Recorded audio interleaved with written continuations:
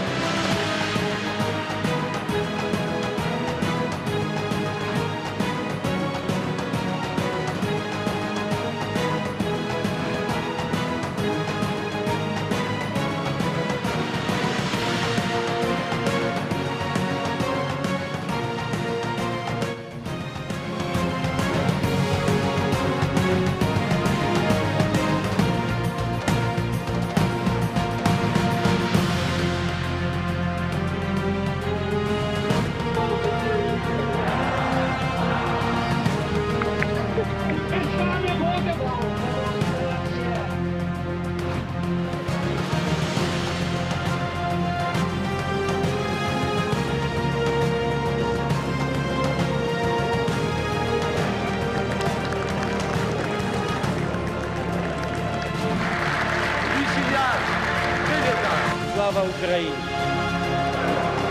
Дякую!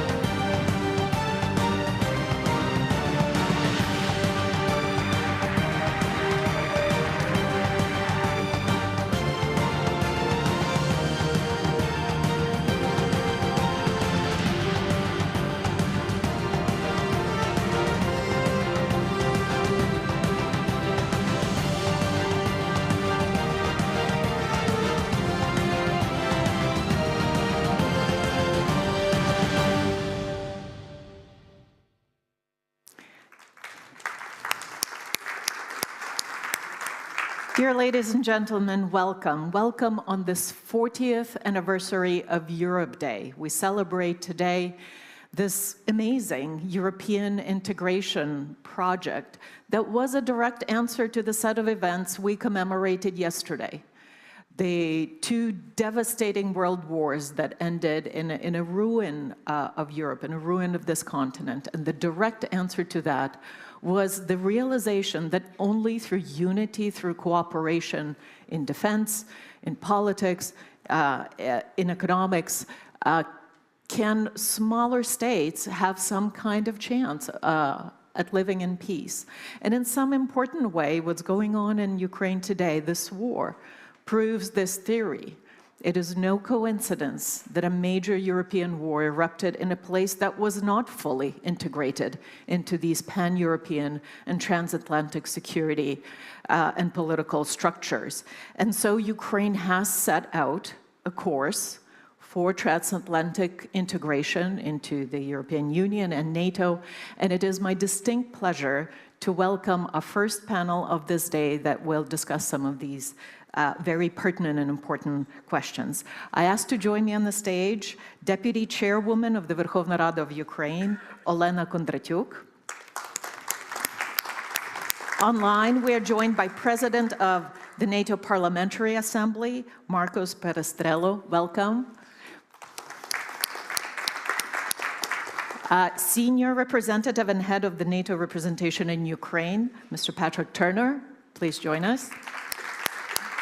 And last but certainly not least, NATO Secretary General Special Representative for Women, Peace and Security and for Human Security, Irene Felin.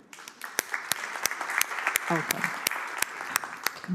So the question that was posed to the panel in general was, how do we deepen the joint defense and uphold democratic unity and empower civil society with a particular emphasis on the participation of women in security and defense to aid us along to conclude the struggle successfully for Ukraine? Пані віце-спікерко, я запрошую вас першою до слова. Ms. Vice Speaker, you will be the first to speak. Good morning. Thank you very much. Well, this is a great honor for me to take part in this high-profile forum.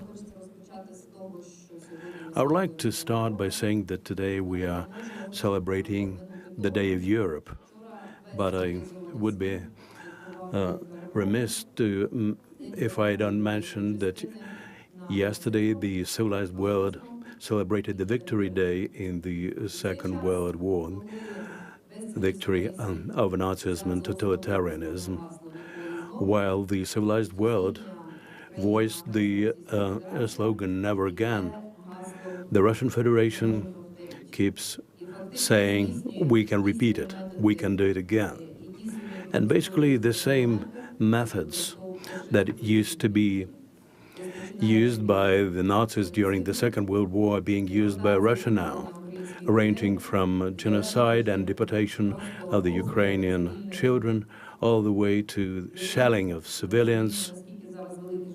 And we understand how many casualties are there in Ukraine now, and how they abuse our prisoners of war, violating all the Geneva Convention principles. That's why we have to concentrate our efforts now. And just like the Ukrainian military who fought the Nazism in the Second World War, likewise, our military now are making the civilized, independent choice for the whole Europe. We all have to remember that Ukraine made a huge contribution in the fight against fascism and played a very important role in the victory in the Second World War.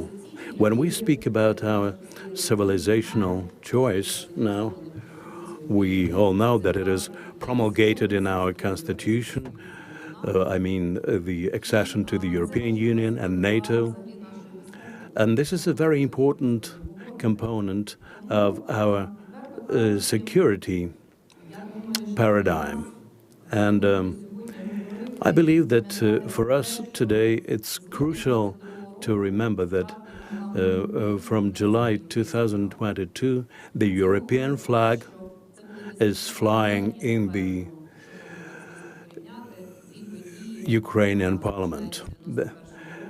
Starting from the 1991, when the Ukrainian flag was brought into the parliament, now there are two. These flags are flying proudly in our parliament, symbolizing our independent and sovereign choice and the values that we defend.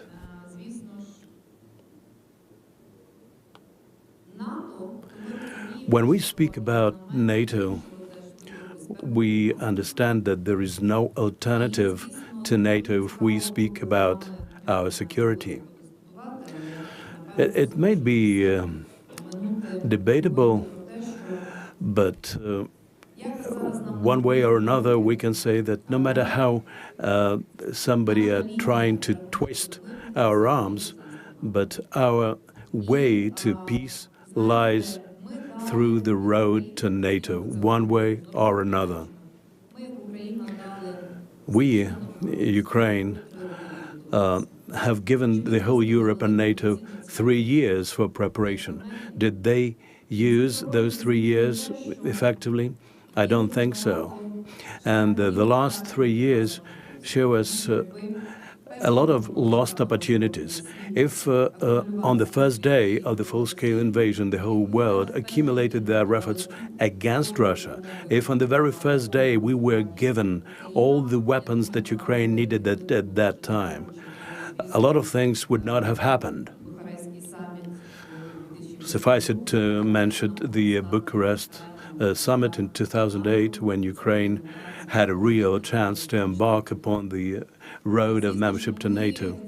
That would have changed a lot of things if that happened. We understand that without NATO's assistance, we would not be able to carry on the battlefield.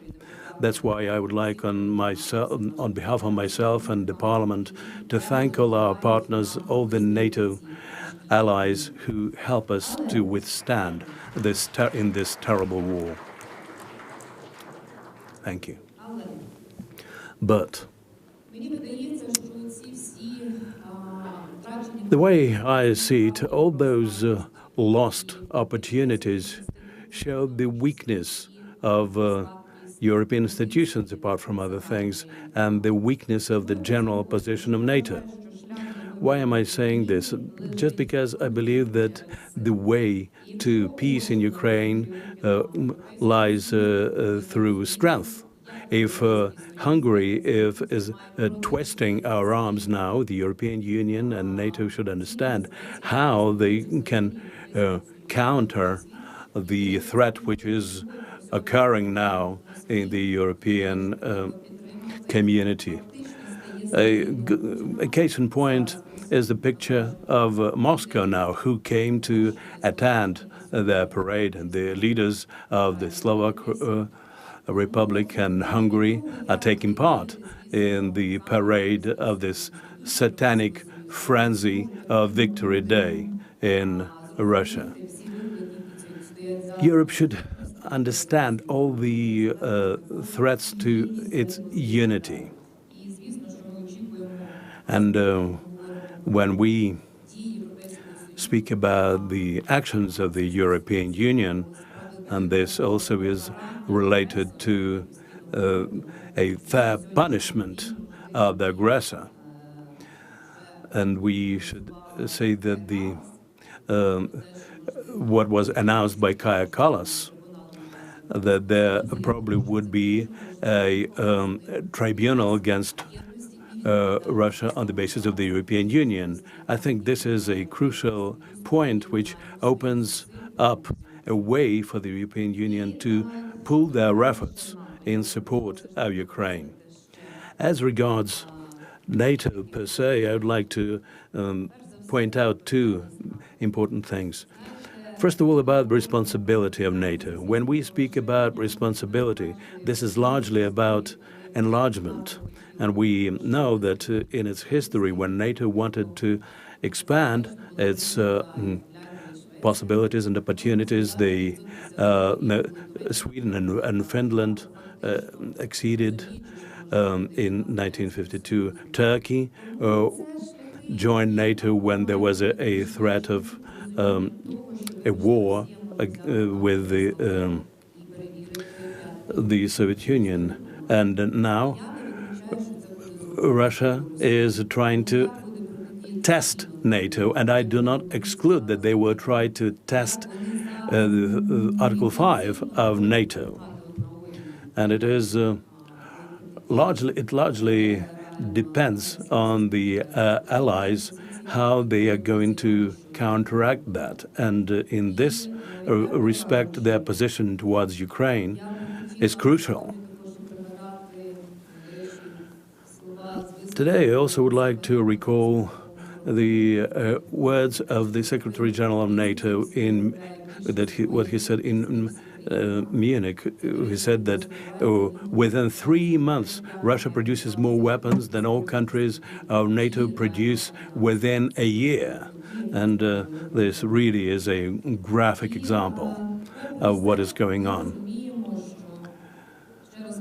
And we all understand, I'd like to re-emphasize this, that there's no alternative for us than joining NATO in terms of ensuring our security. But we have to be realistic, and we see that we are not being invited there, which means that we need to look for additional ways, not alternative ways, but additional ways to secure our future, primarily through our cooperation with EU countries in terms of using all the experience and knowledge accumulated by Ukraine and its military. And in this respect, the leadership of 3 countries, France, Germany, and Great Britain, is absolutely key.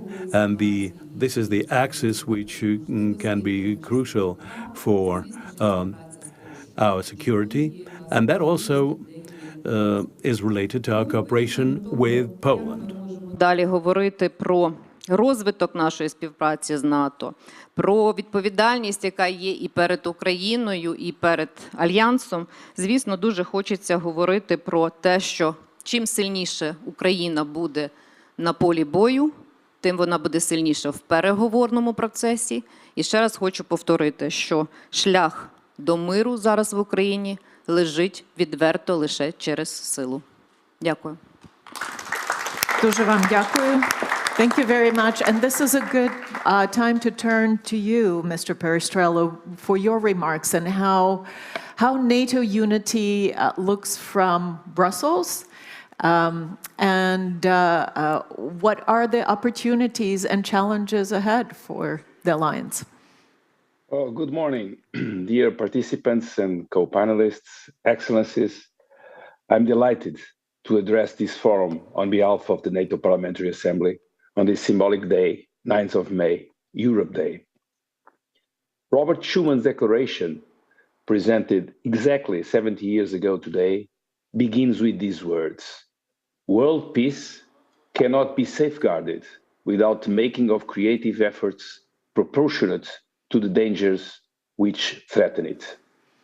Faced with the threat of communism, Schuman proposed a bold, creative vision for peace. What followed was one of the most extraordinary geopolitical projects in history, the founding of the European Union. 70 years later, the threat our countries face is clear. It is called Putin's Russia. We must counter this threat decisively. Once again, in Schuman words, we need to muster creative efforts proportionate to the threat. When he launched his brutal, unprovoked assault on Ukraine, Putin believed that he could install a puppet regime in Kyiv within 3 days, take over Ukraine, redraw the map of Europe, and impose a new world order. He failed. Thankfully, Ukraine stood strong, and for over 3 years now, it has defended itself, but it has also defended our security, our values, and our freedom. I want to pay tribute to all the fallen heroes of Ukraine, to all the men and women in uniform, and to all citizens of Ukraine who stand up to Russia's aggression every day. The NATO Parliamentary Assembly has stood with you and with Ukraine from day one. Our messages of support have been clear and consistent. I reiterated them last week during my latest visit to Kyiv, the Assembly's 6th visit since the start of the war.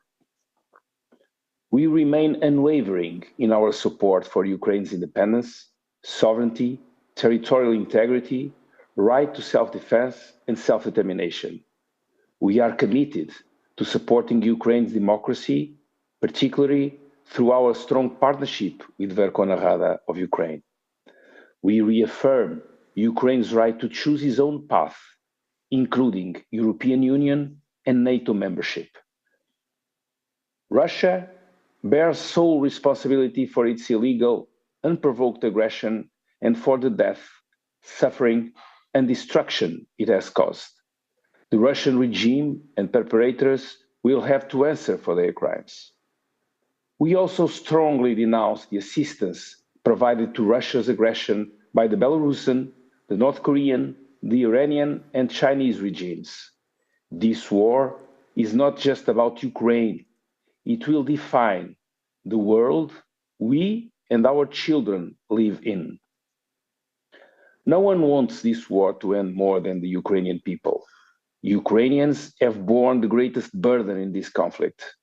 They are the ones fighting on the front lines, enduring hardships that many thought had been eradicated from the European continent many decades ago.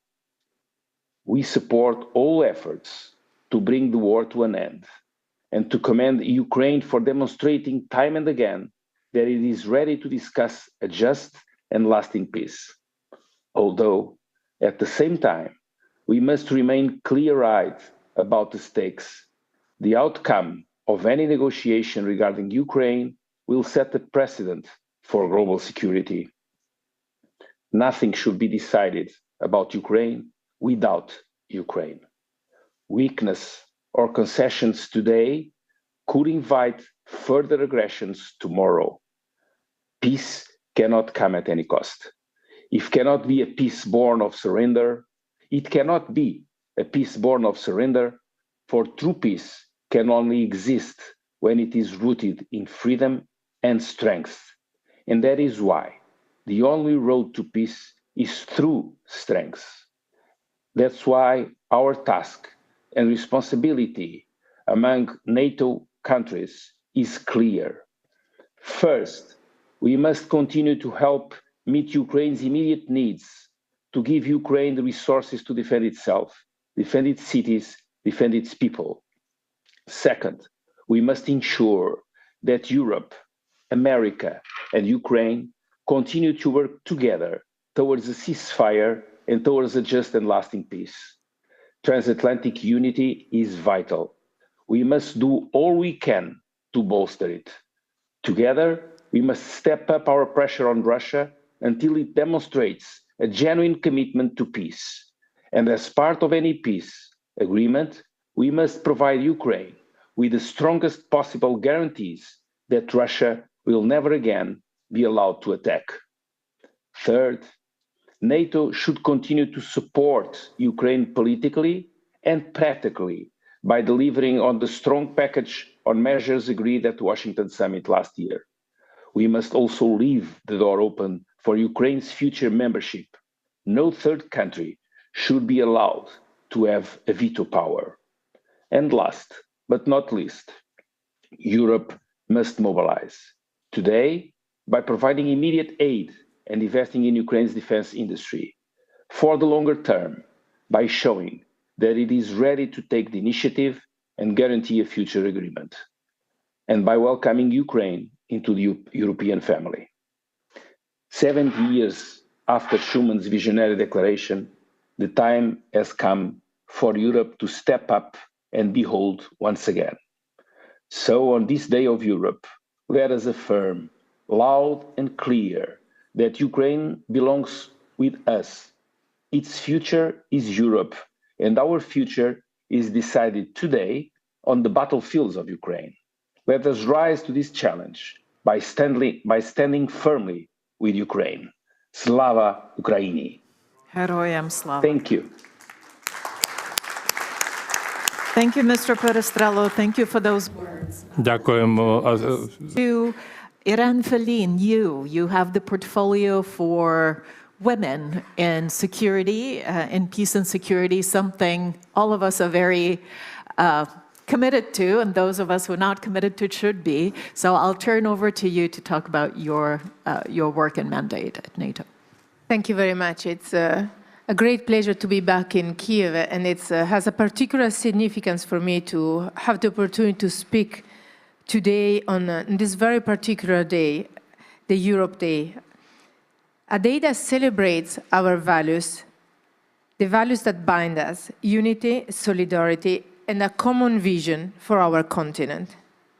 I think that there is no better place to talk about this than here in Kyiv today. Russia's war of aggression has marked a profound turning point for European and transatlantic security. It has shattered assumptions, redefined priorities, and reminded us all that peace cannot be taken for granted. Not only Ukraine's sovereignty and territorial integrity is under attack, this is a direct assault on the very principles that underpin our democratic societies. Liberty, the rule of law, and the right of every nation to choose its own future. Ukraine has made its choice for its future, a future toward Europe and towards NATO. Ukraine has already passed the test that defines true membership in the democratic world. It has shown not only its willingness, but its capability to contribute to the security of Europe and to the transatlantic security. As NATO Secretary General for Women, Peace and Security and for Human Security, I have witnessed firsthand how Ukraine's experience has reshaped our understanding of security and practice of security and defense.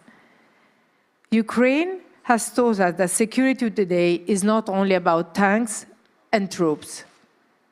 It is about the strength of our societies. It is about trust. It is about people, men and women. It is about leadership at every level, about institutions that reflect the society they define. Ukraine's whole society defense efforts has been extraordinary. More than 76,000 women now serve in the national armed forces, with 25,000 directly fighting on the front line. This is really transformational. But if these numbers speak for themselves, numbers alone do not capture the entire story. Women have kept governance functioning, delivered aid, negotiated humanitarian corridors, ensure access to justice and protected civilians. Women's-led organizations have filled the gaps in governance, transparency and social cohesion, all key democratic indicators. This is not a side of the war, story of the war. This is the story. And this is not the only Ukraine's strength. It is our shared lesson. Our alliance is drawing from this experience to be the more resilient, adaptable, and forward-looking NATO.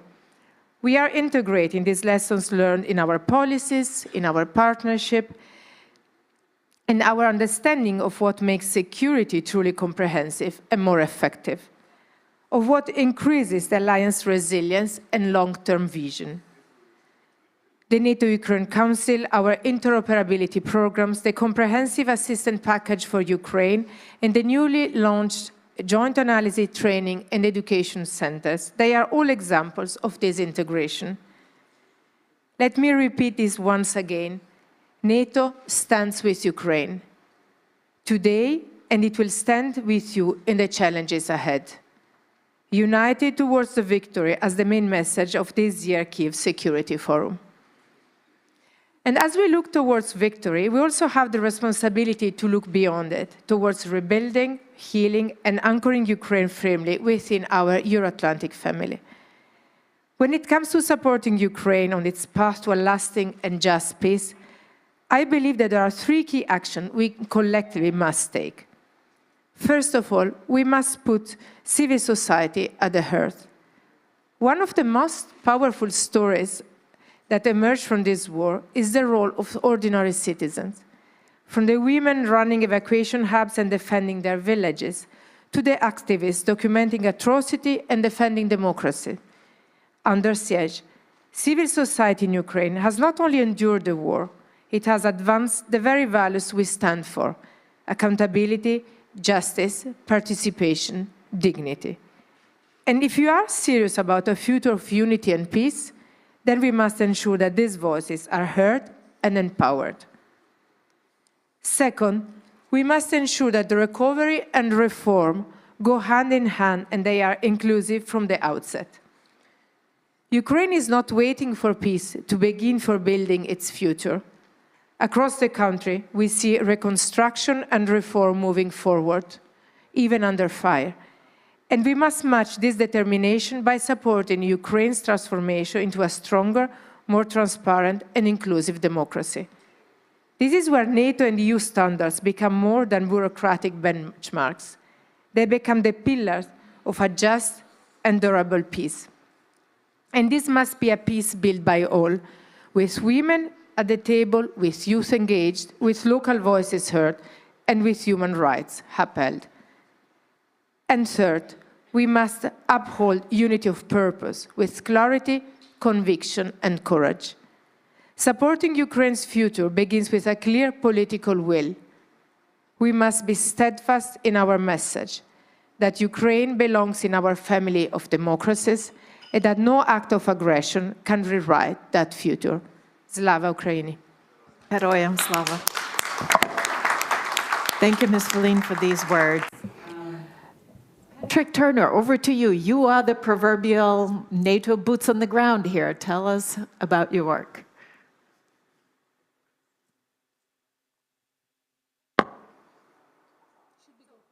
That working now? Yes? Perfect. So, It's a great privilege to be here. It's a terrific forum. Day one was really majestic, so hats off to the organizers. So my message is simple. It follows what my colleagues have said. In fact, NATO stands firm with Ukraine, and it will stand firm with Ukraine in the years to come. The relationship between Ukraine and NATO is stronger than ever, and it's fundamental for the future of Ukraine and the future of NATO. We want to work together in an ever closer relationship. Ukraine today is closer to NATO than it has ever been.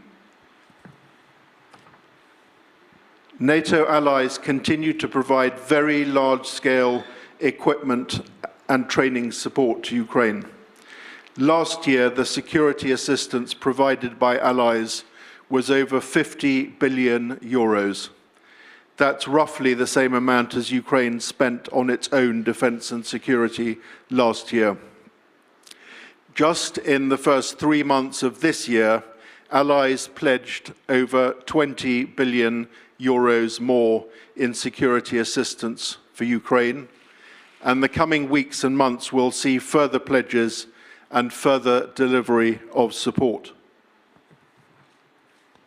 Large-scale support will be needed for many years to come, and there are strong grounds for confidence that that support will be provided. That's strongly in the interests of NATO allies and of Ukraine. So NATO's own top priorities, including at our summit in The Hague next month, are defense spending, defense production, and Ukraine. The first two of those, defense spending and defense production, are themselves directly relevant to Ukraine. Allies need to spend much more and produce much more for themselves and to support Ukraine. That will be the case whether or not the war ends this year. That will be the case for the foreseeable future, given the threats we face. We have to keep deterrence and defense strong, both in the alliance and in Ukraine. Much higher defense spending and much higher defense production by allies are essential investments in their own future, but also in Ukraine's. Allies' future and Ukraine's future are and will remain very closely linked. So we must have, and we do have, a very strong relationship between NATO and Ukraine. We will continue to build and intensify that relationship in Brussels, in Kyiv, and elsewhere. The relationship includes, for example, working ever more closely together in, firstly, coordinating the provision of equipment and training by allies and other partners through the NATO Security Assistance and Training for Ukraine Command in Germany. That command has ramped up very quickly and is successfully progressing at scale and at speed in delivering military support for Ukraine. Second, building closer and closer interoperability between NATO and Ukraine through the agreed interoperability roadmap and its set of detailed targets, and working to help ensure that Ukraine has the right defense and security forces for the future. Third, delivering short and longer-term non-lethal assistance through NATO's comprehensive assistance package for Ukraine. Fourth, lessons learned from the war through the Joint Analysis, Training and Education Centre recently established in Poland. That's the first such centre that NATO has with a partner. Fifth, pursuing key reform priorities identified under the NATO-Ukraine Annual National Programme. And finally, deepening our political relationship and taking decisions together in the NATO-Ukraine Council. I and my team at the NATO representation are at work every day with Ukrainian colleagues in and beyond government to pursue this agenda and build this relationship. In conclusion, the NATO-Ukraine relationship is critical for Ukraine's future and for ours, and we want to see it go from strength to strength in the years ahead. It must and it will. Slava Ukraini. Heroin slava. Thank you so much. I will pick up on something Vice Speaker Kondratyuk said, started us off on this panel, and I'll address it to Mr. Perestrello and you, Mr. Turner, but anyone else is welcome to react as well. She did say that Ukraine bought NATO 3 years to prepare, to get, to heed the wake-up call. But it seems that for every wake-up call, there might be a snooze button. I want you to react to that statement. I want you to reflect on some of the missed opportunities, perhaps, over the past 3 years, and what a large organization like NATO, there's a lot of, it's not exactly a nimble type of structure. How does that organization learn and react at the time of crisis? I'll go first to you, Mr. Perestrello. Well, as all organizations, as NATO has its own ways to react. The fundamental for us at the NATO Parliamentary Assembly, I cannot speak for NATO, I can only speak for a NATO Parliamentary Assembly. Maybe Mr. Turner is in a better position to talk in the name of NATO. On the view of the NATO Parliamentary Assembly, it has been clear since day one that we strongly support the path to membership of Ukraine to NATO, and we never stepped aside from that position. It's a clear position, several times reaffirmed by the NATO Parliamentary Assembly. Also from the beginning, the parliamentarians belonging to the NATO Parliamentary Assembly have been wavering on the support of Ukraine and demanding to their countries, to the countries which they represent as parliamentarians, a stronger support in all the areas that Ukraine needs support, on the humanitarian field, on reconstruction, on health, integrating refugees, economic support, financial support, and military support. And in the last months has grown strongly the idea of industrial cooperation, and they were created new programs of partnerships between companies from NATO countries and companies from Ukraine to develop military equipment necessary for Ukraine to stand and fight, and that is how we, in our countries, our members of the NATO Parliamentary Assembly, think that this support will continue. It's the fundamental for us is to keep firmly with the positions we have been advocating since day one, trying to push our governments to a stronger support to Ukraine. And that's the most relevant part of the job that the NATO Parliamentary Assembly has been doing since the invasion day. I would like to remind that the invasion was in February 2022, and members of the NATO Parliamentary Assembly visited Ukraine in May of that year. And the relation with the Verkhovna Rada has been since day one very strong, and I would like to mention the importance of the work that has been developed by the Ukrainian parliamentarians, very important to mobilize and keep awake the Western public opinion to the support of Ukraine. Thank you. Thank you so much. I hope to have answered your question. Well, we do very much appreciate the support of the Parliamentary Assembly and all the member states, but let me turn with the same question to you, Mr. Turner. Working? Yep. I would say there is no comparison between the relationship between NATO and Ukraine 3 years ago and now. What I just outlined in my remarks shows the depth and breadth of that relationship. So last year, as I say, 50 billion, over 50 billion euros in security assistance.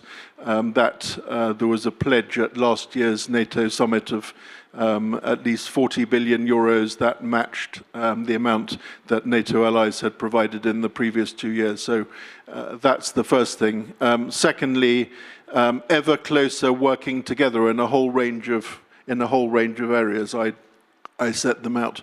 But I would also say, and I said it in my remarks, that NATO allies know, despite what they have done in the last 3 years for themselves and for Ukraine, there is a great deal more to be done on defense spending and on defense production, amongst other things, but also on sustaining and deepening the support for Ukraine this year and in the coming years. That will be necessary, whatever happens. So, the NATO summit next month will see ambitious decisions on defense spending. I'm not going to forecast exactly what they're going to be, but you've been seeing figures in the media. You've been listening to what the Secretary General says on defense spending, well north of 3%. But there's no point in more money if it doesn't translate into usable, deployable, ready capability, both for allies and in support of Ukraine. Thank you so much. We unfortunately are coming to the end of time of our panel. So let me just put out this question to the whole panel and ask for a very brief reflections. Yes, Ukraine will become an ally, NATO ally, at some point in the future. There are currently political and other impediments to doing so. That might take time. We all realize that. In the meantime, what can Ukraine and NATO alliance do to bolster not only Ukraine's defense capacity, but deterrence in Ukraine through allied action? And I'll go in the reverse order. I'll start with you, Mr. Turner, and work our way back. So it's the agenda that I set out. It's more defense spending, more capabilities, sustained support for Ukraine, closer working between NATO and Ukraine. We're doing that, more interoperability, more detailed work together on the future structure and capabilities of Ukraine's armed forces, and that is very much our intention. And what Ukraine is doing today, what Ukraine will be and will do tomorrow and in the future is absolutely fundamental for security in Europe, for transatlantic security. Working together is an absolute essential for NATO and Ukraine. We're here to stay. The relationship's here to stay. And I hugely salute all that Ukraine has done for itself and for us. And we intend to sustain our support. Thank you. So more defense, deterrence through defense. I'll go to you next. It is about working together, as Patrick said, and share lessons learned. So I joined NATO 4 weeks before the full-scale invasion, and so I have witnessed this increase and closer relationship between our alliance and Ukraine. And while we have changing our posture, going to more deterrence and defense, we are also learning from Ukraine. And this applies to what I work on, the women, peace and security. As I said in my initial remarks, we are all witnessing and learning from the incredible participation of women in the armed forces.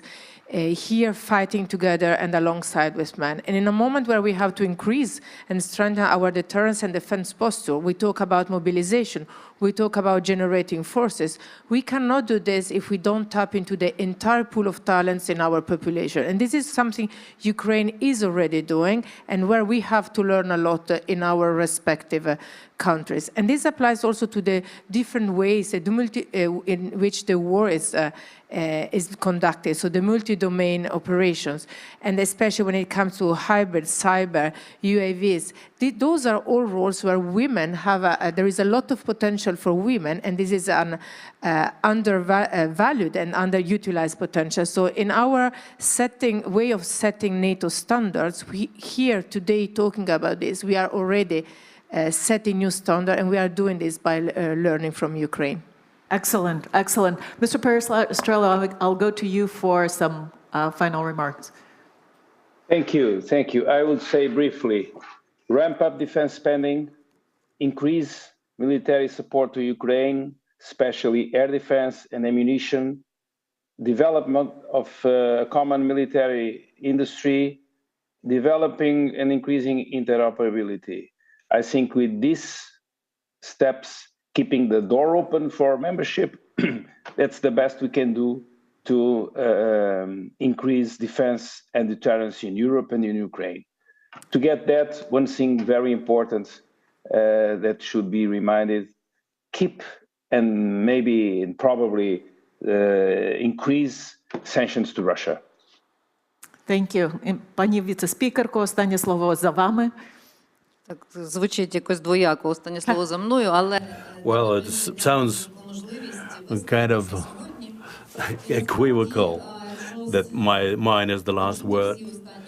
Anyway, having heard what was said by my co-panelists, it looks like we speak the same language, as it seems. But, you know, for Ukraine, time really matters. And we don't have the luxury of much time here, because day in and day out, we are paying with blood. I've recalled Mr. Marcus's speech in Parliament when he was on a visit here, and he said quite aptly that NATO allies were kind of naive because they thought that this war would be improbable. But if this repeats itself, this will look like a total folly on the part of NATO allies. So we have to join our efforts, and we all, together with NATO countries, have to appreciate what role is played by Ukraine now, not just in terms of its own security, but in terms of pan-European security. I'd like to repeat that a fair peace in Ukraine can be possible only through strength. I want all our partners and allies to hear this, without forcing the aggressor to pay for what he has done. There will be no lasting peace in Europe. With that, let me thank this excellent panel. Thank you for traveling to Ukraine, to our guests. And Mr. Perestrello, we do hope you can join us in person for the next forum. With that, let me hand over to Mr. Lubkivsky here. Thanks. Oh, I'm sorry.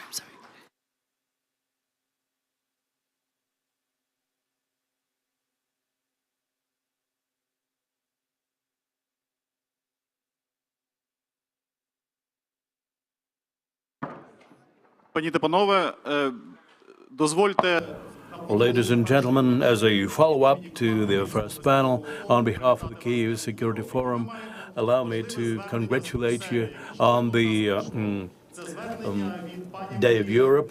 We have an address from Mrs. Strack-Zimmerman, one of the most important people responsible for security in Europe. Parliament in Strasbourg, we commemorated the end of the Second World War in Europe. A war that ended 80 years ago, leaving Europe devastated and divided. In its aftermath, a solemn promise was made: never again. Never again would war be the means to settle disputes. Never again would borders be changed by force. Never again would sovereignty be trampled by aggression. Out of that commitment, a new vision for Europe was born. One grounded in cooperation, the rule of law, and the mutual respect. A vision that found its political expression 5 years later in the Schuman Declaration. It is an honor to speak to you on this Europe Day, a day that commemorates that very declaration delivered 75 years ago.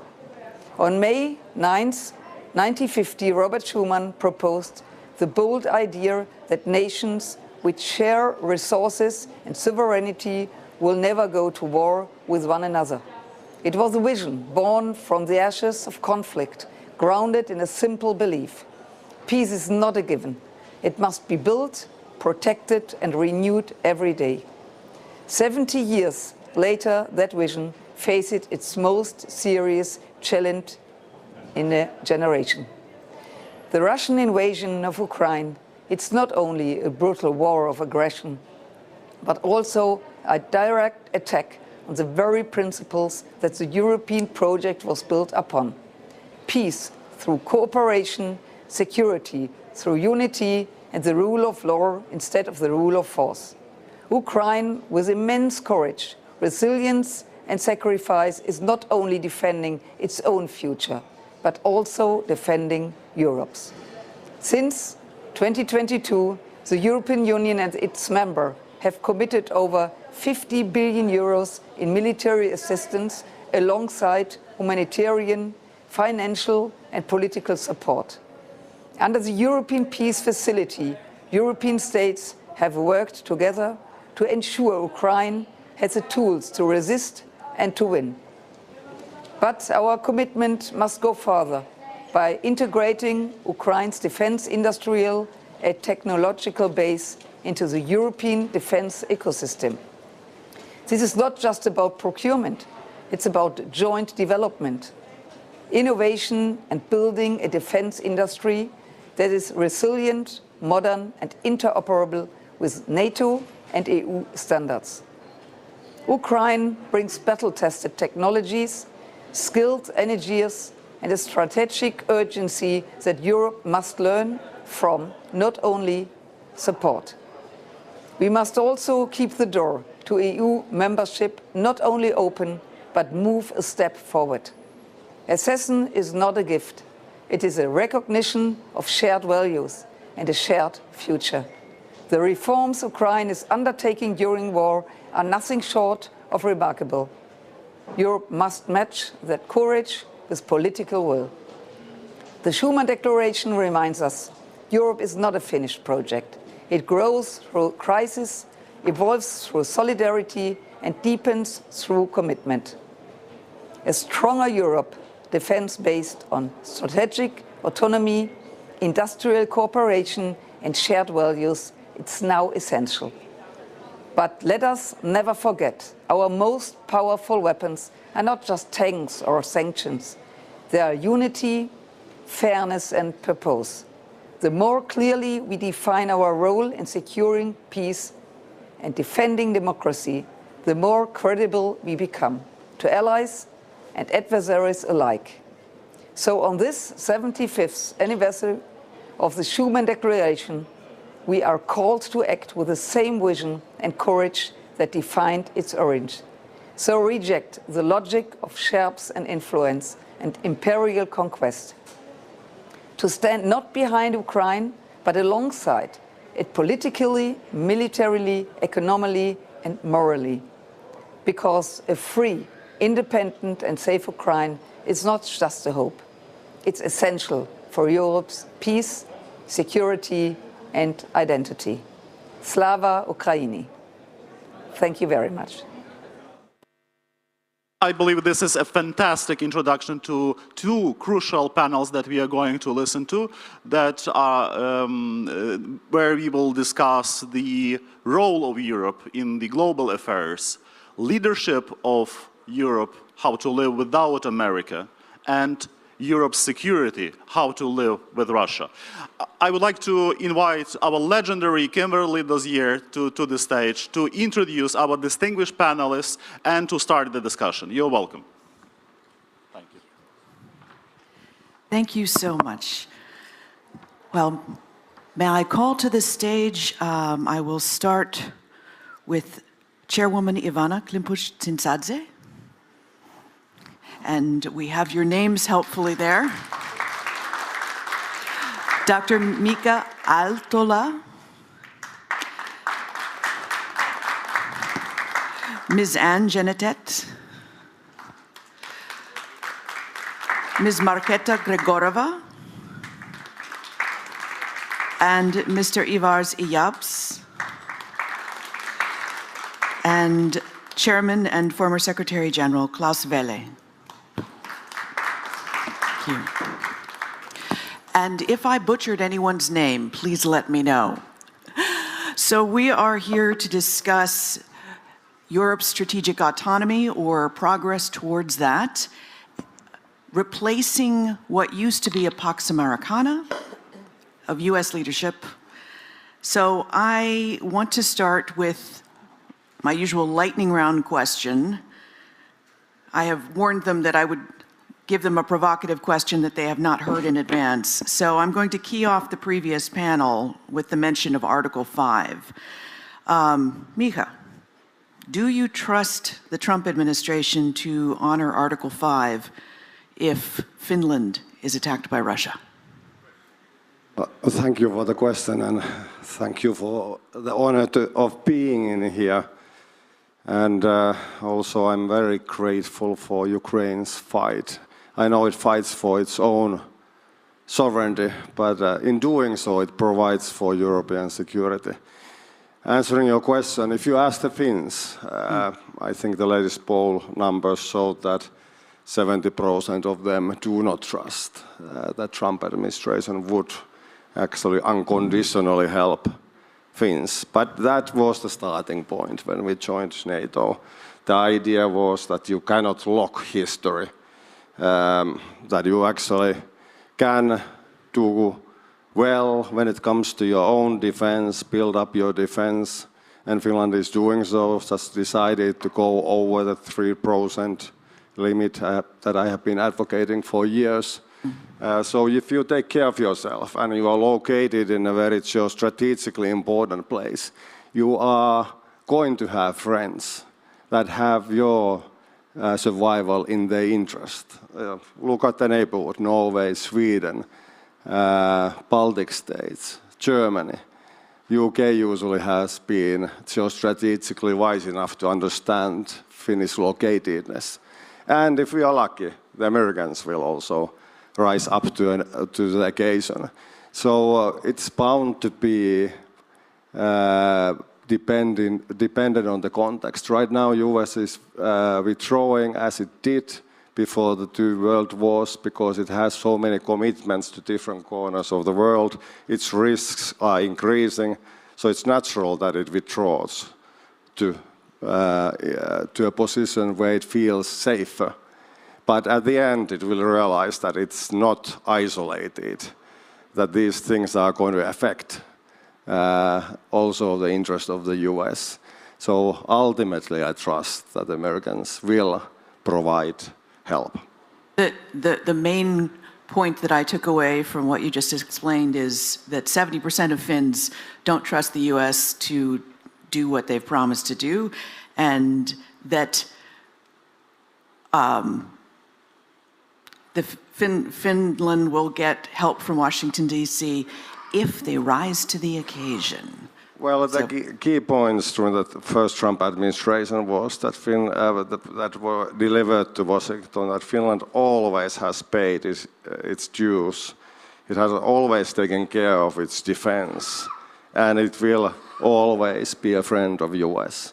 And that worked back then, and I'm sure that that key message works right now. Trump believes in sovereignty, and nations that are proud, taking care of their own security.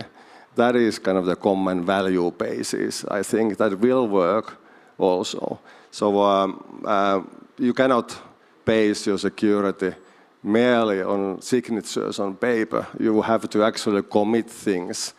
And in Finland, that has always trusted on the total defense tradition that you are now using here in Ukraine. Our defense has always been based on whole of the nation, that the whole republic is mobilized. You know, our wartime army stands around 1 million people, and you know, we have 5.5 million people in Finland. Yeah, well, Finland is a little bit different, so I take the overall point that Finland didn't get as offended as some others might. So moving to Secretary General Velle, do you trust the US to honor Article 5? I think we got recently very important clarifications. So Secretary Hexet has sent interim instructions to the military saying assume risk in Europe and prioritize Asia. We had Vice President Vance who told us that now conventional defense in Europe is basically for the Europeans. The nuclear protection would stay. We have the new Undersecretary for Policies in the Pentagon, Elbridge Colby, who has given interview after interview after interview over the last 2 years saying that they have to prioritize Asia and that Europe is second. And that's a very clear message. So I think we have to start from there. There are still 100,000 troops in Europe. Thus far.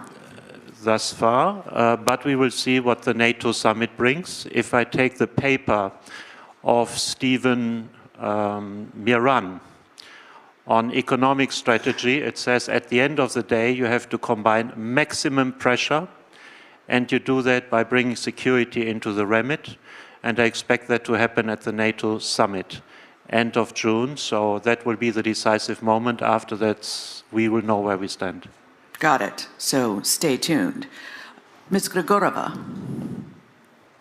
Same question. Yes, thank you very much.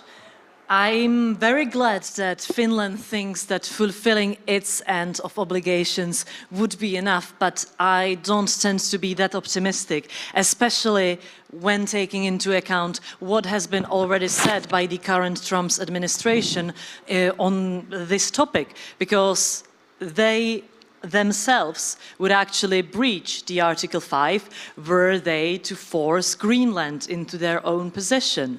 And I do think that Mr. Trump was quite clear on not really shy away from such an option if for some unknown reason Denmark would not give it up on its own volition. So if they claim that they would be themselves willing to breach it, then how are we supposed to trust them to protect us? So yeah, this I think starts the conversation well.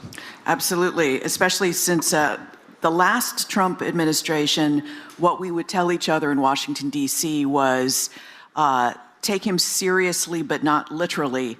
And what we seem to be finding this time around is take him both seriously and literally, because it feels like a new, more extreme administration, at least to us in D.C.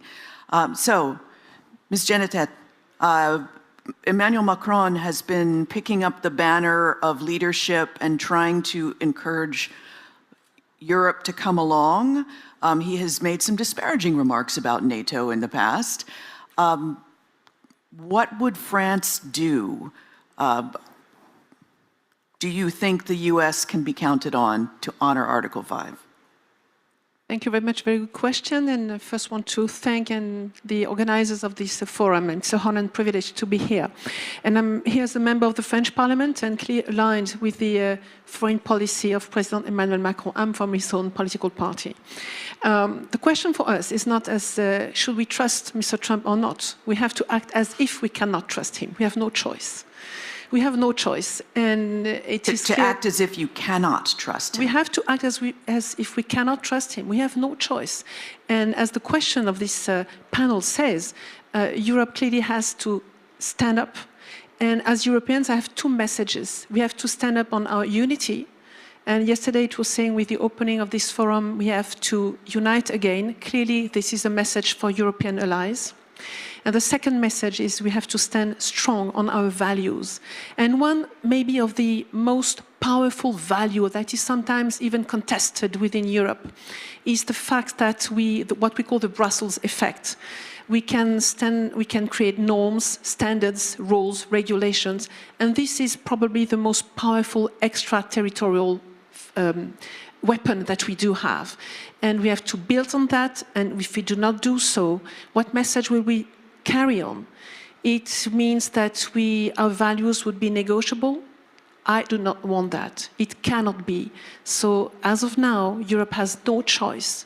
Either we rise or we vanish.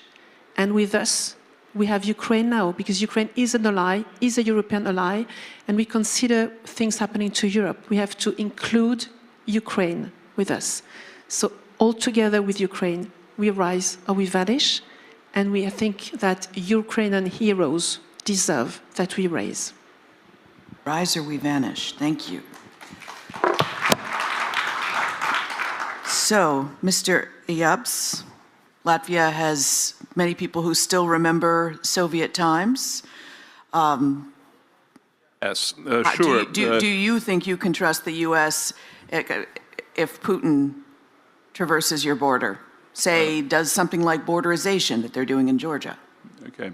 Well, first of all, let me thank the organizers for the opportunity of being here with a full admiration of what Ukrainian troops are doing, defending all of us, defending the whole Europe from that bloody aggressor, namely Russian Federation and Putin.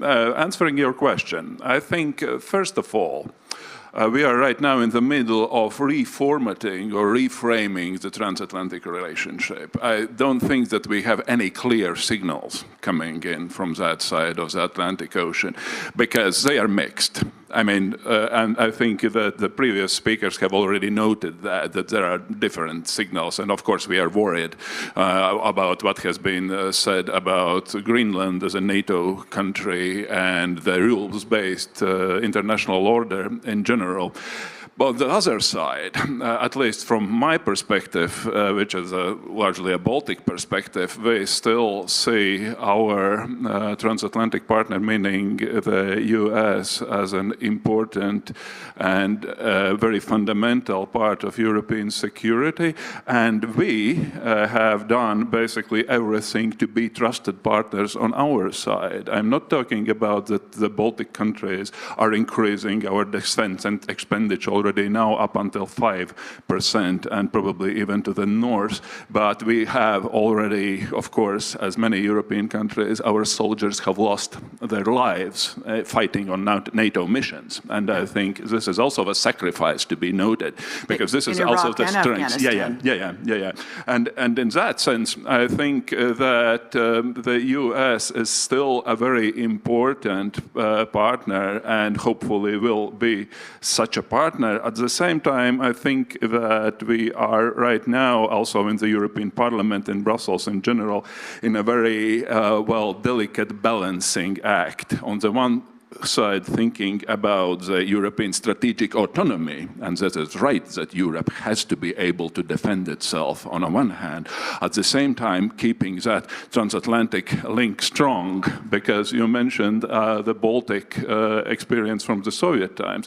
Let's recognize the fact that the US was the country who sustained that non-recognition policy for our countries, which really is extremely helpful for us when we were regaining our independence 35 years ago. Thank you very much. But was it a different USA that extended that non-recognition?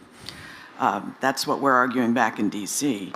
And on to Minister Klimpush-Tsintsadze, Chairwoman.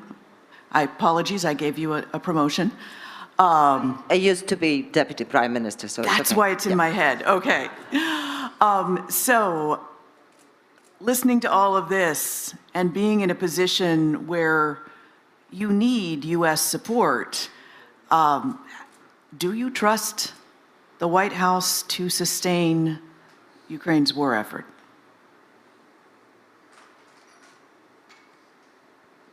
Let me congratulate everybody on the Europe's Day.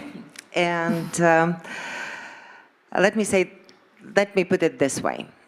I think that we all have to try to work on different avenues to try to ensure that the US stays engaged and that the US stays engaged on the side of the international law, on the side of the of democracy, on the side of the good, if you wish. However, at the same time, I think we all have to act as if that presence and that engagement is not necessarily going to be continued.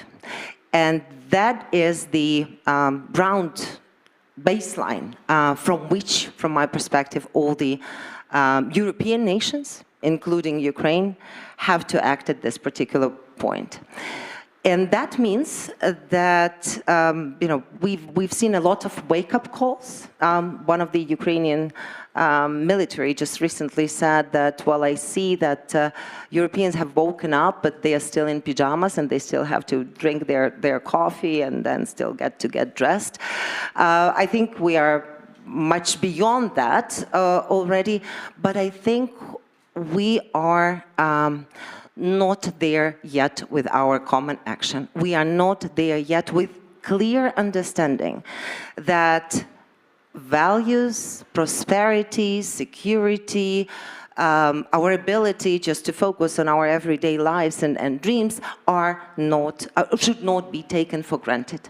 Ukrainians have understood that long ago, back in 2014, and have shown that values are not only the slogans, and have shown that they are ready to stand up something for which they believe in. And definitely the world is changing right now, definitely. And some of these guide marks, landmarks have been kind of vanishing. New are not there yet. So we are in this flexible, very flexible and volatile mood at this particular point.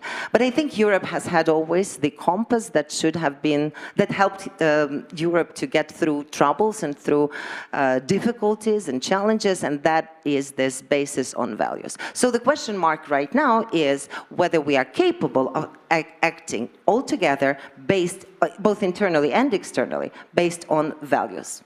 So let's move to capability, and if anyone has anything they want to jump in with, just flag me and I'll pull you in. But I had a senior official at this conference guesstimate for me that it would take Europe 5 to 10 years to ramp up production to replace US military support for the defense of Ukraine or for the defense of Europe writ large.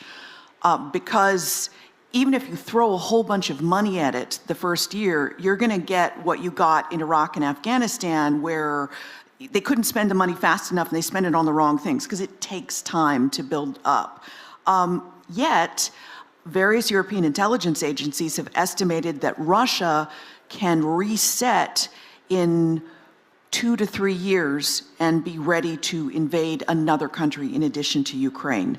So those numbers are disturbing. There's a big gap between Europe's readiness to stand without the US and the potential threat that you face.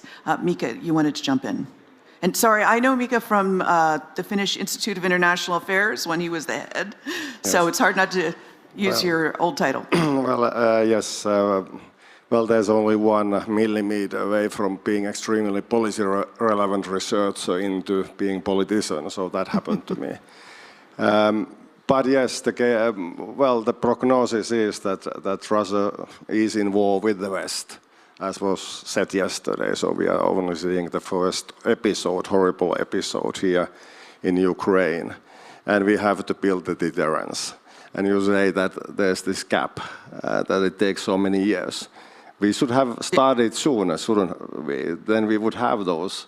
Our deterrence wouldn't only be potential, it would be actual. So we have to start today, so that in a few years we will then have something. And we have to remember that Russia is still relatively weak compared to, for example, Soviet Union. And Russia is not a chess player.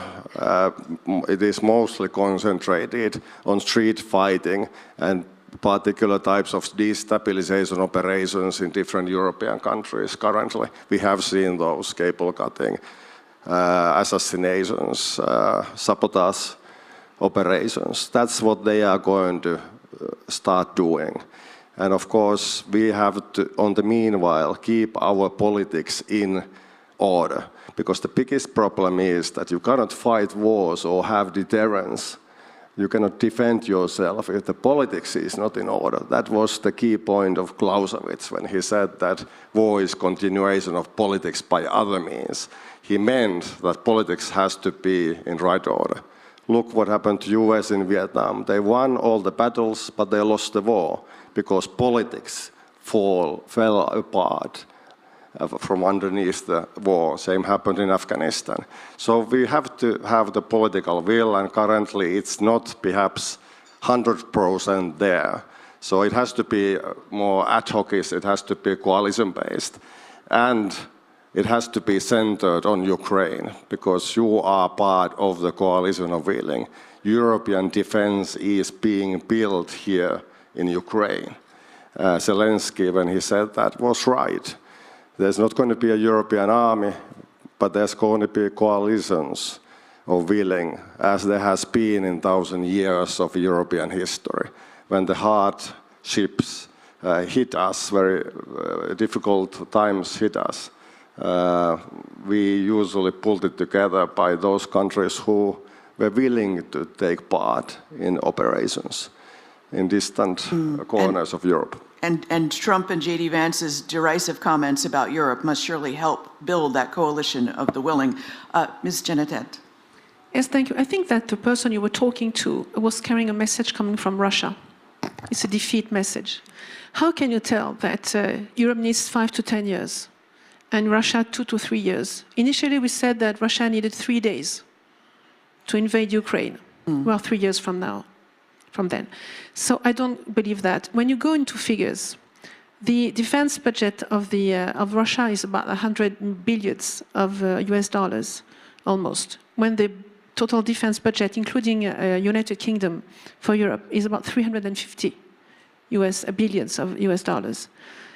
In terms of men and women in the army, in the military forces, it's 700,000 men in the Russian forces. It is 470 millions of men and women in the European military forces.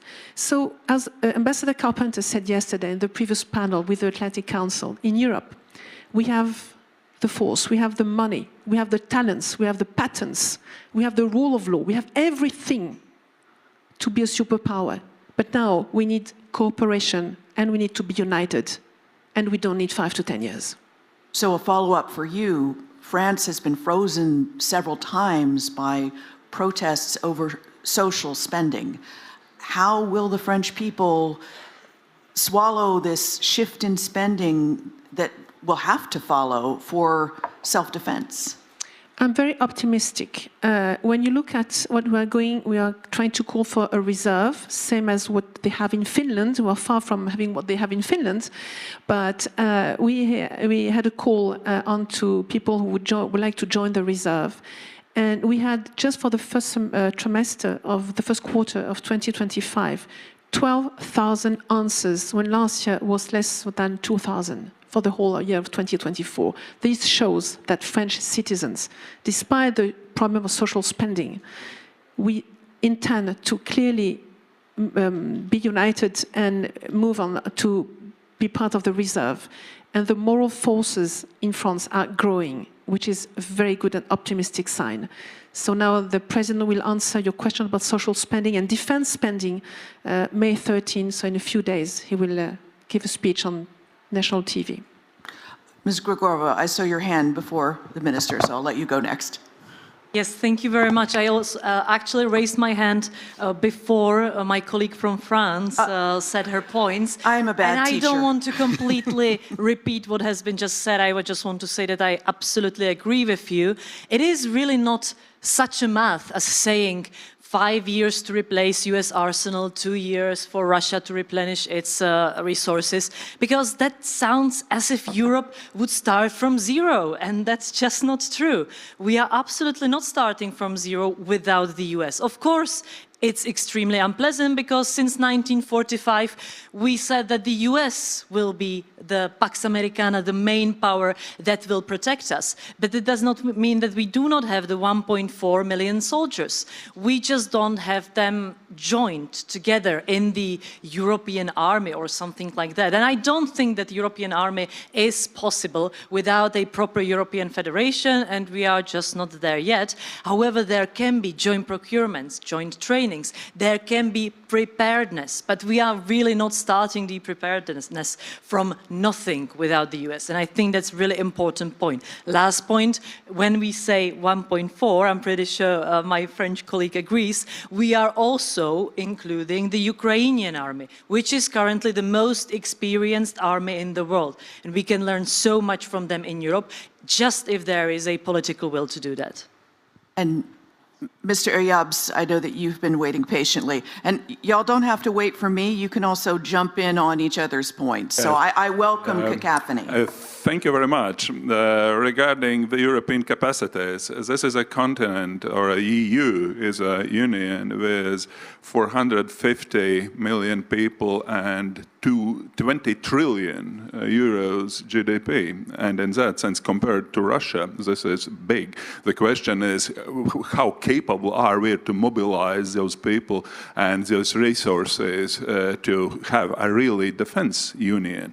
Because right now, of course, the EU is rather fragmented in that. And this is what we observe also in terms of defense expenditure. Also, by the way, in terms how much do we really pay to support Ukraine. In that sense, I think Kaja Kallas' proposal to earmark for each and every member state 0.25% of the GDP for helping Ukraine is really a step in the right direction, because right now, I mean, the landscape is an extremely fragmented one. But as for social spending, I mean, let's be frank, during the golden years of the European Union, meaning the 60s, 70s, and so on and so forth, well, most European countries, NATO members, had defense spending up until 5%, and that didn't prevent them to develop that social model and so on and so forth. What we are seeing right now in the EU, this is, of course, very sluggish growth. Economic growth, meaning in terms of productivity, in terms of energy prices, and so on and so forth.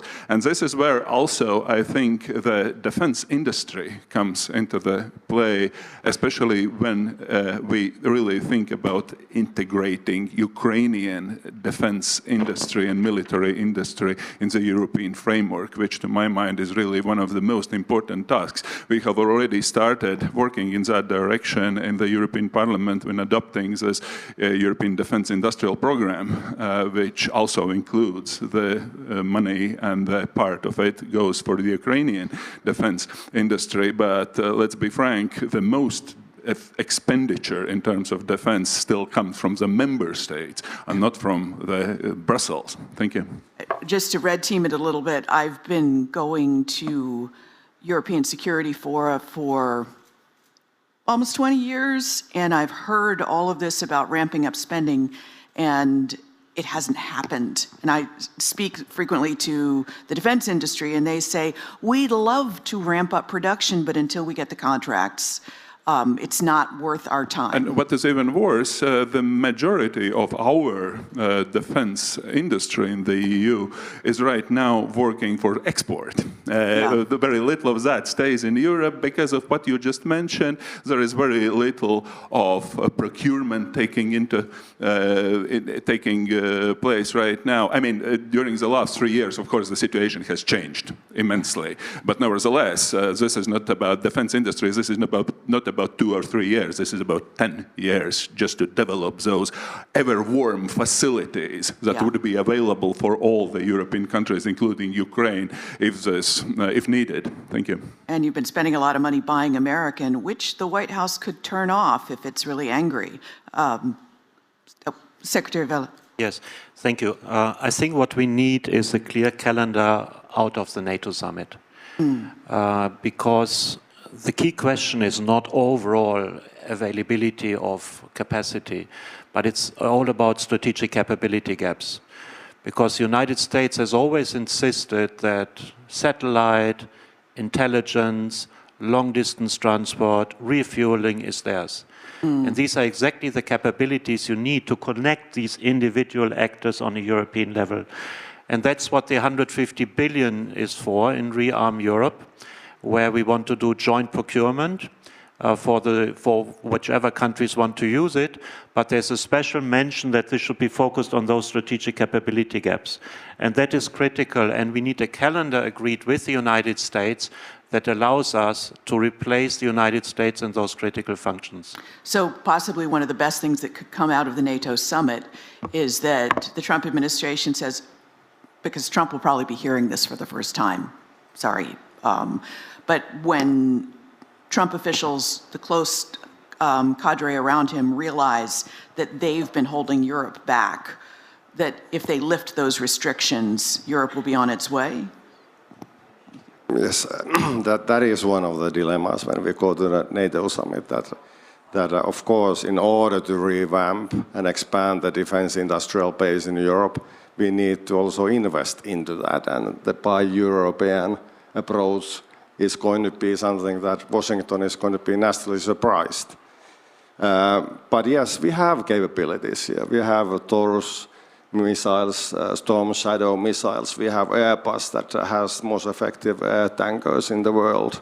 Even the Americans were going to buy those, but they had the Buy American Act.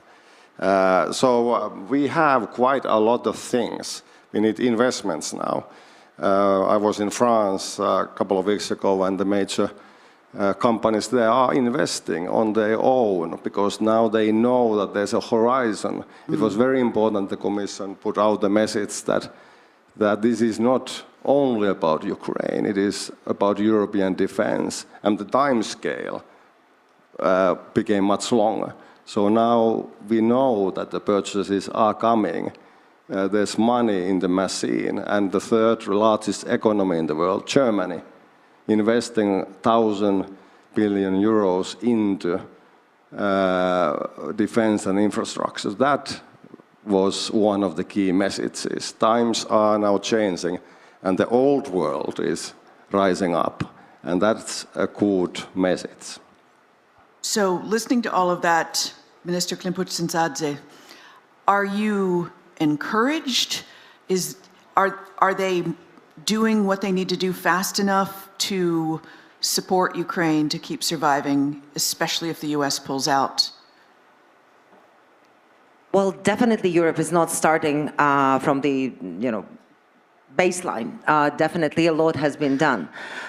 But from our perspective, there is lost sense of urgency in that readiness to commonly procure, commonly produce, take off the table different limitations and barriers, technical barriers to all of this being done much faster.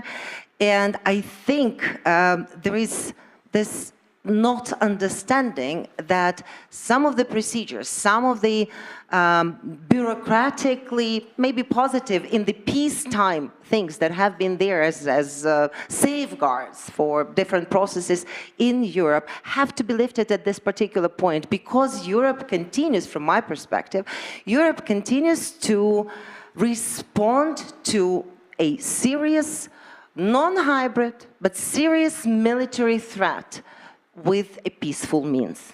And that is major thing that has to change right now. Europe has to comprehend that that Russia believes that it's already fighting a war against Europe. It's already fighting the war against the West.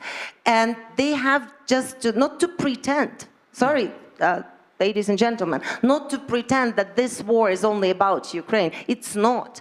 It's not. If we fail with Ukraine, if we fail to stop Russia on the territory of Ukraine, it is your children and your best creme de la creme people will have to be fighting and paying their lives for defending your countries. So we can stop and defeat the evil, the monster, right here on this territory. But that really needs an action plan.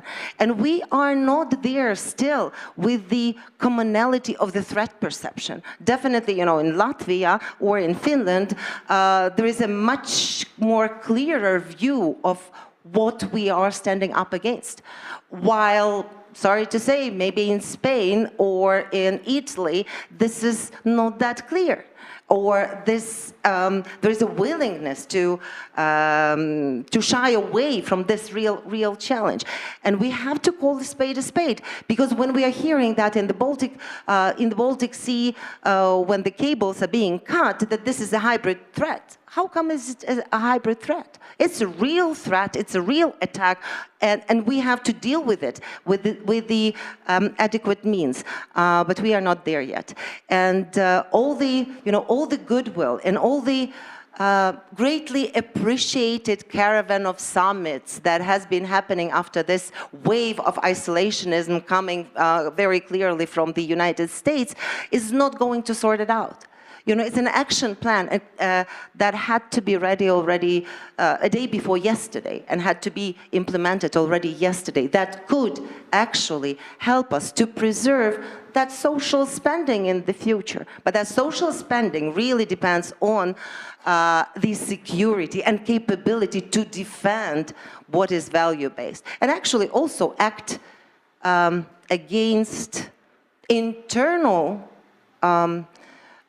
challenges to the unity of the EU. This is Russian policy. Yeah. To divide, to exhaust, to destroy, to destabilize you also inside Europe. But when we are seeing that there is no readiness to actually stop harshly those who are acting on their short-sighted interest and corrupt ties with the Russian Federation, then there is a big question mark how far we can go in all this good will of understanding that, yes, we have to do more, we have to produce more, we have to be able to defend ourselves, we have to innovate. And one more thing that has not been mentioned, I think, which is very important,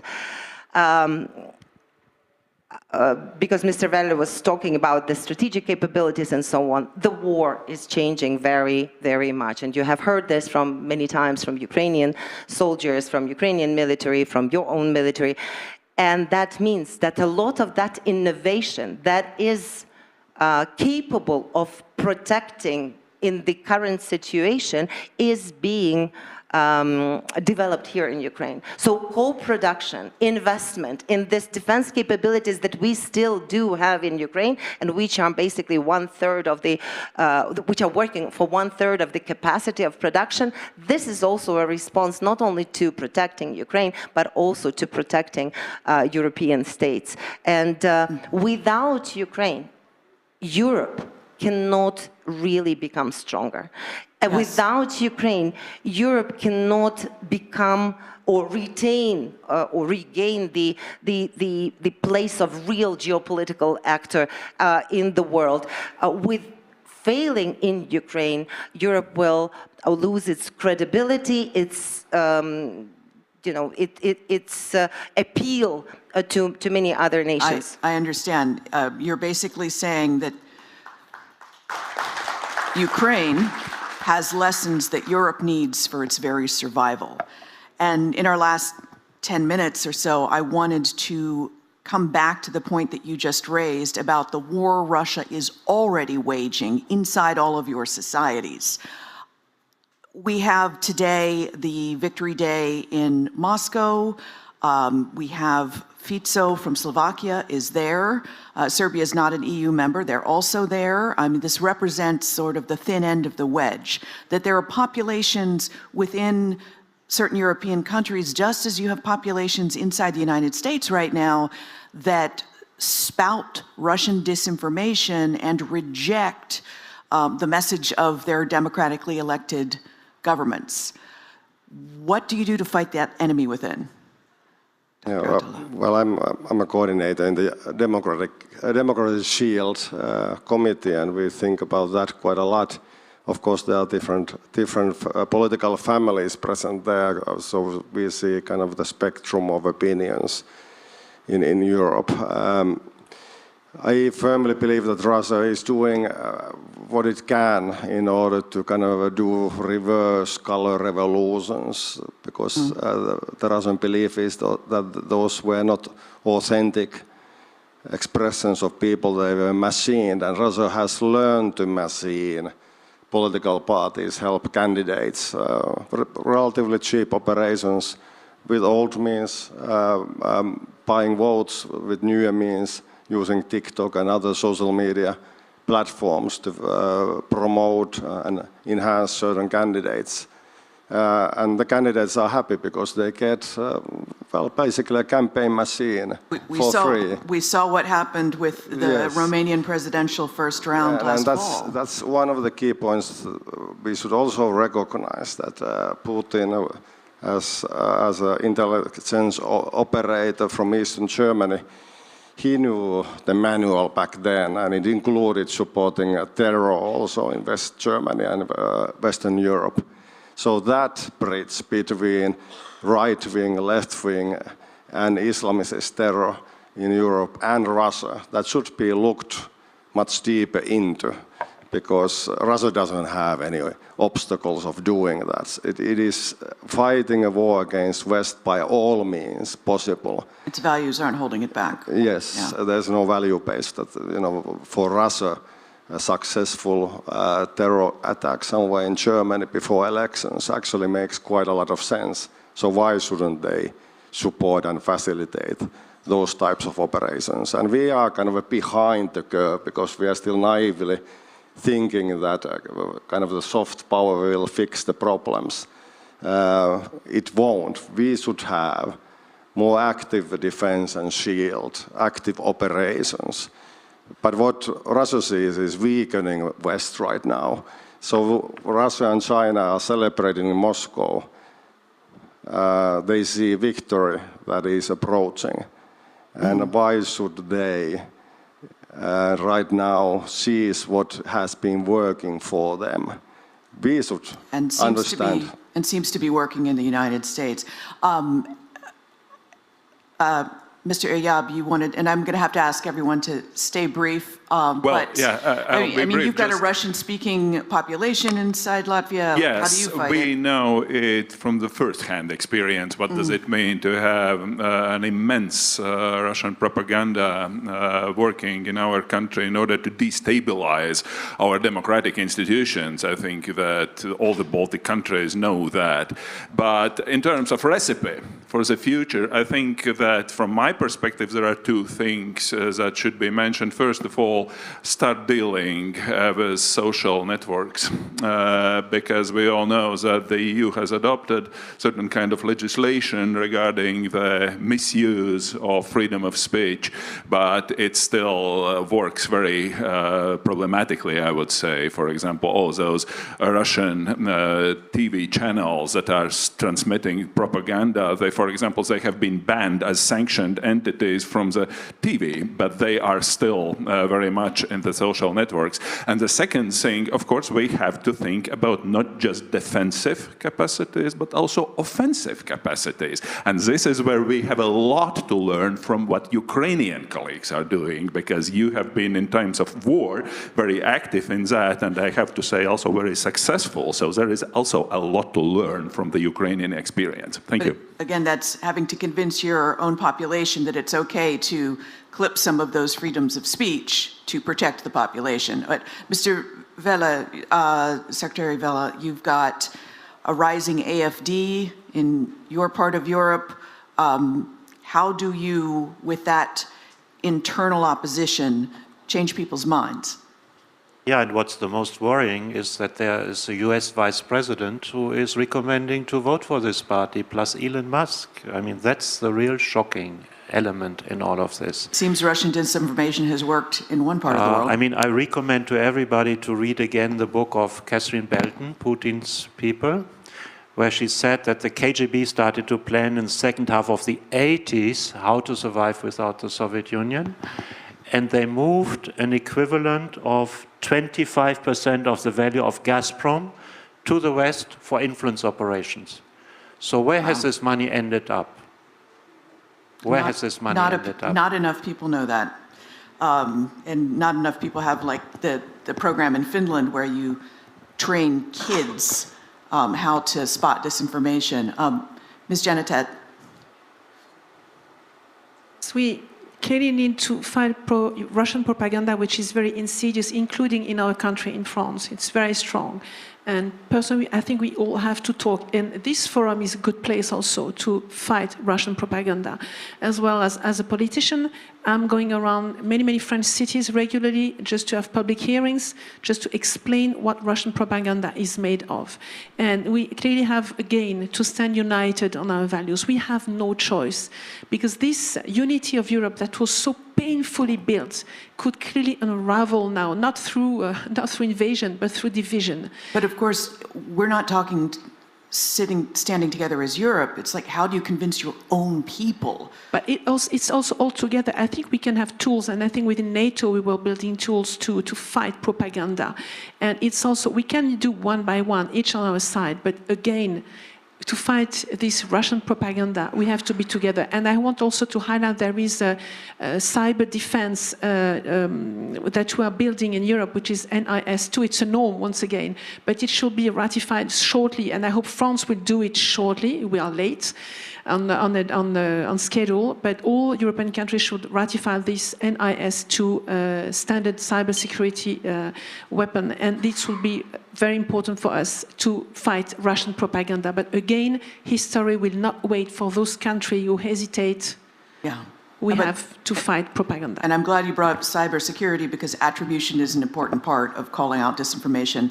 I'm going to finish with our host panelists, our panelists from our host country, but Ms. Grigorova.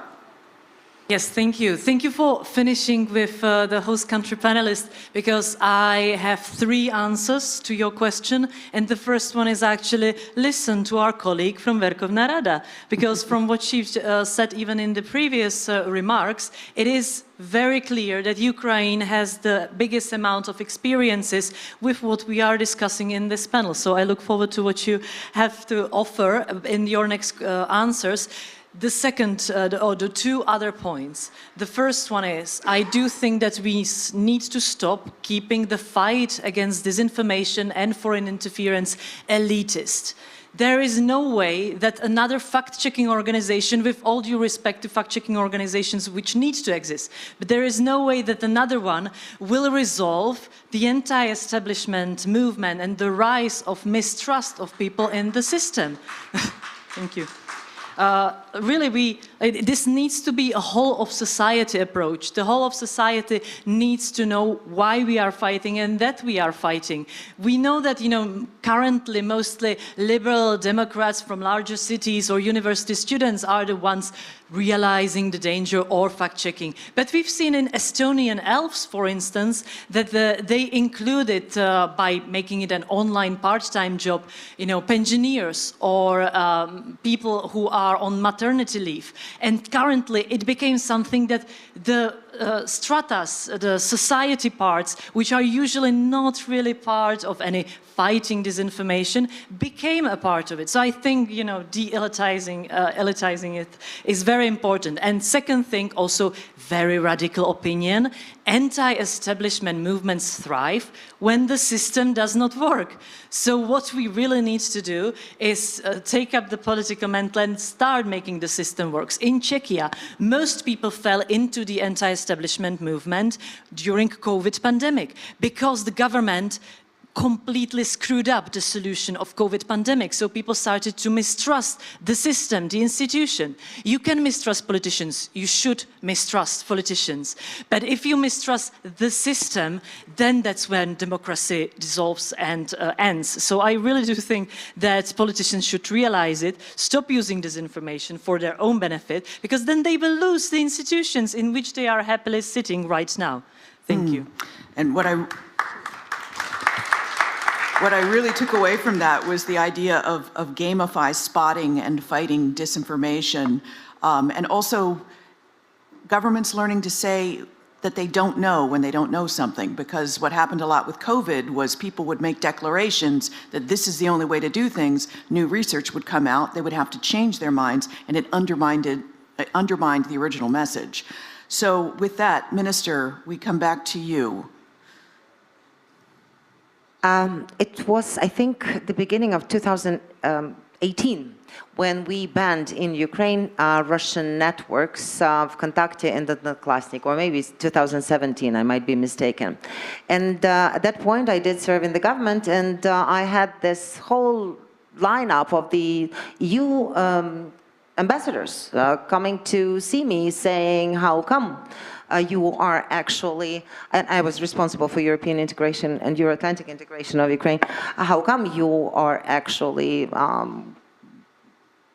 cutting on the freedoms, and that is the freedom, because those are networks, social networks, where people can express their views and so on. We have had a real serious data that actually showed how those networks were working against national interest of Ukraine, how they were threatening our national security. But that required a lot of work, a lot of data gathering, and a lot of argumentation. So, and that was the right move for us at that point to do. At least some of the protection has come in. But that is to say that there is a very fine and difficult line between this preservation of democracy and making sure that we are defending democracy, that we are actually putting up these firewalls to protect our societies from the external influence, from the manipulation, from propaganda, and from ruining on the basis of the instruments of democracy, or by the instruments of democracy, ruining what we've been trying to build on. I think that we have to ensure that there is a lot of serious work of intelligence and a lot of serious work of law enforcement that could expose any of the financial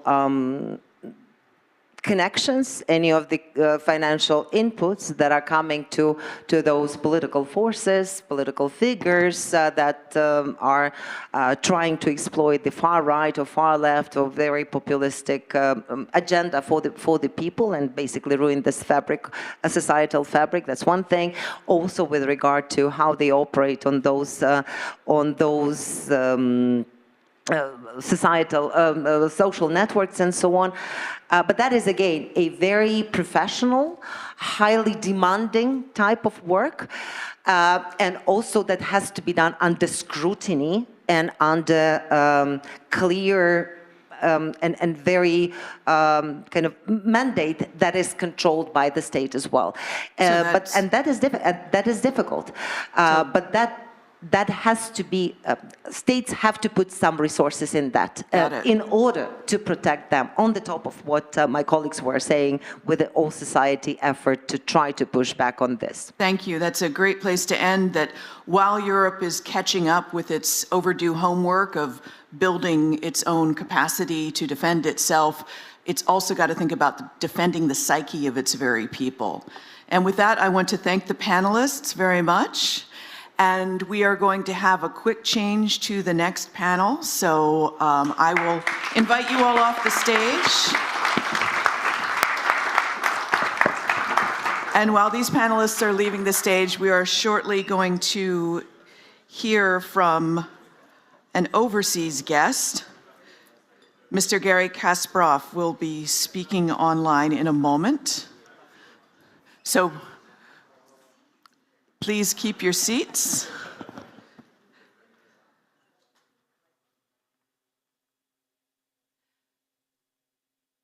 Danilov, would you like me to, shall we listen to the video and then I'll call up the guests, or shall I call up the guests? Oh, there's no... There is online.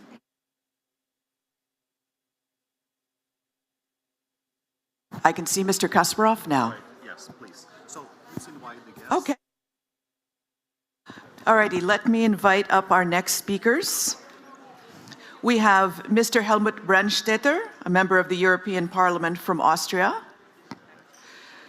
Ms. Rasa Unavecine, or Unavicine, probably. And Mr. Radan Kanev. I believe your names are there. Chairman Michelson from Estonia, who I have seen speak many times at the marvelous Leonard Mary Conference. And First Deputy Chair Ostap Semarak from our host country. And joining us on video, we have Mr. Garry Kasparov. Good to see you again, sir. So we will go to you first on video to share your thoughts. The name of this particular panel is How to Live with Russia. So I want to open with that question to you. How are we going to live with Russia, led by Putin? You changed the question. How to live with Russia or how to live with Russia with Putin. Those are two very different questions, things, by the way. First of all, greetings. I'm in Bucharest now, so not far away, same time zone. And as you know, Romania is also about to make a historic choice, whether it stays with European allies or moves alongside Hungary and Slovakia to the opposite direction. I just recorded 2 interviews this morning trying to communicate a message to Romanian people about the historic choice and about their options and the consequences of these options. Now, just before I answer the question, I want to make a comment about the panel that you just finished. You know, I couldn't agree more with everything that's been said, but it seems to me that the people who spoke there, they came from elsewhere. So talking about France, Germany, and other European countries that had such a massive influence of Russian propaganda and, of course, the political consequences, the forces that openly aligning with Putin's agenda, including genocidal war in Ukraine, you know, nobody wants to talk how come that these parties, they gained this prominence, as if, you know, there was nothing else. I mean, how come that Putin got so much money? And why not talk about those politicians like Angela Merkel that built this dependence of Europe on Russia, or French President Nicolas Sarkozy, who basically negotiated this shameful peace, so-called peace, with the Republic of Georgia, covering up Putin's naked aggression back in 2008. Nothing is happening in a vacuum. And there's a failed European policy to recognize the threat coming from Russia. My first article talking about existential threat to the free world from Putin was published on January 4th, 2001. And I've been saying about this growing threat year after year. But Europe didn't want to hear that. I mean, even today, the 4th year of this war, of this naked aggression, after the full-scale invasion, of course, the war started in 2014, Europe was still, you know, contemplating what's the best way to help Ukraine. North Korea has provided more to Russia than the entire Europe for Ukraine. It's a shame. The first thing that we should do now is, because you actually split this question, leave with Russia or leave with Russia under Putin. The Russia under Putin is a war camp. And you have to recognize you are at war, and it's not I'm telling you, it's Putin has been telling you.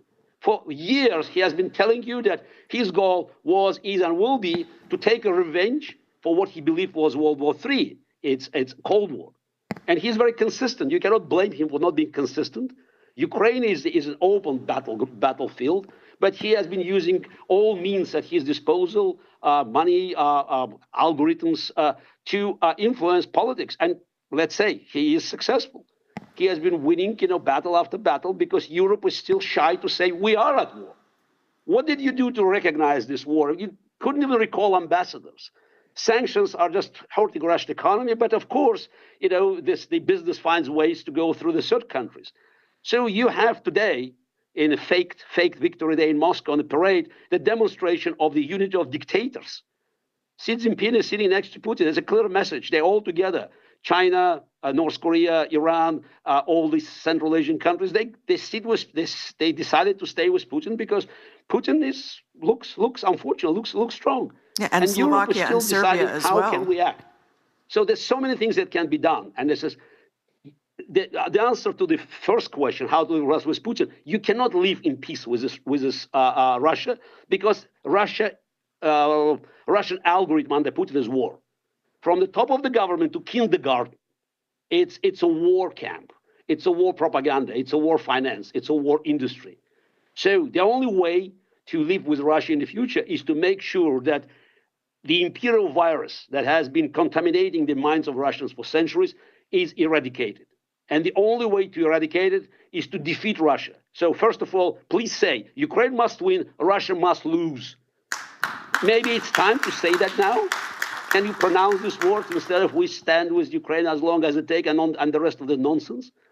Because nothing will offer Russia, my country, a chance to re-enter the family of civilized nations, but this eradication of imperial minds.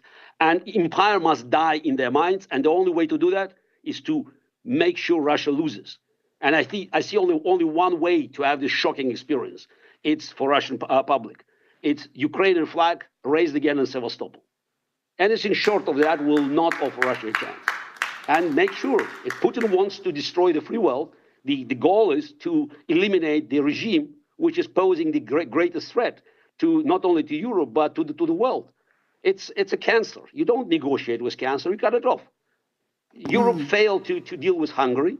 Then you had Slovakia. You may have Czech Republic now. And of course, you have political forces like AfD in Germany or Sarah Wagenknecht, don't forget far left. You have France and other countries where the pro-Putin force is gaining ground. Even in 2022, 2 months after, or the next 2 months after this full-scale invasion, more than, I think, 52 or 53% of French voters in the first ballot presidential elections voted for openly pro-Putin parties in France.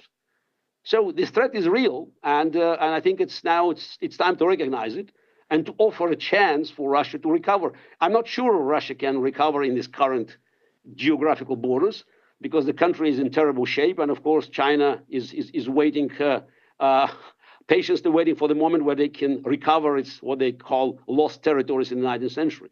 But the key question is now to live with Putin's Russia. I mean, be realistic and recognize that this is the war that, unlike in chess, you have no tie. You cannot make a draw. And the most important battle is Ukraine. Say Ukraine must win and start acting as you want to win. Thank you. I mean, one of the things you can do, and you must have done ages ago, it's a cut Russian oil export. So 60% of Russian oil export comes from the northern. We'll dig into that. I want to go to Ms. Yuknevichina. Does your country agree? Did the people in your country feel that Putin must be defeated? And are they ready to spend and volunteer towards that end? Of course, no doubts, not maybe 100%, but at least 80%, I'm sure they want to. Yes, what is my thoughts on the same topic when I was trying to find the right messages? What should be done about Russia? Very clear answer. To defeat Kremlin regime in this war and not to be afraid to defeat. The democratic world is much stronger than Putin's Russia, much stronger. And sorry to say this, but we could have already won if the aid to Ukraine had been sufficient when the Ukrainians pushed the Russians out of Kherson and Kharkiv. That was the crucial moment.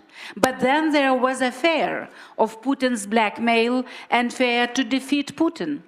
Fear to defeat, to crush this terrible regime in the Western capitals. Who's responsible for that failure? I mean that those who have resources, military resources, be it across both sides of Atlantic. And this naturally second message that follows from this, what I already said, is that our main problem today is maybe not Russia, but ourselves. Why? Because we do not have a clear unified strategy towards Russia. You are asking me what is our opinion in Baltics on Russia or Finland, but we are only maybe most powerful saying that we need strategy, and strategy with no fear to defeat Putin's regime, not only to help Ukraine to win, which is also some question mark in some capitals, but not to afraid to defeat this terrible regime, because many are feared to have such a strategy, and the answer to the question how to live with Russia. Well, wait, do you say that they're afraid to defeat Russia because of the revenge?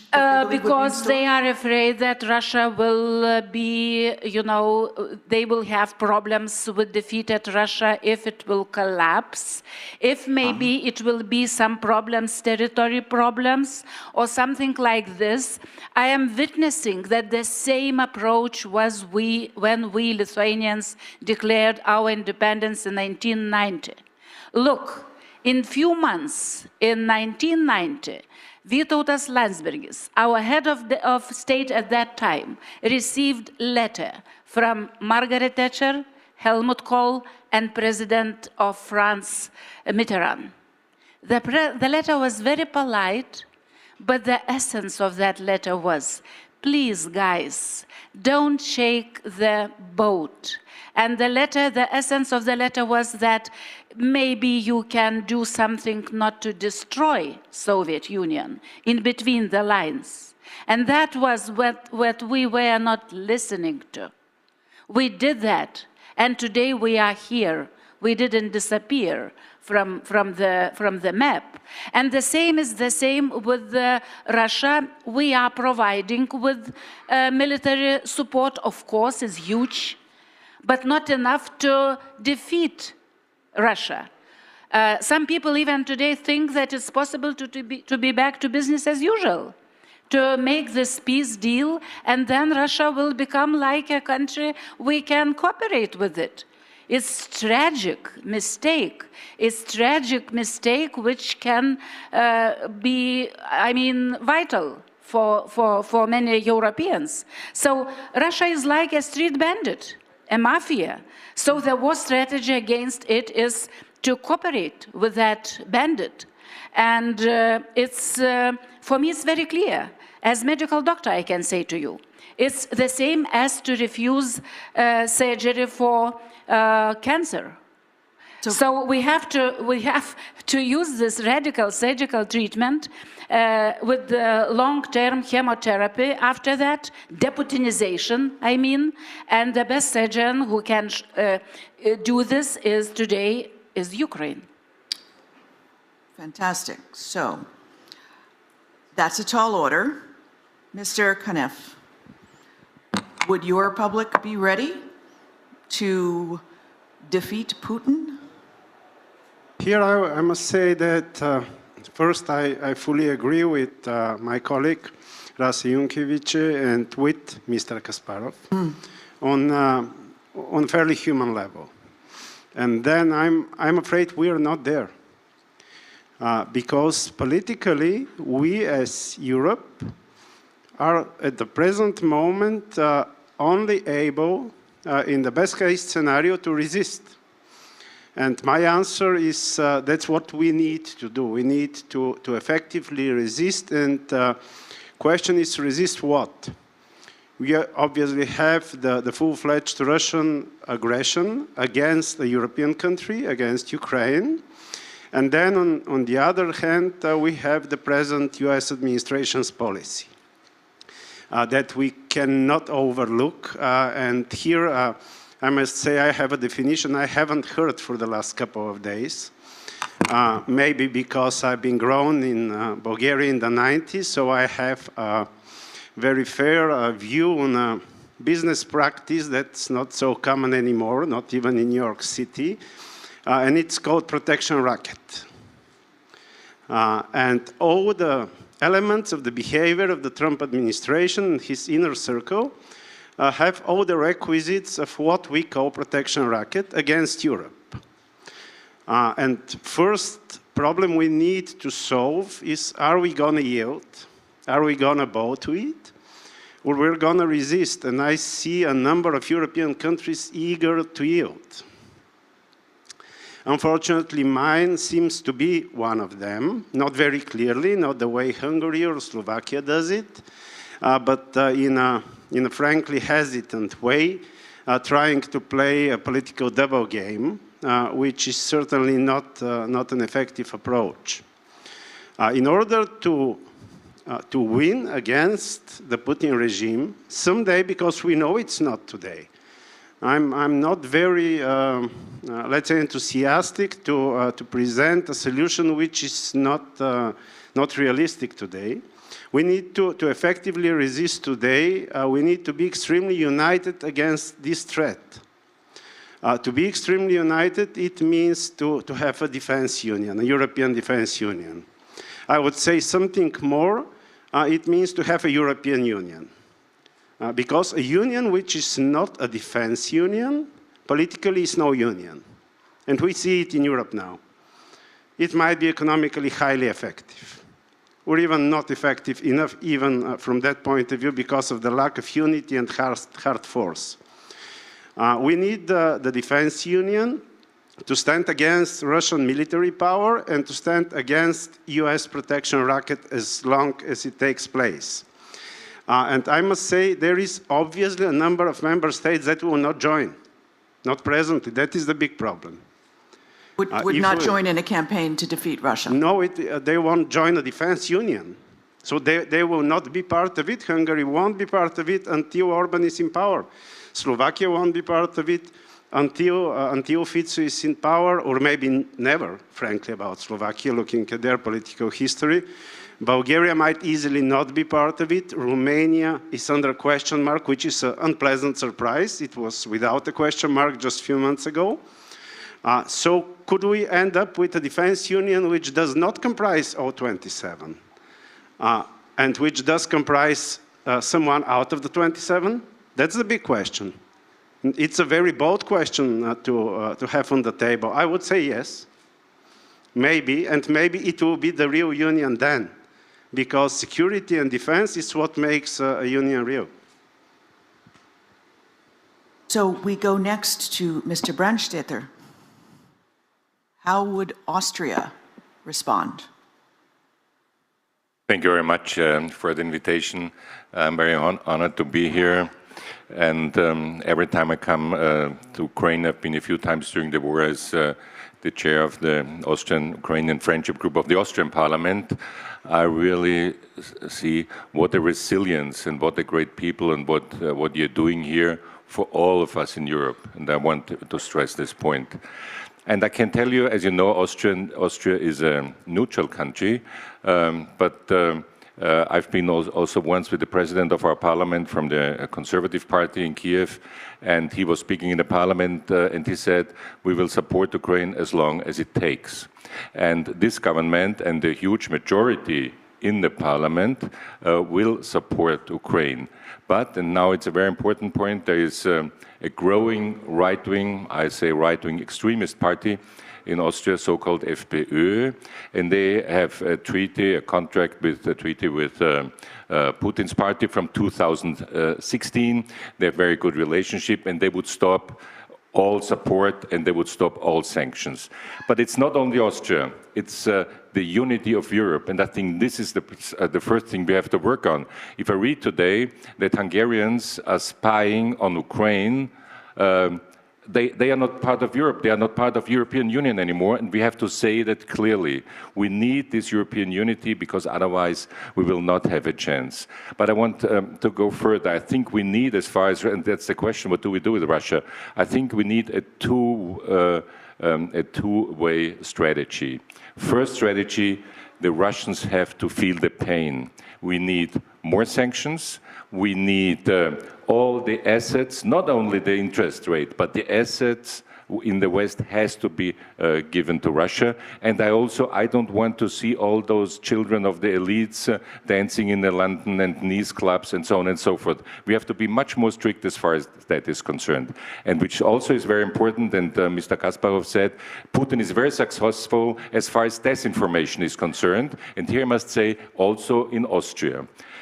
But we have now in the European Parliament this Commission for Democracy Shield, and we're working very hard, and I think we will be very good at that. But that's not enough. So my second step of the strategy would be we also have to inform the Russian people. And don't call me naive. I know how difficult it is, and I know how many Russians don't care, and I know it's very difficult. And I also know that Putin says there's only one Russian people, there are no individuals. But let's not believe. There are also individuals. There are very different groups in the Russian society. There are many people living outside Russia anymore. And I really think it's the task of the European Union. It's the task of the European Commission, and I said it to Mrs. Virkkunen and a few other commissioners, and I will not get tired to repeating it. We have to have a strategy to inform the Russian people that they are lied on every day, that all what they got told in television, whatever, that's all lies, and to explain them what's really happening. So I think it's going to be difficult. It's got to be a very long-time strategy. But Mr. Kasparov told about 2001, you know, so I know that will not take tomorrow. And I know from the beginning of the Cold War to CSCE, it took like 25 years. It will take a long time. But please, let's start to try to single out different groups of the Russian society and give them information, because they haven't got it now and we didn't do it. And I think that's our job. I definitely want to get to that a little bit later, but I first want to go to our last two panelists to speak this first round. Chairman Mickelson, the Estonians have led the way in spending more. When Russia invaded Ukraine and I was visiting, I know your Homeland Defense Force got a massive infusion of everyday people who realized the threat was real and signed up to defend in a real counterinsurgency fashion. It seems that Estonia gets it, that Putin needs to be defeated. How are you doing, and how would you grade your fellow Europeans? First of all, I 100% support what Garry Kasparov just told us in his remarks. In 1995, in February 1995, when I worked as a journalist in Moscow, I covered also the war in Chechnya, and I met President Tudayev in February 1995, and during the interview he gave to me, he said that, you see, Marko, this is what is happening here in Chechnya. This war is going to last at least next 50 years.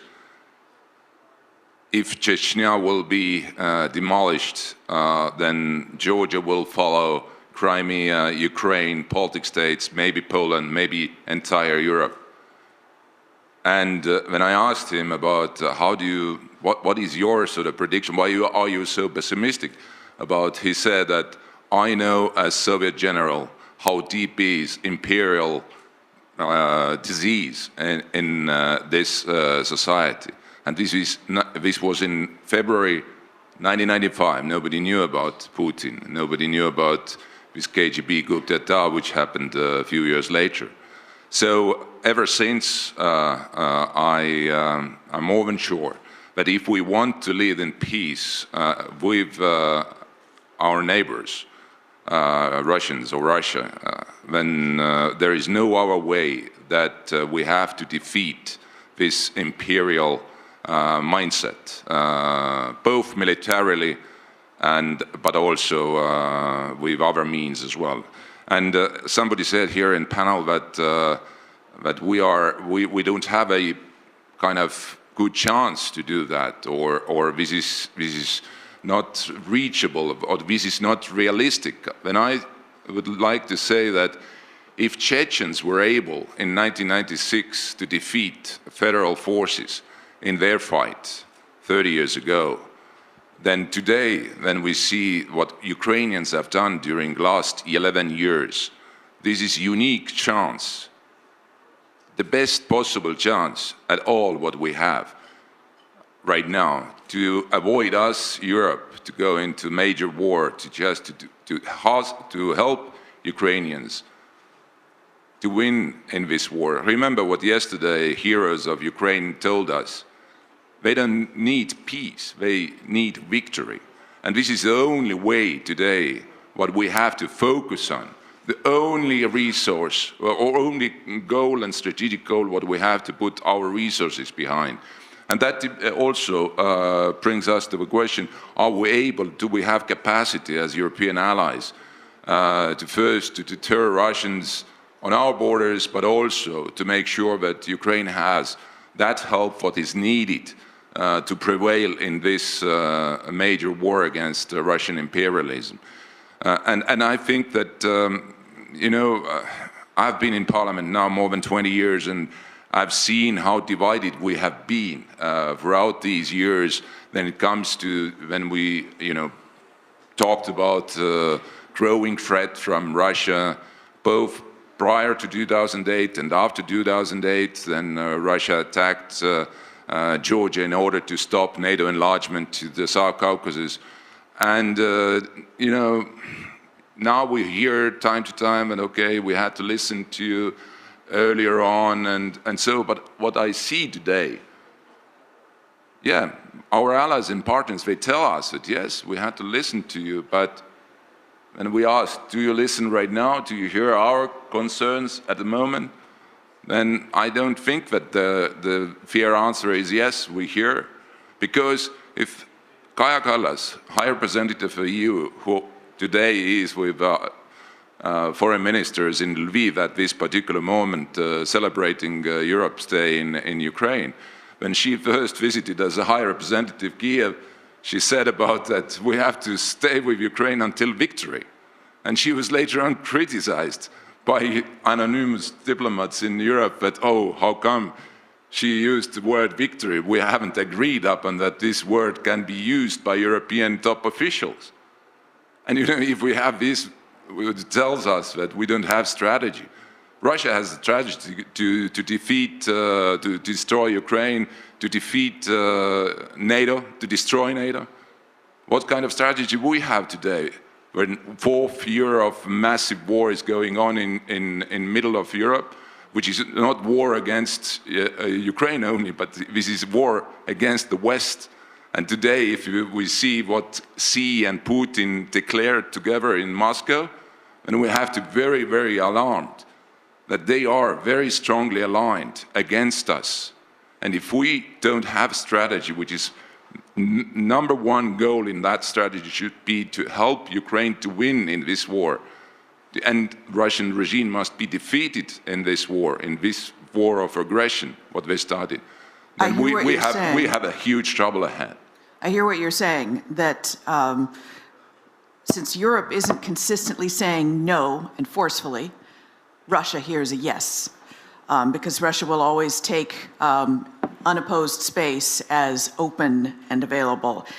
So, Chairman Semerak, you have heard good things from all the panelists, I'm sure all the right things, but how would you grade how Europe is actually doing in executing its opposition to Russia and helping Ukraine physically fight the Russian invasion? Thank you. I would like to start with my greetings to Harry Kasparov, that we met with him first time in December 2011 on Bolotnaya Street.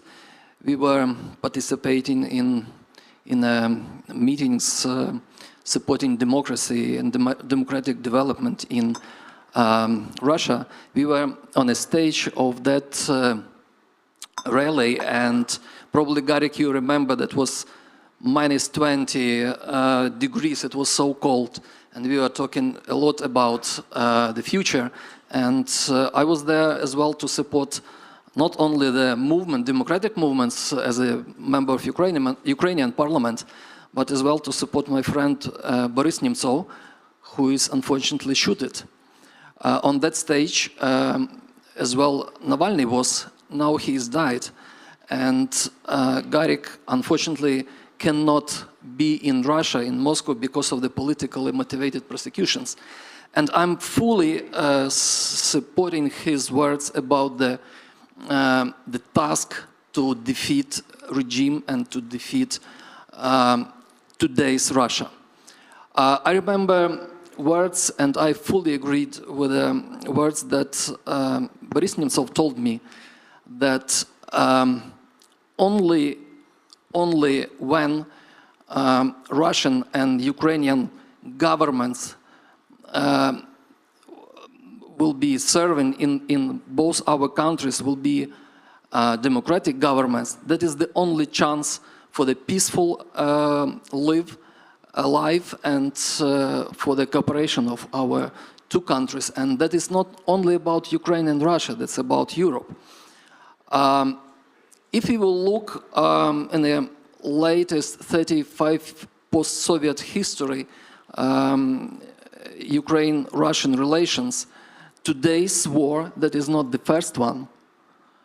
The first crisis, so-called Crimea crisis, happened in 1991, and it was during 3 years and finished by the dividing of the Black Sea fleet. Then we have to remember territorial conflict on Tuzla Island. Then gas wars, 2005, then 2008, 09, 2013, then annexation of Crimea in 2014 and Donetsk and Lugansk. But unfortunately, plans were absolutely with a bigger scale. Mentioned Nemtsov when he was first deputy prime minister, and that was in a period of Yeltsin presidency. He told me that he, together with Chubais, presented to President of Russian Federation Yeltsin the plan of the so-called plan of the economic annexation of Crimea, and it was in 1997, 1998. But what is interesting, that President of Russian Federation Yeltsin stopped them and told them, guys, Crimea is a part of Ukraine, don't touch it. And he was fully ashamed after that, and my conclusion is that Russia can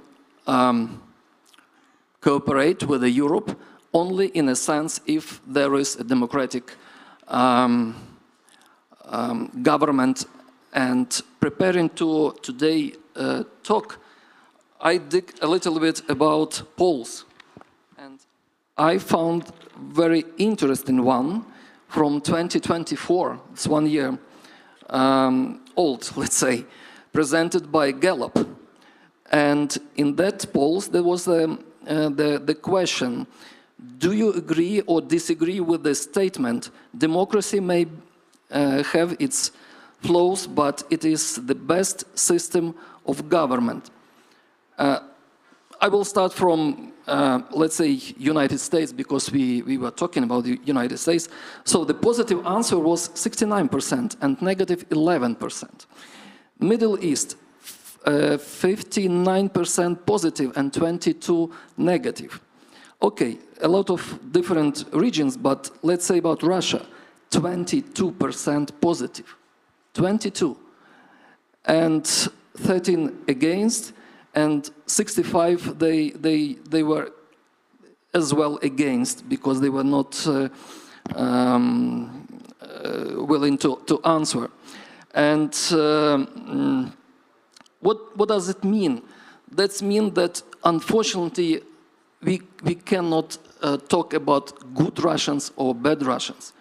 And again, all policies that was in Russia in supporting democratic movements failed, unfortunately failed. And now we have to win this war. We have to build, for the moment, to dig a big canyon between democratic world and this undemocratic Russia. Of course, the question would be, did democratic efforts in Russia fail, or did a very wily opponent defeat them? But I want to go back to Garry Kasparov, because the chairman brought up good Russians and bad Russians. I've also heard about good Russian opposition and bad Russian opposition. How do you weaponize the opposition to defeat Putin? Or how do you pull the Russian people away from Putin and away from the beliefs that he's inculcated in them? If Russian history is any guide, the only way to force reforms in Russia is to inflict a major defeat, geopolitical or military. For the last 200 years, there was the same algorithm. Any victory, whether Napoleonic War or World War II, led to the strengthening of the regime and abandoning of the reforms. Any defeat, whether it was Crimean War in the middle of the 19th century, or Russo-Japanese War, or Cold War in Afghanistan, led to reforms. That's it. And also stop, just talking about misinformed Russian population. I mean, it's enough of this nonsense. So yes, we had probably 15 to 20% of Russians who opposed the war on moral grounds. That's probably coincided with the polls and with early polling. And we saw some demonstrations in February, early March 2022. Not big, but it's probably reflected this 15%, which is, by the way, pretty big number. Even 10% of Russians is 14 million people. But now people have to live with this harsh reality. I'm not here to find any excuses for those who are working in Russia and helping Putin's military war machine. But just tell me, you have Europeans, did you offer these people a chance? More than 1 million Russians, by some estimation 3 million Russians, left in 2022. They moved to Kazakhstan, to Uzbekistan, Kyrgyzstan, Armenia, Georgia, anywhere they could go without a visa. By the way, most of these people had to go back, and they're working now for Russian drones, Russian missiles. Did you offer them a plan? I've been working with Michael Khodorkovsky. We came up with a declaration, so-called Berlin Declaration, back in May 2022, that, among other things, contained 3 key elements that Russians had to accept to move from Russia to the free world. War is criminal, regime is illegitimate, Crimea is Ukraine. When you sign such a declaration, you will have a chance to apply for residence elsewhere. Gary, let me see if I... And America had a Gary, I need to understand something before you go on. Are you saying the only way for Russians to embrace democracy is to leave Russia and to be taken in by European countries? No, they're 2 different things. First, we're talking about how to win the war. Okay. This is the. I mean, expecting Russians to do something is like expecting Germans to rise in 1943 or 1944. Just again, stop. Selling illusions. People, by the way, in Russia, they can get the information. But let's talk about this. You want to talk about 50% of Russians who may still be opposing the war. Where can they go? So this is, what do you offer them? I mean, the rise against Putin. Come on. Also, the war is profitable. So the Putin regime made war as the engine of Putin's power. So war is beneficial for many Russians at many levels. Yes, the huge losses, but losses never change the minds of Russians. The loss of the war will change. So the two sides of the problem. One is how to win the war. Putin has manpower to throw them in so-called meat attacks in Ukraine. He doesn't have the same brain power.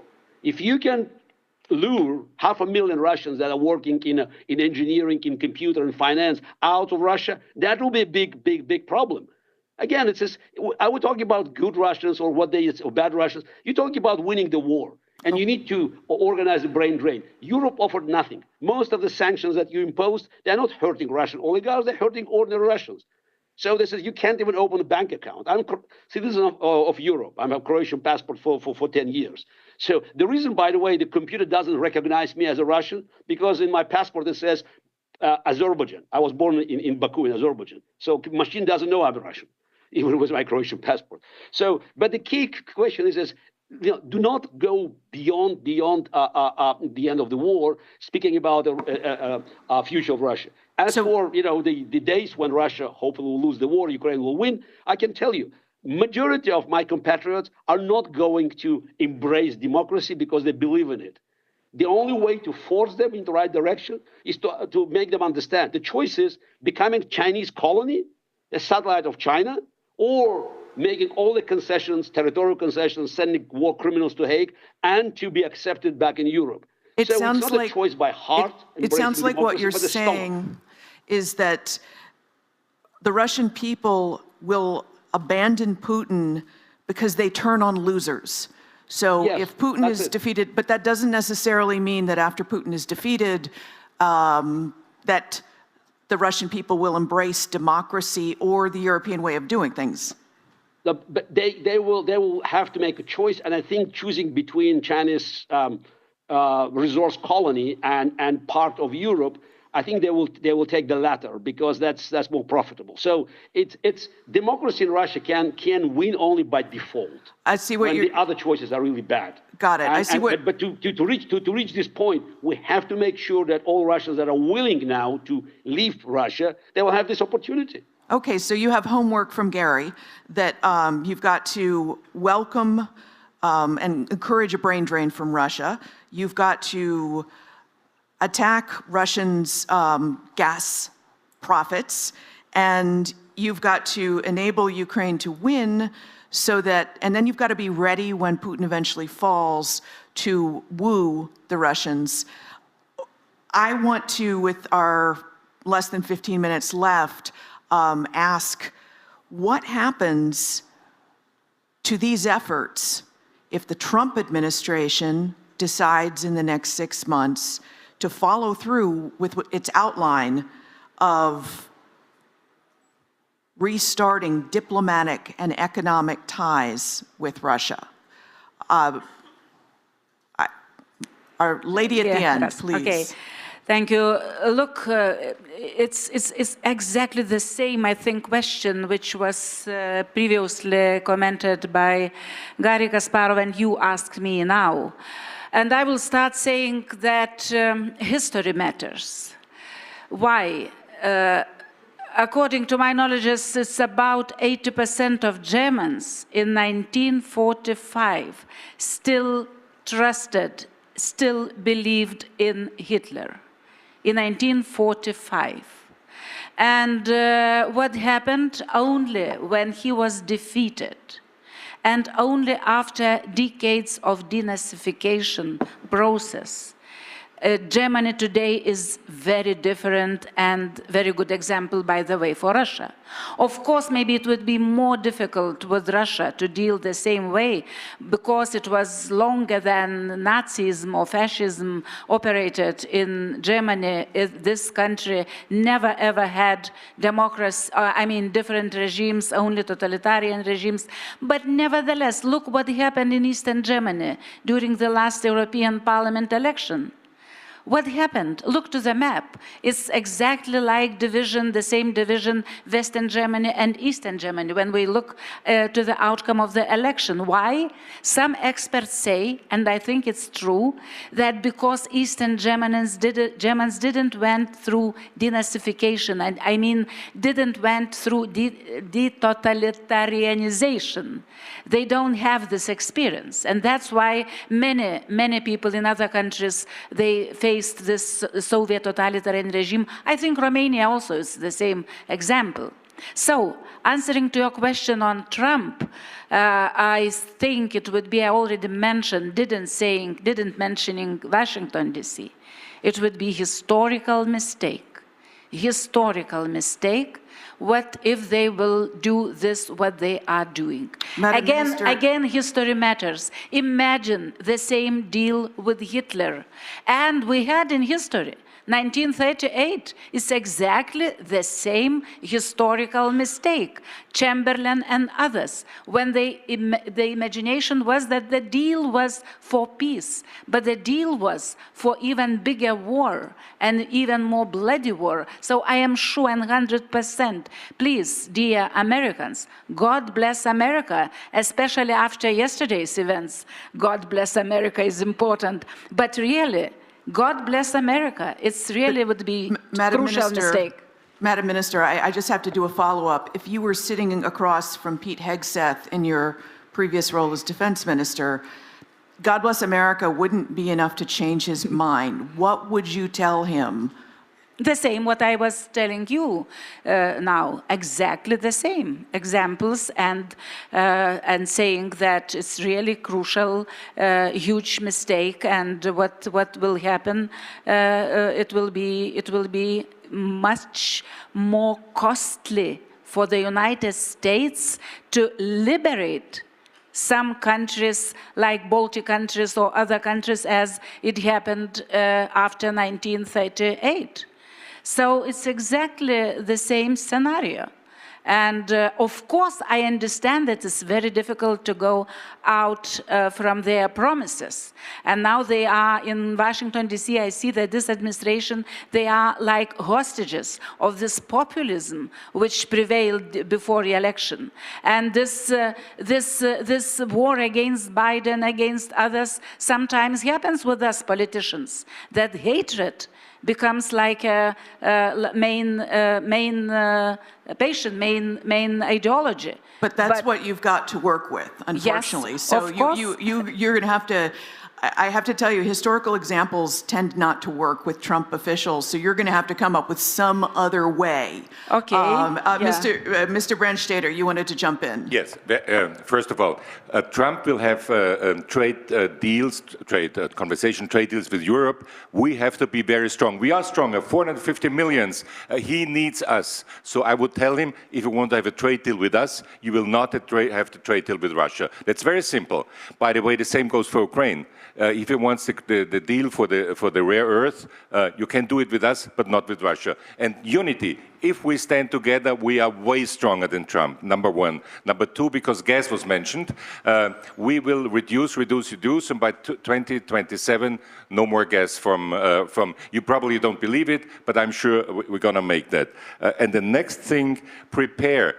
We have to prepare for the moment when Putin is defeated, but what are we doing then? And what I mean with information, we have to single out, and if it's only 22% of the Russian population, we have to talk to them. We have to find different ways to talk to them, but we have to start now. We have to prepare that. And I will close with Robert Schuman today, 9th of May, why not? He said it needs concrete achievements of solidarity. Solidarity in Europe with Ukraine. If we do that, then we are stronger than Russia, and then we are stronger than Trump. Thank you very much. Thank you. Yes. A little bit adds on your question about Trump. The best, I guess, to tell them that, guys, that will be the fail of your MAGA strategy. And they have to read again today's statement of leader of China, Xi, in Moscow. And they proclaimed in Moscow that they are opposing the current order of the world. They want to build new one, and there will be no big America there. There will be something else. I don't know what.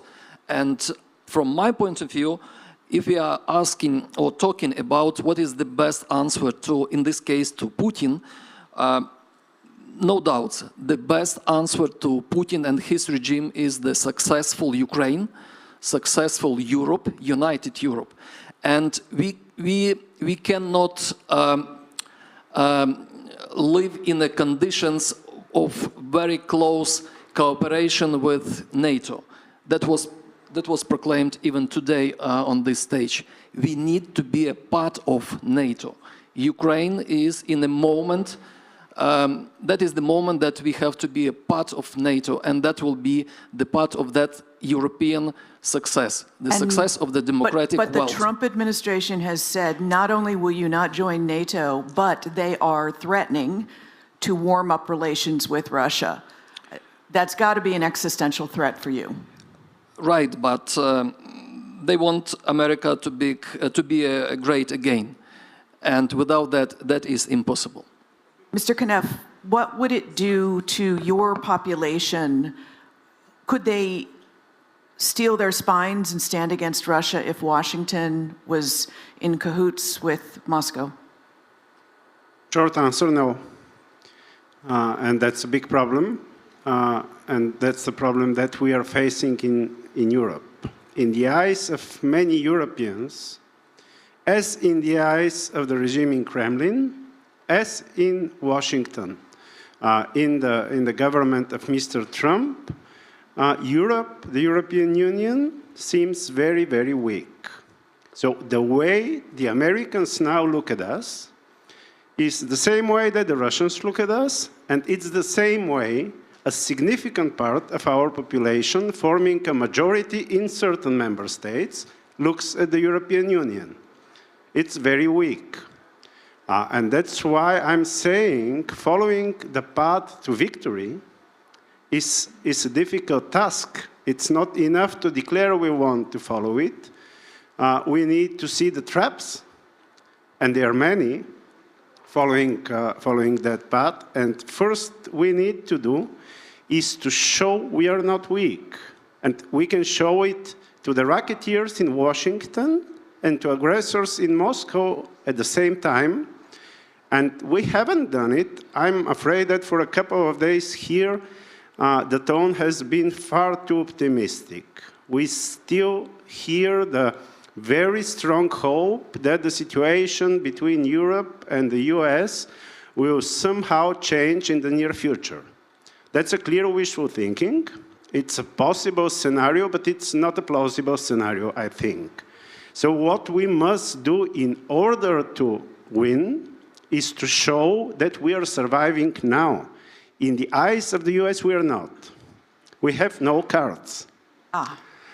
In the eyes of the Russians, without the US, we are no one. No way to survive. Neither Ukraine, neither Europe.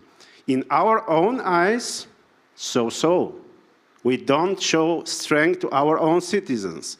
So what we have to do now is not simply to declare we want victory, because if you're perceived weak, that means nothing, sorry. Yes. We need to show that we are really not afraid, that we are really united, that we have the defense union, which might not comprise Hungary, but it should comprise Ukraine. God knows Ukraine seems to be quite stronger than Hungary today. Huh? So, I hear you. The only way that Russia will believe that Europe stands against them is if Europe takes active steps to band together, which they haven't yet done. Chairman Mickelson, I have always heard from US intelligence that Estonian intelligence punches way above its weight, really understands Russia. What would happen to Estonian intelligence sharing, or what would you recommend happen if Washington and Moscow reopen full relations? Can you trust them anymore? You know, I'm not so pessimistic. I see that in our everyday actually life, the partnership is working, and you know, we do our best with American colleagues in different levels that will stay as it is. Yes, there are threats, but you mentioned America and making America great again. I think that it is impossible to make America great again without democratic, sovereign, independent Ukraine. It is impossible to make America great again without strong and united Europe as allies of the United States. But what is most important right now, we have talked about how to live with Russia in the future and what is needed to be done to make sure that the existential threat posed by fascist Russian regime against us, against Ukrainians and Europeans altogether, we have to defeat them. Today is a very symbolic day, 9th of May, so somebody is parading in Moscow, but this is very, very nasty parade, what is happening right now. This is something what resembles us, that we have not defeated fascism yet. 80 years later, very parade. So if we didn't tolerate in 1940s fascism, why we tolerate it today? And if we don't tolerate fascism in our neighborhood. We have to act together. Yes, only words doesn't count. And this is what Russia hopes, that Europe is only great to be concerned, to make declarations, to not go further on of the words. Fourth year is major war going on in Europe. And we still don't yet, as Europeans, don't take seriously to invest our own defense. My country, Estonia, is pledged starting from next year to put defense expenditures up to 5% above that. Number of other countries, Latvia, Lithuania, Poland, doing the same. But what about Italy? What about Spain? What about other countries? Because the threat is most serious since 1945, and this is not only theoretical threat, but this is war, what is going on right now. So and in the war, what is most important for our enemy, which is Russia today, they have to understand that we have a will to fight and will to win. And this is most important, the message what we have to deliver today to Russia. Thank you. Gary, I'm going to give you a minute over our panel time to say to this room, what do you need from everyone in this room and on this panel to defeat Putin? First, be realistic. And by the way, I wouldn't be so pessimistic about the United States. Donald Trump accumulates a lot of power, but he still relies on GOP support in the House and in the Senate. And I don't see how he can be in cahoot with Moscow. Yes, he can take troops away from Europe. He can ignore NATO, but he cannot pull out completely. It's virtually impossible. America is still a democracy. But Europe, I couldn't agree more, must be strong. But please, be realistic. You cannot demand Spain and Portugal to make the same sacrifices and contributions for the war that is so far from them. And also, please don't talk about NATO. NATO is dead. To win, you need to start building something that will have real impact. And it's about those European countries that close to the threat, understand it, have a genetic memory. And again, remember, Europe has more people than the United States. GDP is about the same. Potential is there. And you have to send a message that you're serious, you want Ukraine to win, because the way I see it, and many of my colleagues in Russian opposition, it's victory for Ukraine first, freedom for Russia, hopefully then. Thank you so much. Mr. Kasparov, panelists in the room, I thank you. And audience, I invite you to head to lunch.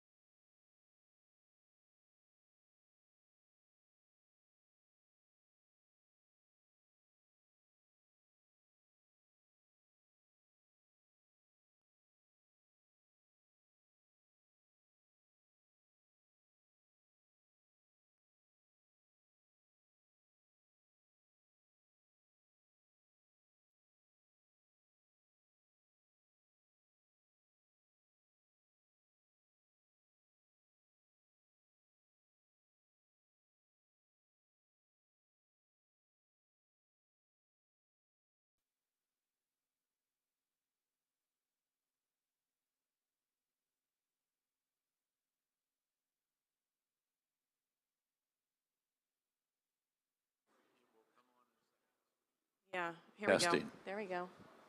Control room, yeah. Okay, it looks like everybody's taking their seats. Thank you very much for coming back after lunch. I think everybody will be able to stay awake post-lunch with this panel, so thank you.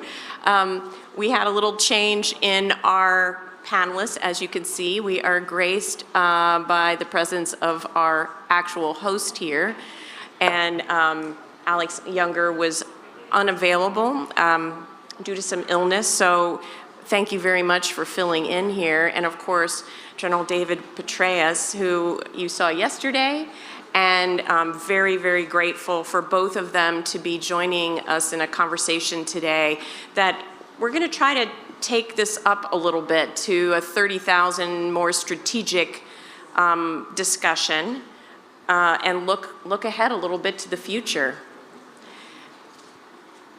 So I wanted to start off with a question here just to set the scene for us about Russia. And, you know, we talk a lot about Russia as a revanchist state, an imperialist power, and we throw these terms around a lot. So I wanted to start off by just defining for ourselves and talking about what does that really mean? Why is that a threat? What could come next? And does it matter how this war ends? And we'll start with you, General Petraeus. Well, thanks very much. First of all, it's a privilege to be on stage with our host and former Prime Minister, who is so eloquent yesterday and inspirational, frankly. And great to be back with you. And thanks to you for your 35 years of extraordinary service in the CIA and the broader intelligence community in the U.S. Yeah, it really does matter. I think it's very, very important. I often try to remind audiences that Vladimir Putin, of course, the insight into what animates Vladimir Putin is not trivial. The fact that he is a revisionist, he's not satisfied with the status quo, revanchist, he wants to get back what he thinks is his, grievance-filled, of course, and this vision of history that he has that doesn't square with reality, but it's what animates him. And it was revealed, of course, that when he was asked the question, what was the greatest geopolitical catastrophe of the 20th century? And he could have chosen, obviously, World War II, World War I, the Great Depression, any number of other similar catastrophes. And instead, his response was the dissolution of the Soviet Union. Now, that gives you a pretty keen insight into how he thinks and what it is, again, that animates that thinking, which then translates into making war on Ukraine. It translated into making war on Georgia with, again, remember, South Ossetia and Abkhazia. It's translated into other adventures that he has embarked on, obviously the actions in Belarus and so forth. But he has not surrendered the objectives that he held for Ukraine. It's worth reminding, as we do actually with the Institute for the Study of War, on whose board I also am a member, that he has not changed his overall objectives. He might be satisfied for a period of time with getting all 4 of the provinces plus Crimea, in which he's active right now, but that's not the desired end state. That is, again, what is pushing Putin. And that's hugely important if you're thinking about a ceasefire and how enduring that ceasefire would be. Our Secretary of State rightly says that this should be a durable ceasefire, a just ceasefire. I'm not sure how that translates into what is being put forward. But those qualities are critically important. How can something be enduring if the aggressor, in this case, Putin and Russia, unprovoked, is not yet satisfied? And as you well know, if he were ever to succeed in Ukraine, Moldova would be next right away, and then probably Lithuania, because we should actually listen to what it is that he says, again, which we didn't do sufficiently in the past, especially when it came to his discussion of the dissolution of the Soviet Union, and what he's been trying to do is put it back ever since in various different forms to regain some kind of relationship with the Central Asian states, with the other former republics of the Soviet Union. And I should just note, having visited Ukraine for the first time when it still was part of the Soviet Union, I should also observe that the strides that Ukraine has made since then are absolutely breathtaking. And we do not want to see Ukraine back under the boot of someone in Moscow, given how its development was so halted in the past. Now you see a vibrant country, and this is actually Putin's worst nightmare, of course, would be to see a vibrant democracy, cherishing freedoms of speech and press, and a all equally vibrant free market economy, which, by the way, is flourishing here in many respects, but in no respect more than in its military-industrial complex. You know, when I visited the very first time, this was the military-industrial hub of the Soviet Union. It deteriorated very much, and now it's come roaring back over the course of the last 2.5 or more years. And that's extraordinary. We were today, by the way, with one of the leaders of Brave One. Now, Brave One is a Ukraine government-funded entity, gets only about 25 or 30 million a year, but it uses that to give grants to startups and to help build an ecosystem, the Silicon Valley of, again, unmanned systems. It now, just last week, I think it was, it now has the Amazon of defense production companies. You can go onto the system, that the military system, the software platform, and then you get access to the Brave One listing of all the different items that you can actually buy online now. If you need these components or this particular drone or this unmanned vehicle, it has thousands of items for sale there, and the delivery time is not quite 24 hours as with Amazon, but it's 3 to 6 days. Again, think about that. And that's what Putin is competing with. They have the central planned model, of course, and here you have 1,500, they're beyond startups now, but they're all producing the bleeding edge technology in the world of unmanned systems. So again, that would all be stamped out by the central model of Putin, and all of these extraordinary strides that Ukraine has made since my horrible night in the Ukraine hotel up there on the hill, which was not the Intercontinental, I can tell you for sure. There were even people knocking on my door during the evening asking if perhaps I wanted some company. I mean, it's a great place. It took a little while, I know, but they're back with us after lunch. I'll turn to you then and try to get back to that original question about this idea of a revanchist Putin. And, you know, what does that mean for the years ahead in terms of how this war ends? Well, first, I am lucky to participate in this panel. I am the only non-CIA guy at this particular panel, and it had to be MI6 director. So, frankly, it's a cover-up operation. I wish him all the best. It always was. It was just to get you in here. Yeah. So I wish him all the best. Due to some kind of very unexpected and important reasons, he skipped this panel. Here is the thing. The question you asked is, it's more than just about Putin. Yeah. It is about Russian people and the deep root causes that actually inspired Putin to wage the war against Ukraine. Russians always hated Ukrainians. Russians always tried to annihilate Ukrainian nation. And it started in the Russian Empire, hundreds of years ago. Going back to Putin, Putin actually, he mirrors the feelings of an overwhelming majority of the Russian people. And that's the reason why I always say, look, Russian nation has to bear the brunt and to bear the responsibility. everything that Putin did, his regime did, and actually Russian military and Russian people did. It's not just Putin who is fighting against Ukrainians and killing Ukrainians. These are so-called ordinary Russians.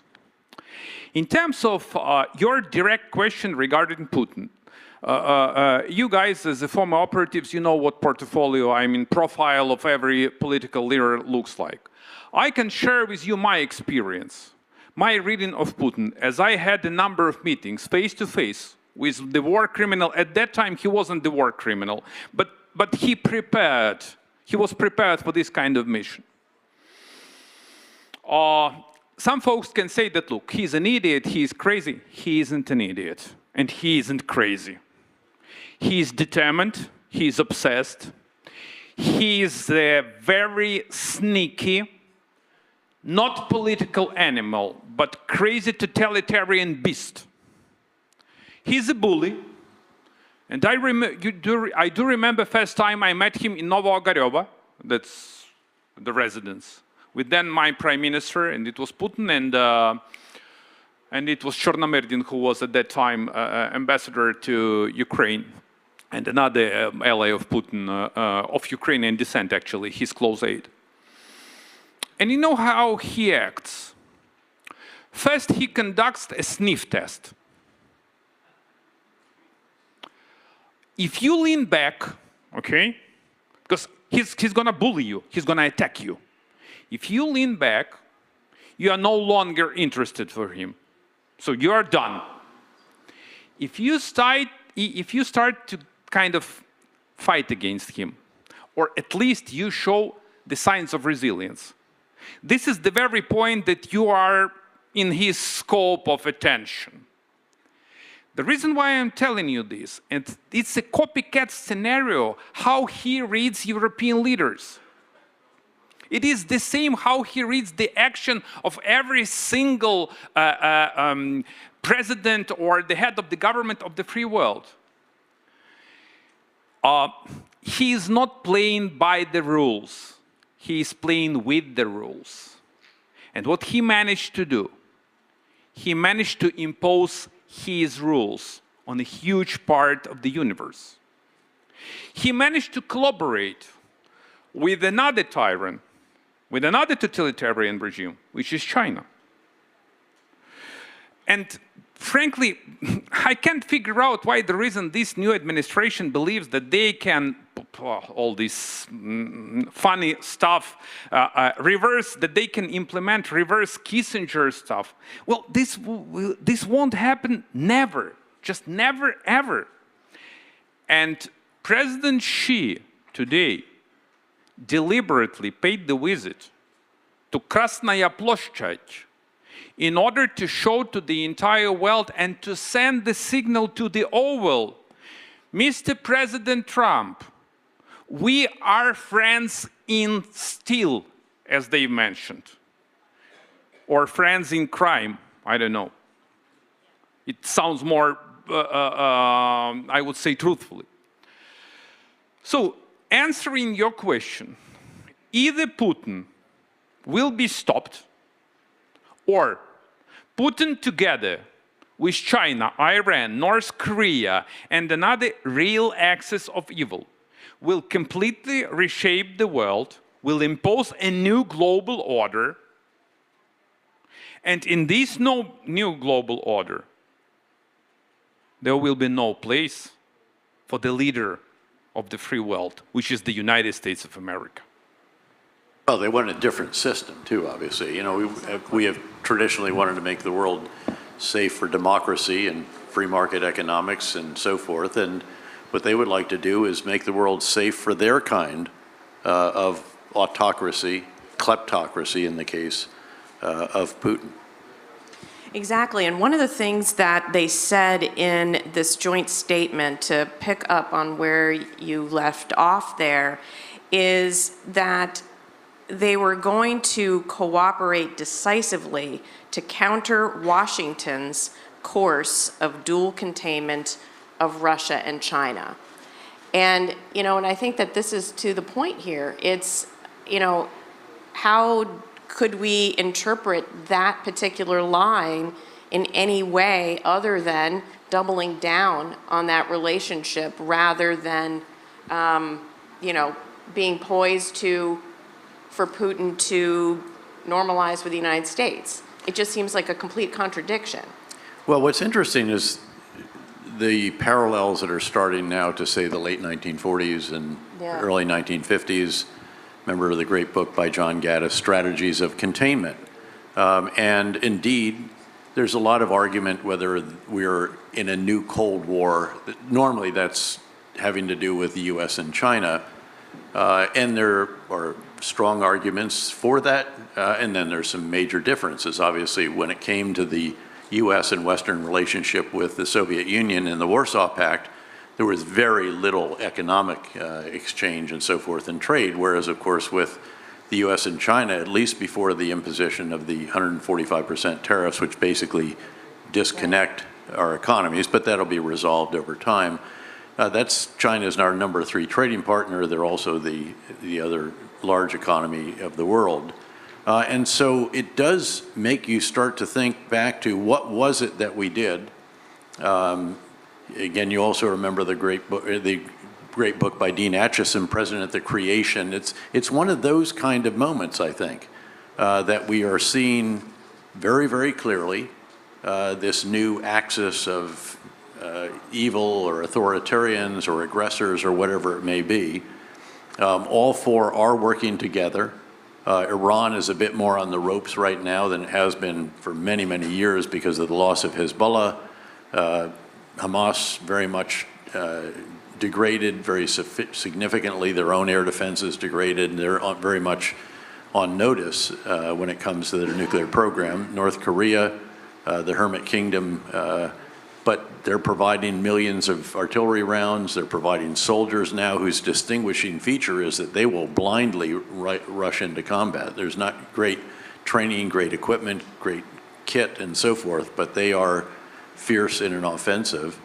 And then, of course, you have China, which was quite wary initially of being called out for helping Russia, but has very clearly been violating sanctions by providing all kinds of components that enable the Russian war economy to revive in a very substantial fashion. So those four are working together, and again, I think it's time to pull Gaddis off the shelf, time to pull, again, recall how George Kennan contributed to the intellectual discussion at the time that resulted in the very successful strategy of containment, albeit many decades later, and with a substantial face-off between NATO and the Warsaw Pact. And there could be, again, the kind of architecture re-emerging that facilitates that kind of approach, given the reality that we face today. And I will remind you what we often used to say to each other, that when you're in the CIA, you learn how to deal with the world the way it is, not the way you'd like it to be. And the way it is right now is that all four of these powers are working together to achieve very nefarious ends. And they are also, of course, stoking forces of illiberalism, including in democracies in Europe. And we should be very worried about the potential in Romania, the reality of Hungary, and some of these others. Well, I want to stick to this theme of this being a global issue. I remember, last year before, Prime Minister Kishida of Japan at the time said, today's Ukraine could be happening in Asia, could be the tomorrow problem for us. And Japan just promised to provide some overhead imagery, SAR, for Ukraine, because they see that there is some skin in the game here. So back to your point, Arseniy, about the whole idea of how these countries are working together, how would you describe this idea of it's not just about Ukraine, that this is a global issue, to President Trump and the people in the administration who are saying, we've got to forget about Europe, that's someone else's problem, we need to look to Asia? Frankly, I desperately tried to explain to the Oval Office, but my guess is that they are not listening to me. Me either. Well, but at least it is so obvious, okay? There are a number of issues. The first one that we already indicated, there is no way, just no way, to split unity between China and Russia. No way, period. The second one is, this is not the first US administration who tries to reset Russia's US policy. You do remember this funny reset or reload button the Secretary of State Clinton pressed. It was funny, okay? At Munich in 2009. Right, with Lavrov, another war criminal, contemporary Ribbentrop. So, and this is the vicious cycle. You guys always do the same with the same result. I don't want to quote Churchill, but he was right. So the time will come when this administration is to realize that there is no way to get along with Putin. Because, look, you are still a vibrant democracy, and you will be a vibrant democracy. I hope so. You are facing midterms, and that's not only the Orwell or the West Wing who defines an entire US policy. It means that you have still the Senate, the House, you have a political establishment, and look, you need to fight for your strengths. Otherwise, you will be deposed out of this monument of the leader of the free world. What happens if Ukraine fails? This would definitely trigger a domino effect all over the world. And we couldn't even imagine what would it happen if Ukraine failed in 3 days or 3 months, as everyone predicted. I can't even imagine the implications, the dreadful implications of this. My gut feeling is that it was clear that if Putin had to be successful in conducting his war against Ukraine in the short run, his military, I don't know, would probably occupy even some EU member states. I don't want to exaggerate, but for sure that Ukraine already stopped imperial ambitions of both Putin and his close allies. So that's the reason. There is a zero chance probability, in my humble opinion, that Ukraine is to fail. Ukraine is to survive, and we will preserve the Ukrainian nation, the Ukrainian state, and Ukrainian independence. And the time will come, look, the time will come when Ukraine is to restore its territorial integrity. Similar happened with Germany. Similar happened to Baltic states, correct? So similar happened in Europe. There is no longer occupation forces in the Eastern Europe. So the same kind of righteous destiny Ukraine is to face. But in order to get to this result, first, we are out of time, and second, we need to undertake very strong actions. I really admire all these amazing political slogans, diplomatic stuff, meetings, summits. That's great. But the thing is that Putin, he doesn't give a shit about this. Sorry to be blunt. What he cares about very strong actions. If you guys deploy your military boots on the ground, that's the language he understands. If you send more military, more ammo, more missiles to Ukraine, that's the language he understands. If you impose secondary sanctions and go after this bastard, that's the language he understands. And only after this, we can bring him to negotiate in so-called table. But for him, it won't be negotiations. For him, this would be an off-ramp how to surrender, but at least how to pretend that he hasn't surrendered. And let's hope that tomorrow, when I gather the German Chancellor is going to come here, that there will be an announcement that provides an additional capacity and capability to Ukraine with even longer reach. But I want to come back to a point and really underscore the point about the linkage in the world, which again is just so much more apparent right now, literally today, as a result of the meeting with President Xi, the symbology of what it is that they did. You know, we had Andrew Roberts and I wrote a book, Conflict, the Evolution of Warfare from 1945 to Ukraine, and we repeatedly emphasized in the book that what a country does in one part of the world reverberates in other parts.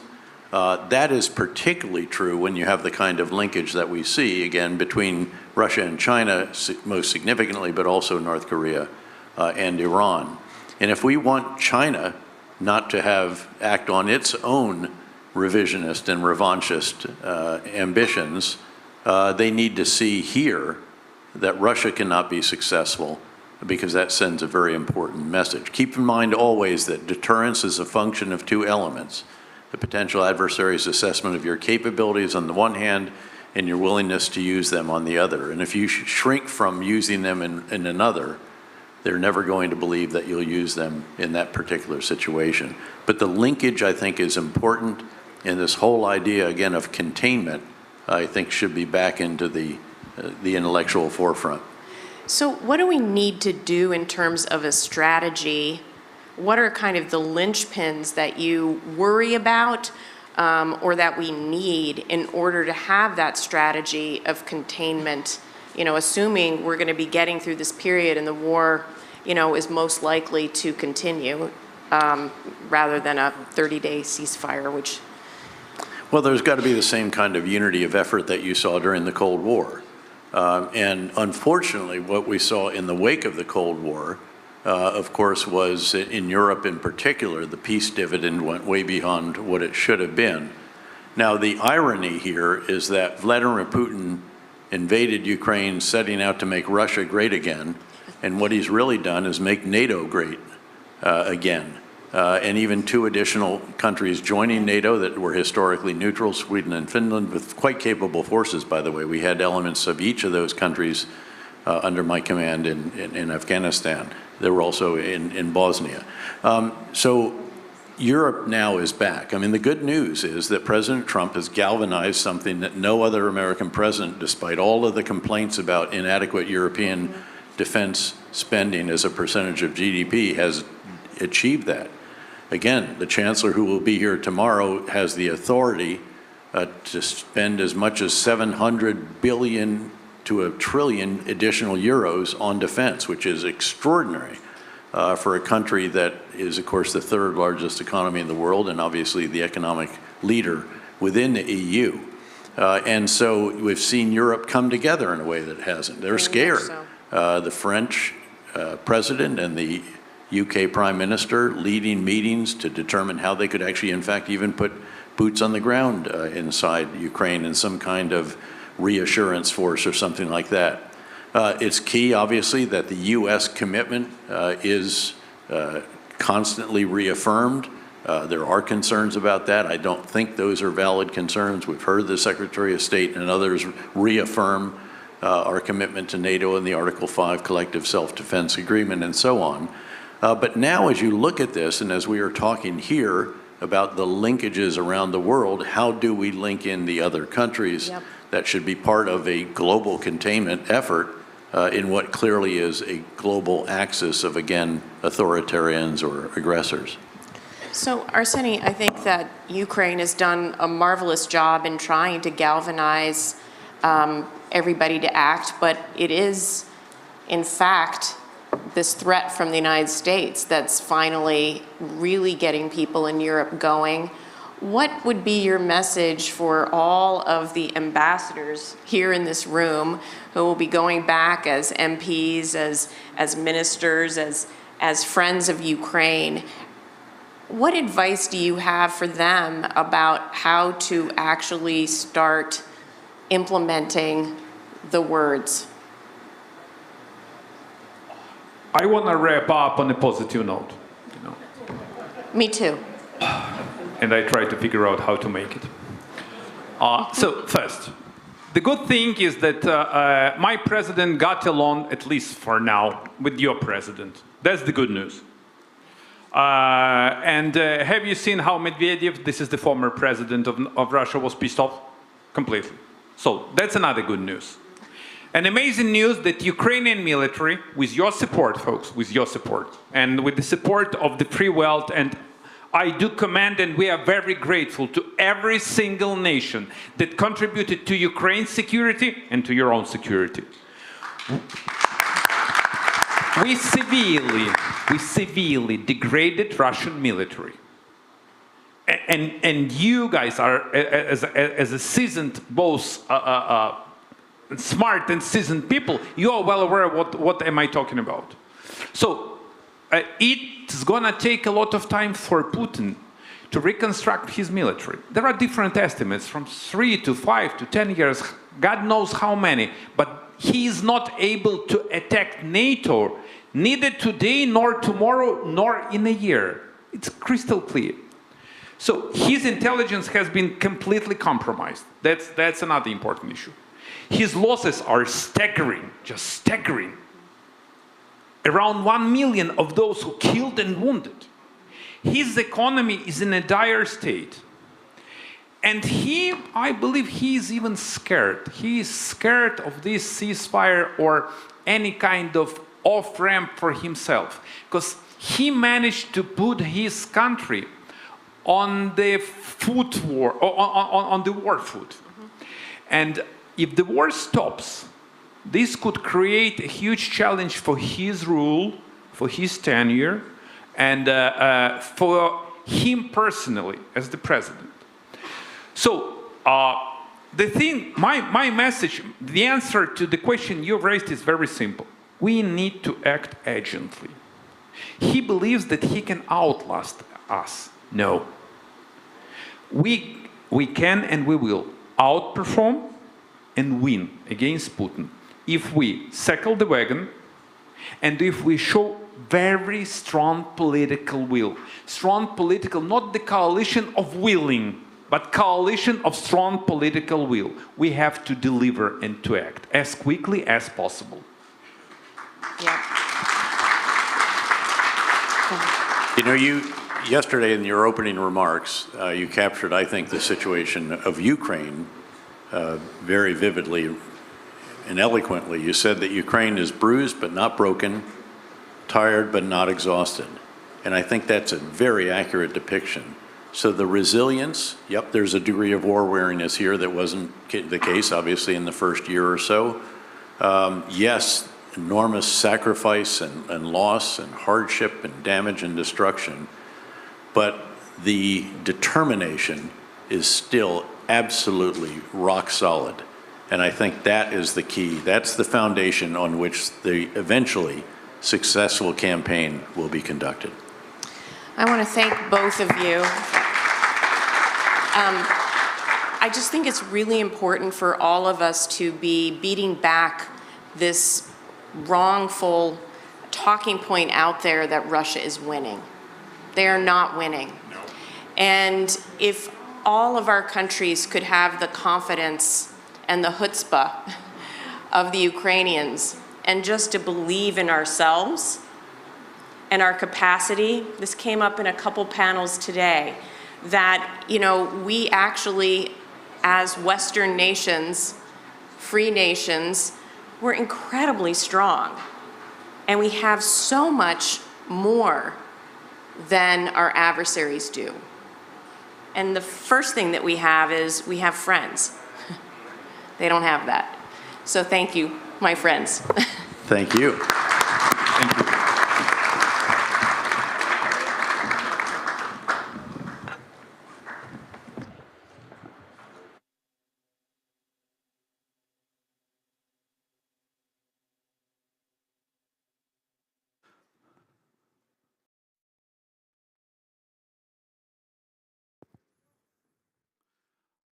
I would like to thank our previous panelists for the wonderful discussion, and I wish to thank Beth Sunner for making a great job here moderating the previous panel.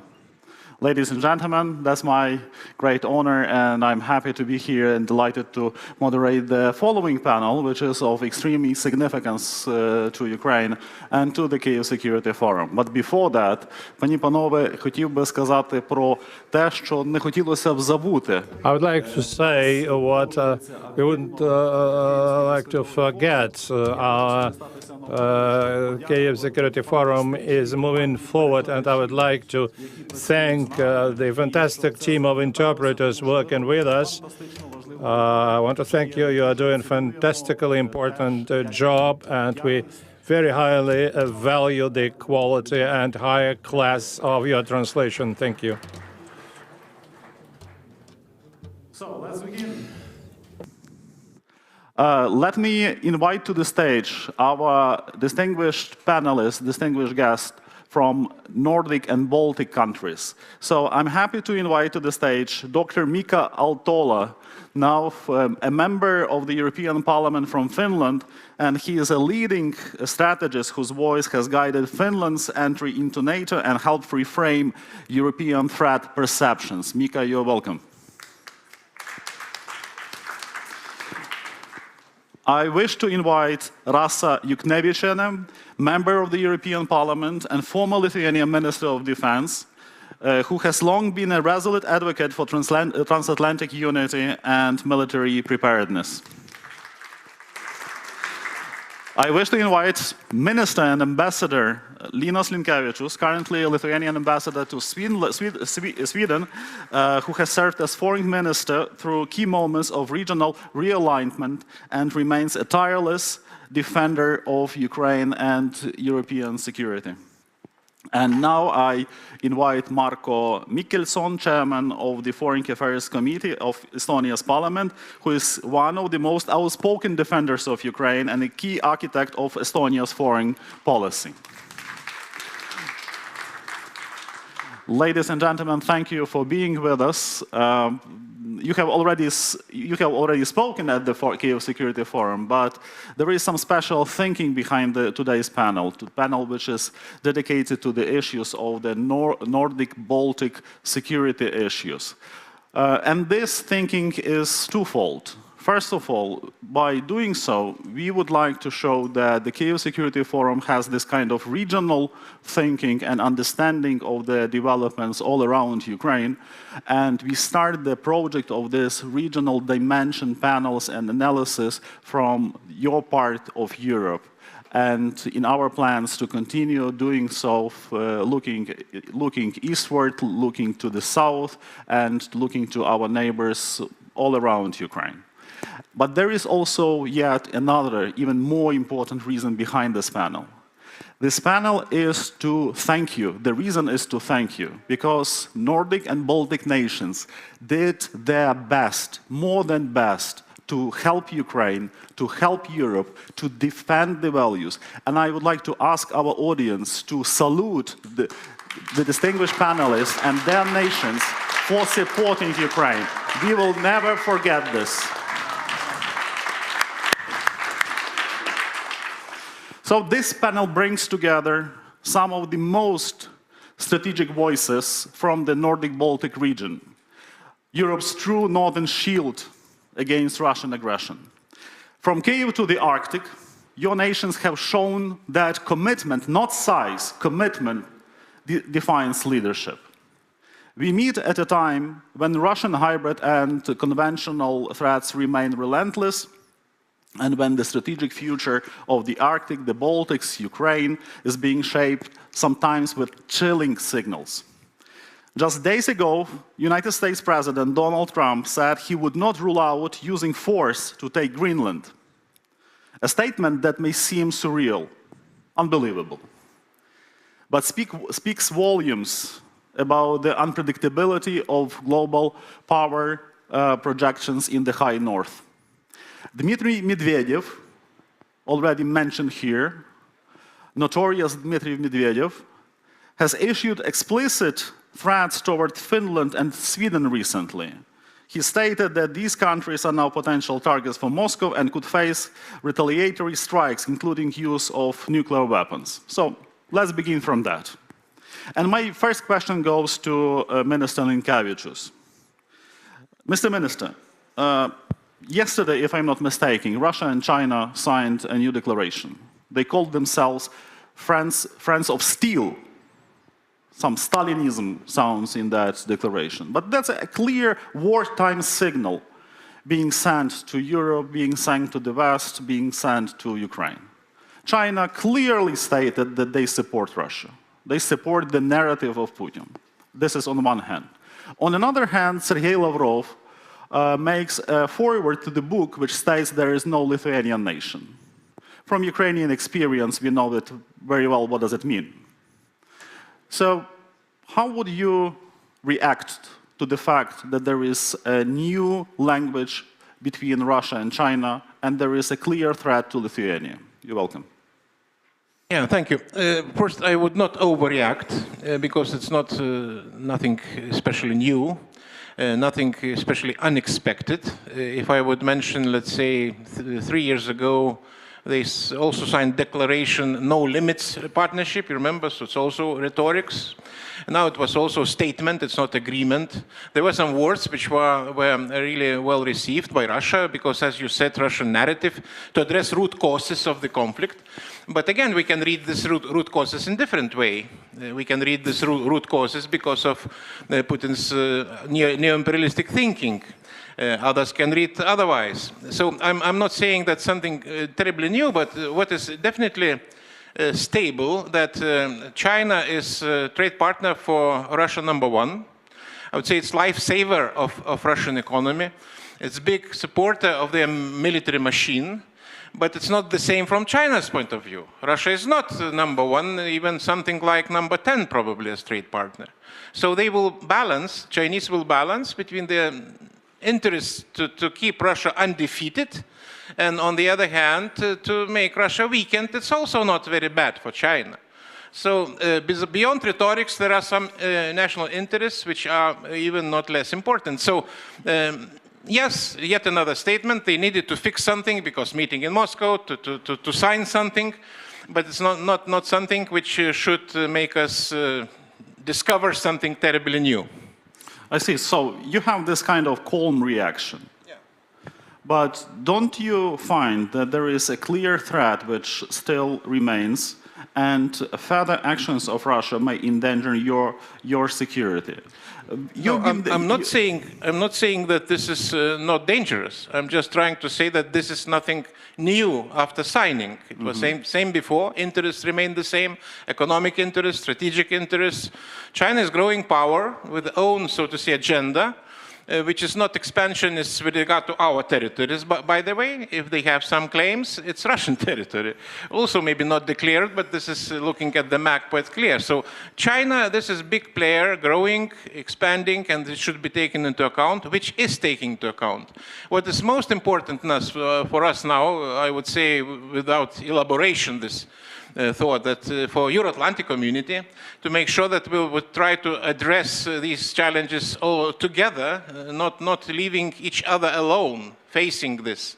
Because when we are saying that, let's say, Chinese threat, it's more American business, and Americans can say that Russia is more European business, it should be our joint challenge, and that's very important to make sure that that would happen, because sometimes really this idea is not so clear because of known reasons. So that I would say the biggest challenge now, to make sure that we will remain as strong Euro-Atlantic unity, because our division would be dream of our opponents and enemies, and to do that would be really too big failure, too big pleasure. Right. It's an important remark that you made. And here, if I may, I would like to ask you to give us some more general assessment of the situation in the north. How would you, as a former foreign minister and a strategist and today's ambassador to Sweden, how would you assess the general security situation in your part of Europe? Just to have this in a nutshell. Yeah, thank you.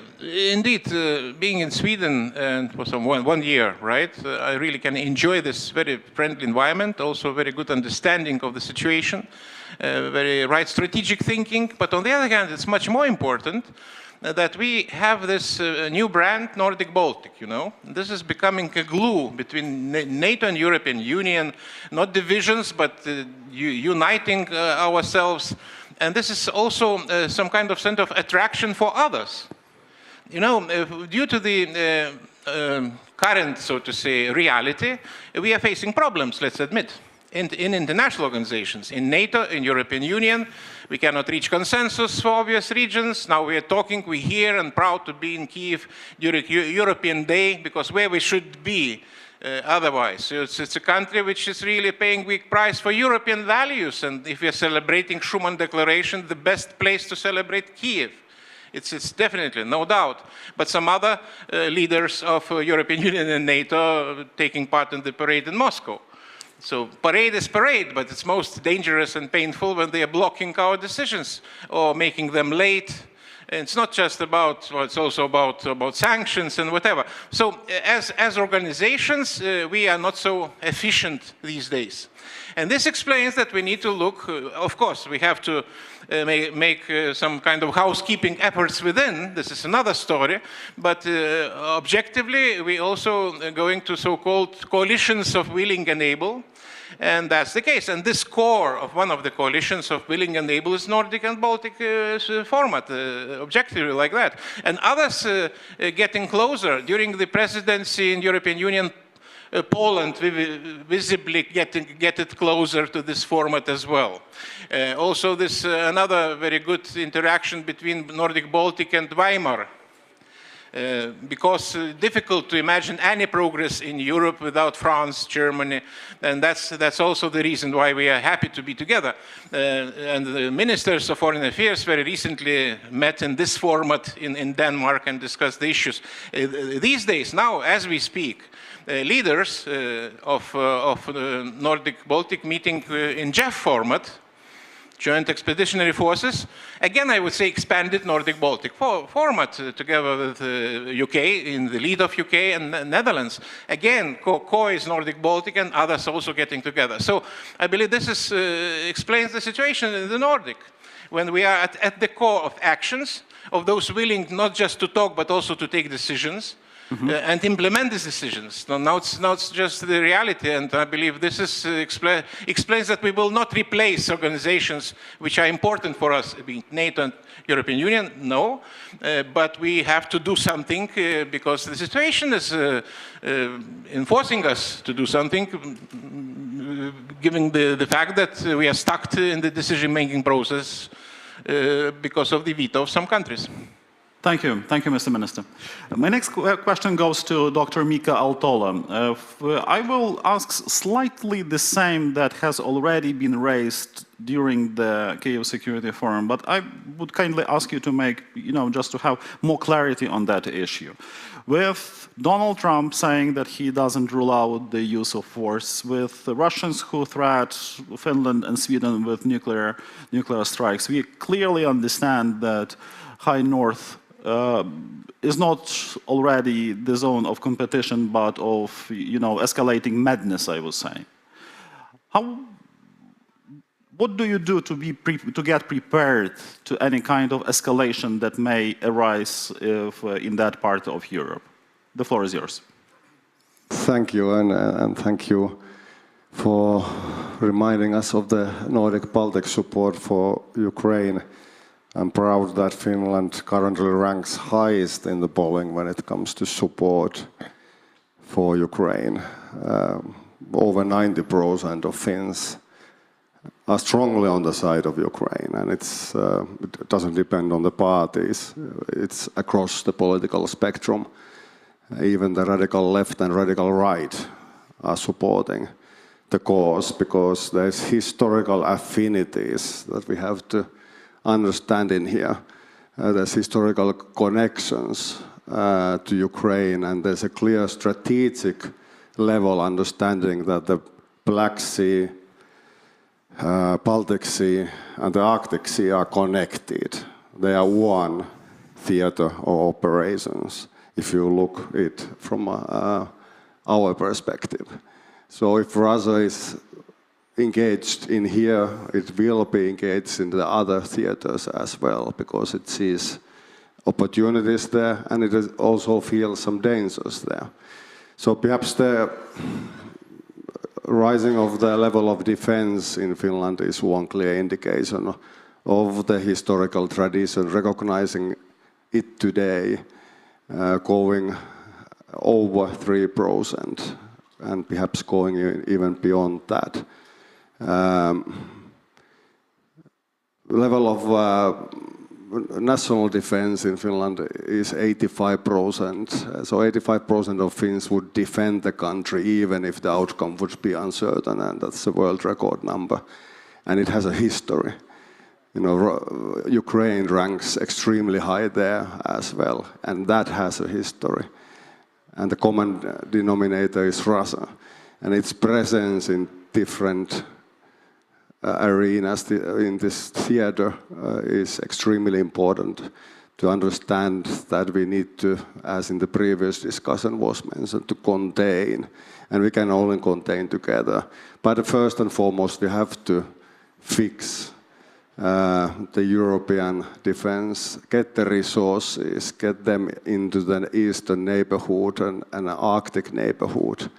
That will perhaps calm also Donald Trump down a bit when he sees finally that there's action being taken, so that the Russian activities and the Chinese activities in the Arctic are met with serious counterforce.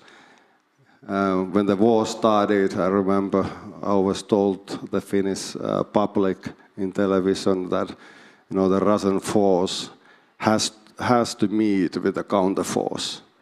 And now we are still in this equation that the counterforce is going to have to be mobilized even more strongly than before because of the Chinese increasing involvement.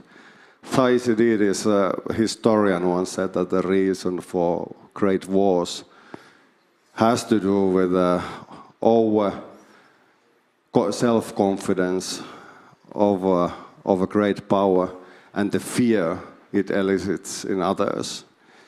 And now we have to stay calm, rational, stoic, but we have to also recognize that we are motivated because we don't want to see war in Europe. We must win Russia and contain it. True.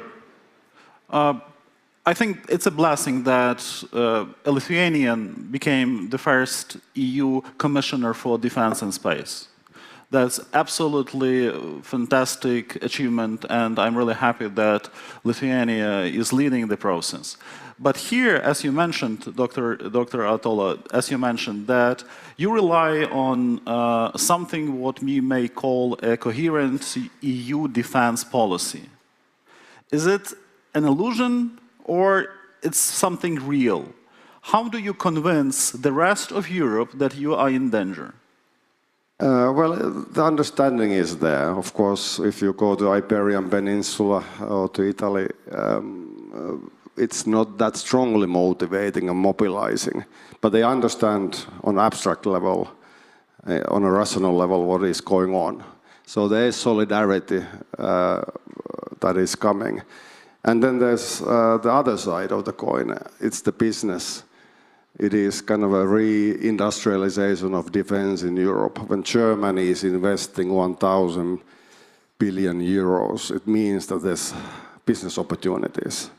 It means that those who are not so motivated out of geostrategic considerations are going to be otherwise motivated. So there's multiple sources of motivation. EU has resources. It can unleash resources and allow the member states of NATO to fulfill the Article 3 to be able to defend themselves and engage in collective defense. So EU plays a part there, but it's part of the equation. So now when we are talking about 150 billion and 800 billion being invested into defense, we are talking about that connection with NATO, member states being able to carry out the collective defense responsibilities and also their own national defense responsibilities. And it's extremely important for a country like Finland because our coffins are empty when it comes to economy, that we are able to be more unrestricted when it comes to borrowing funding for defense.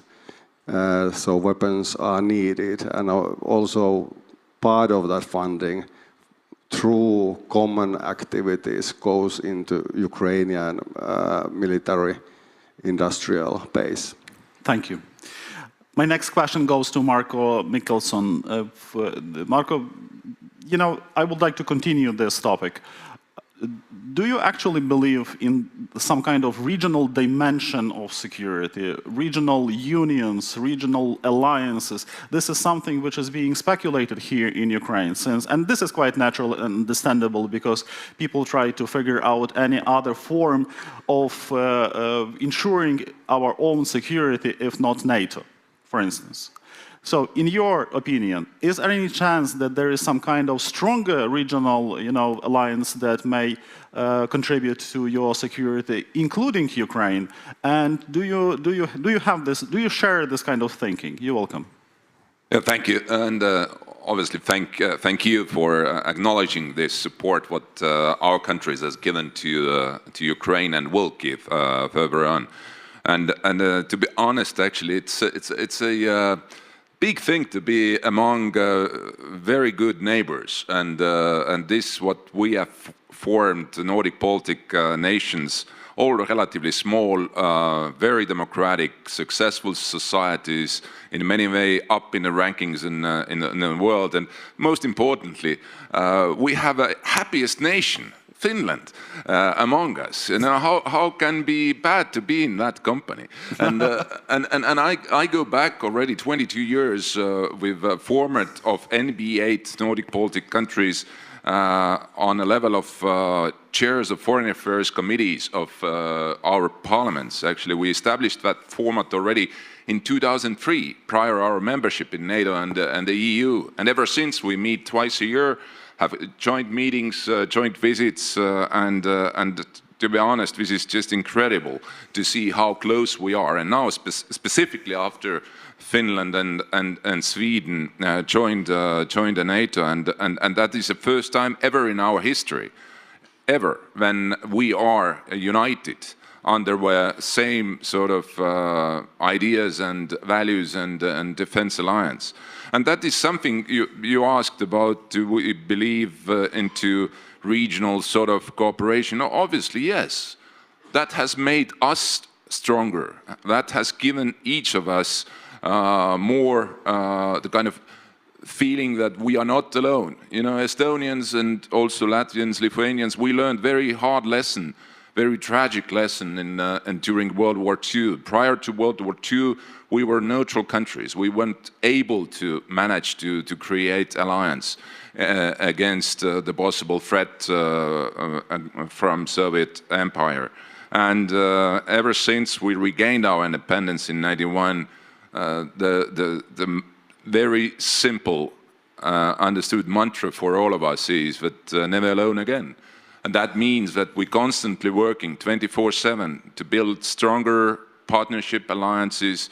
And I think when you mentioned JEF today, Joint Expeditionary Force, which is led by the UK, I think it is high time to invite Ukraine to join JEF as well. This is something where integration of a real force in Europe starts with, and we should not be afraid that this is kind of escalatory step or move. So I believe strongly in NATO. I see that. I was just a few days ago in Wiesbaden, and we visited, we are NATO Assembly colleagues, the headquarters there, who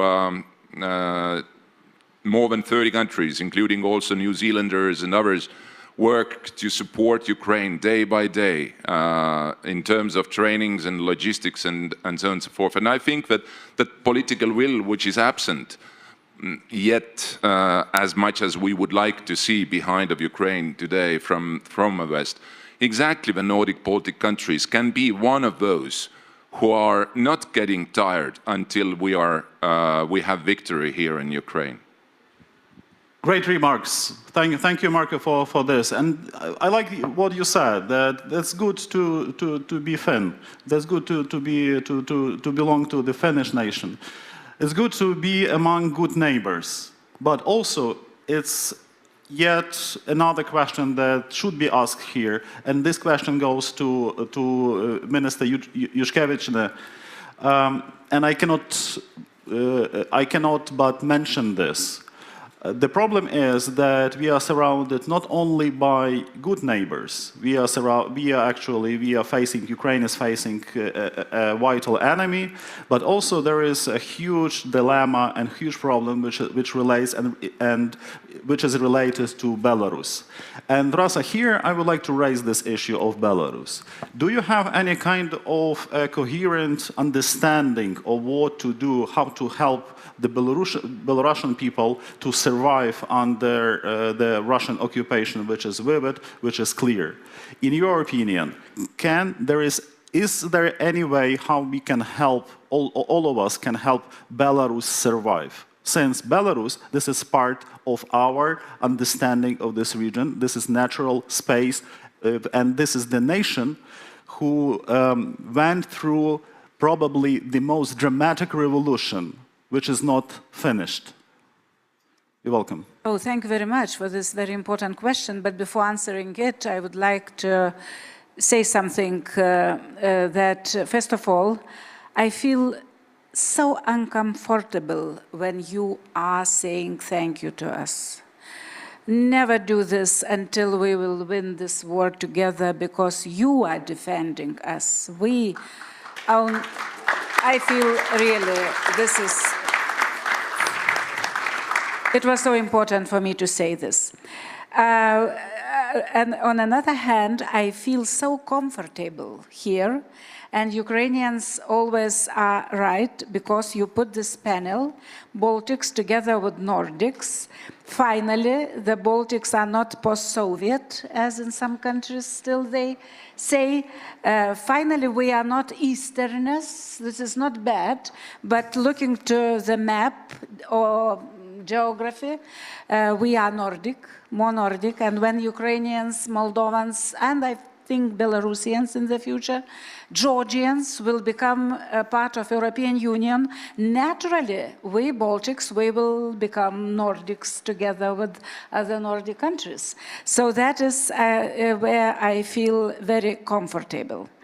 I feel comfortable together with our neighbors because I looked into the numbers. We together, Nordic and Baltic countries, we have 109.3 million people. Russia, 144 million and decreasing. Our GDP together is much higher per capita, especially. I looked especially into the numbers, and Russia, $13,900 US, us, it depends on country, from 33,000 to 70,000 US. So it's something Nordic Baltic. It's not like, you know, small countries somewhere in the north. And now on Belarus. Yeah, really, thank you for this question, because I work a lot and I am strong believer that Belarus is a European nation, first. In Lithuania, there are some, I know people are here as well, we are fighting with so-called historical issues when some Belarusians, they are trying to say that they are real Lithuanians, Latvians who were part of Lithuanian Great Dutch, you know, when we were together here, but you Lithuanians were at the time not real Lithuanians. So, but that is not the most important. The most important is that Belarusians, they feel Europeans, not Russians, like Belarusians. They are Europeans because of our common history and heritage, our common heritage. Even our main sign, like Vytis in Lithuanian, Pagonia in Belarus, with different tail, up and down, but I am always giving an example of Nordic countries, especially Scandinavian part of Nordic countries, when they share the same signs, the same flags, more or less, or the same history, but now they can live together with almost the same or very similar signs. So here, how I see Belarus, or maybe those people live there. Yes, they were Sovietized so much, like parts of my country or Eastern Ukraine, for example. You see the difference, Eastern Ukraine, Western Ukraine still. It matters. One generation more in Soviet regime, under Bolsheviks, it's damaging. I don't know if we would fail our battle for independence in 1918, 1920, if we will not fail as it happened in Belarus, Ukraine at that time, Georgia, other countries, I think we would be in a very similar situation as Eastern Ukraine or other parts of that land. So, about the future. Of course, what we can do, first of all, to win this war is so obvious. It's everything depends on battlefield, Ukrainian battlefield. So Lukashenko today and Putin, they are like twins, like Siamese twins, you know, because Lukashenko depends on Putin, and that's very clear.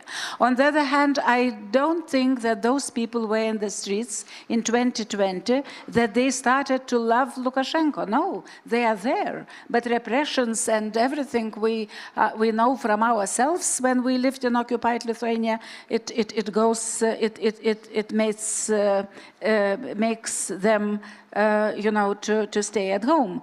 Now on our strategy and our national interests. Look to the map. 30 kilometers from our capital, Vilnius, we have totally different environment. We have dictatorship. It's obvious that for us, it's our national interest, as it was Germany's national interest to have Poland in NATO or in EU. The same interest is to have another environment next to us, at least to have this democracy like close to Smolensk. And from Smolensk is not so far away to Moscow. And it's not because I want to change somehow Moscow, it's not my business here, but I do believe that we have to help our Belarusian opposition, people from Belarus, to keep going at least, while we will achieve our goals, and our Ukrainians will achieve their goals in this front line. And we support this. Svetlana Tsikhanovskaya residence is in Vilnius. I always am proud when she is coming to European Parliament directly from Vilnius. And of course, Russia and Lukashenko KGB, they are trying to do everything the best to have us fighting. Lithuanians and Belarusians, be it Litvinism, be it other issues, be it refugees, be it everything. And of course there are problems. Some people are afraid now, not afraid, but they don't like that many people in Vilnius started to speak Russian. Many Belarusians, they speak Russian. By the way, Ukrainians, they live refugees, they like to speak Russian among themselves somewhere in cafes or in the streets in Vilnius. So people are a little bit not scared, but also don't like this, because, you know, we speak Russian, all of us. It's not difficult for my generation to speak Russian, but nevertheless, it is some kind of political issue. So, finally, Belarus is part of our future. Belarus I see like European country and member state in the future, but that is, first of all, we have to win this battle. True. Thank you. By the way, today, the EU foreign ministers gather in Lviv.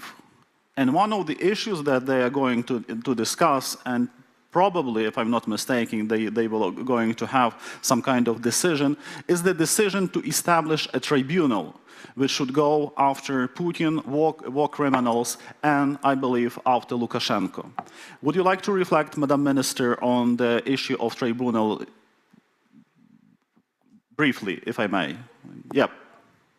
Of course, I am waiting this decision. It's going too slow, but I believe in that. So European Parliament was the first institution in European Union. We adopted several resolutions, and one of them, and all of them, by the way, were initiated by current Commissioner Andrius Kubilius. You mentioned him. By the way, many are happy that he became Commissioner, but not me, because I lost my, how to say, my collaborator, my friend, and my partner, political partner in European Parliament. We were doing a lot together. I'm sorry. Yes, for this. so you have to be sorry. But yes, of course, I believe that is, but unfortunately today's situation is little bit, we talked about this in previous panel on situation in Washington, D.C., and when we hear, listening about the future cooperation with war criminal from with the United States, so it damages all our activities, damages all our efforts for just peace, for peace to have criminals in the court, but not shaking hands with the President of the United States. It's like nightmare for me to see this language, because it's really Russian approach and Russian narrative to say that it's impossible to win this war in the battlefield. It's possible to win this war in the battlefield. Everything is possible. Just we need to have political will. But that is another story. So we have to do our best. Thank you, Mr. Minister. You would like to add something? Just, it's very important that you mentioned, because legal accountability is something not less important than defeating Russia. And now these efforts of peace searching, sometimes creating the situation or illusion that those crimes will be pushed aside. And Russia would be uplifted to the normal partnership, to have business with them. So I hope, and not just hope, but I'm sure that Europe will not agree with that approach. Those who committed crimes, they must be accountable. And place of Putin not by negotiation table, but his place is in The Hague. And that should be also repeated until it will be achieved. So those efforts by foreign ministers, as you said, it's not first time we're talking about tribunal. You know, tribunal needed because we need to address acts of aggression, which is not covered by other, so to say, institutions. So it's nothing new, but when it coming jointly, again coming by the format which is just now named as a most probably vibrant and able to move ahead and to glue probably, and probably maybe also enforce the position of entire, so this European Union, this is exactly the example how we are going to proceed. So that's... Thank you, Mr. Minister. As we approach the end of the panel, of the symbolic and very important for the Kyiv Security Forum panel, I would like to ask the final question to conclude the session, and I will address it to each of you. If the North is now the moral compass of Europe, what does it demand from Moscow, Washington, and Brussels? What do you demand from Washington, Moscow, and Brussels in one sentence? Marco, let's start with you. We don't demand from Moscow anything. We have to defeat Moscow. That is when we can be sure that the peace and just peace will be restored in Europe, and the existential threat is going to be eliminated.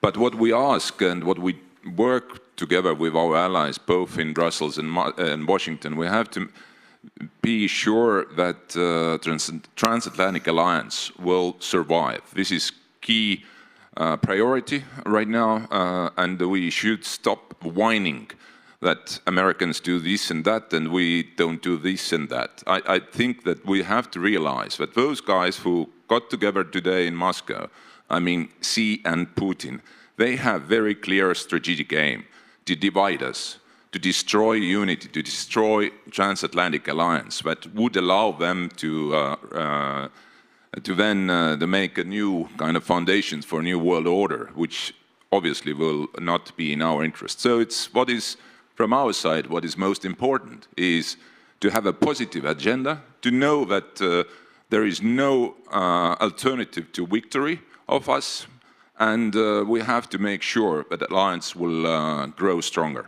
And this is what we do by leading with example, investing more into defense and building strong alliance. Thank you. Linus, the floor is yours. Just maybe to add the same, that our task now to keep united, to preserve our values, and to transform all these statements and diplomatic niceties into the action and start to implement. That's very important. And at the same time, to preserve as much as possible transatlantic unity, because it's also under threat. True. Rosa. To the United States, I will repeat what I already mentioned, adding a little bit. For the United States, God bless America to become great again and to do their job globally. To us ourselves, Nordic Baltics here and us, long live Europe, and to Kremlin, to Moscow, Slava Ukraini. Героям слава.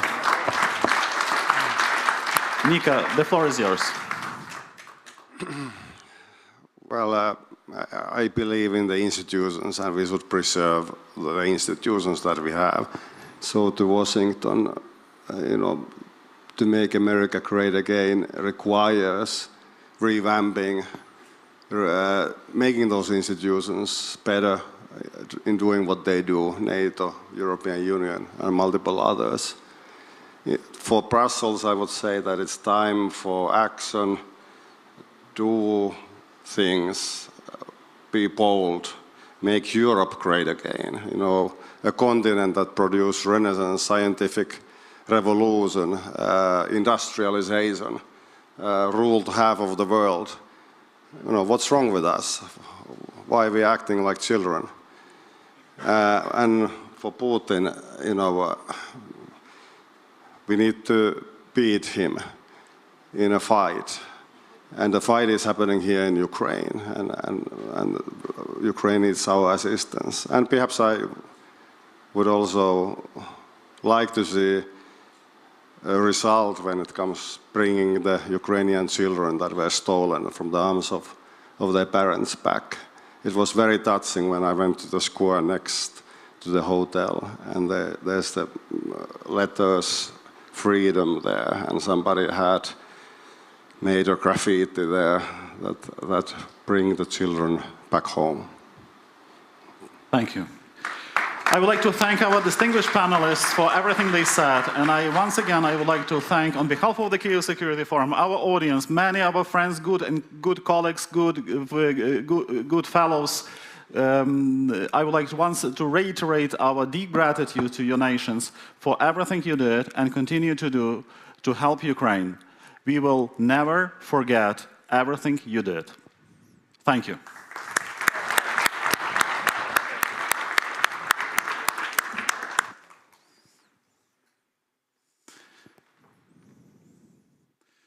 Пані та панове.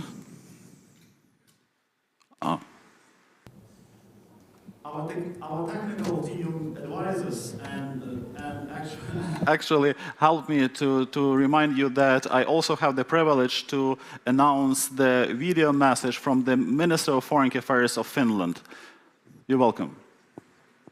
Excellencies, dear participants of the Kyiv Security Forum, dear friends, it gives me great pleasure to be able to address this very important forum and its audience. Unfortunately, I'm not able to be physically together with you in Kyiv, but next time. Dear Ukrainians, rest assured, Finland stands firmly with Ukraine. Since the beginning of Russia's full-scale invasion, Finland has provided political, humanitarian, economic and military support, and we will continue to do so for as long as needed.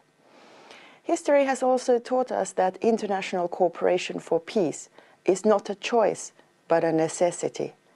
For us and for the whole of Europe, this is not only about solidarity, This is about defending the foundations of our rules-based order and the principles that our democracy lays on. Moreover, this is about the values we share: freedom, human rights, and the right for each country to decide for their own future. These are also the values Finland was built on and which guided us through tough times. Dear friends, day after day, Ukraine has shown its real willingness and commitment for peace. Unlike Russia, that has shown no readiness for a ceasefire nor for peace, quite the opposite. With deep sorrow and sadness, I have followed the reports of Russia's continuous offensives and air attacks. Russia has continued its merciless strikes against Ukrainian cities and residential areas, despite talks about peace. Deliberately targeting civilians, including children, is something that can't even be called warfare.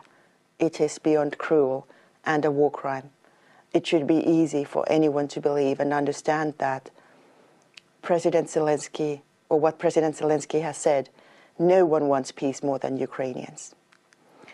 Ukraine is fighting for its own independence, territorial integrity, and sovereignty.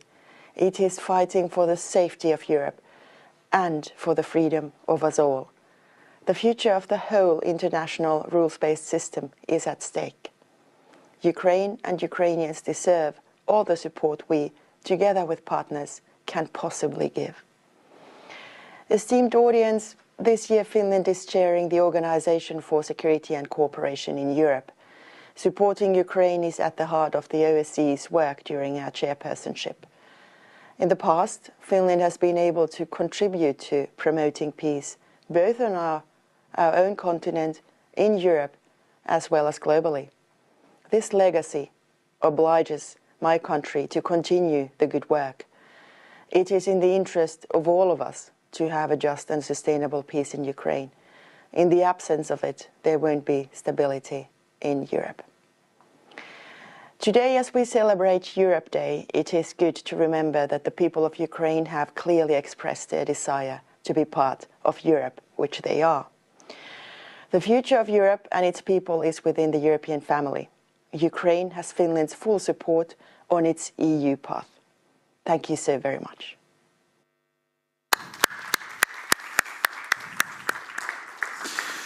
Для мене особлива приємність розпочати наступні наші панелі.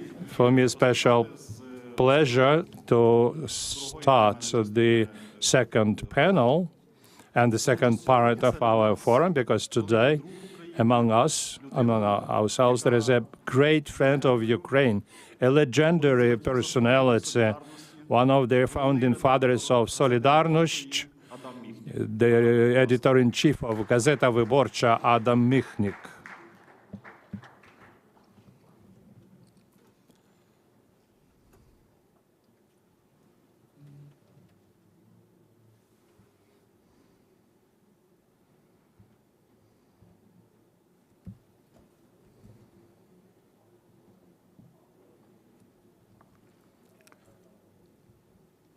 Дорогий Адаме, для нас велика честь, що ви приїхали до Києва.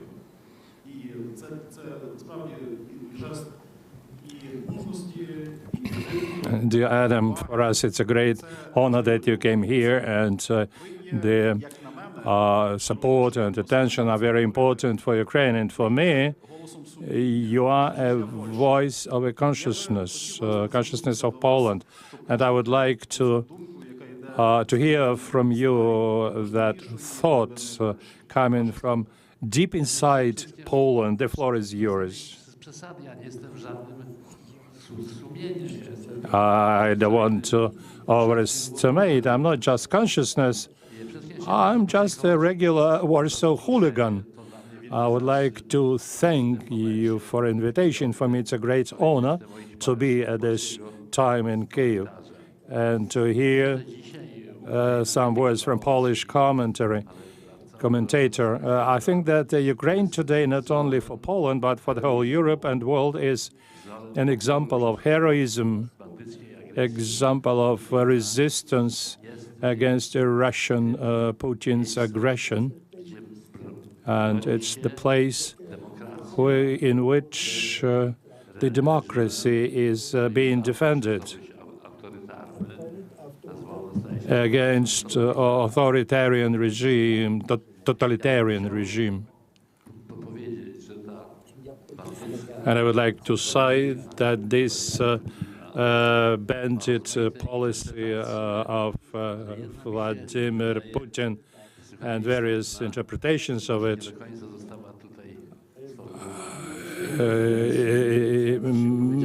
maybe has not been formulated fully here, but at this conference. But it's very important. I will repeat these words. I'm convinced that Putin's policy is a policy aimed at implementation of totalitarian habits and totalitarian system as much as possible. And the first victim of Putin's totalitarianism has become Russia, which is very characteristic that before Putin went against other countries, Georgia or Ukraine, first he exterminated civil society in Russia. And the existence of civil society was challenged. So the process of totalitarianization of Russia started. Navalny perished. They wanted a different Russia, a different country. They wanted ideal Russia. Our democracies, I'm saying this as a Pole, they are democracies which failed many times. We lived through years of Nazi rule, and I'm sure that it's extremely important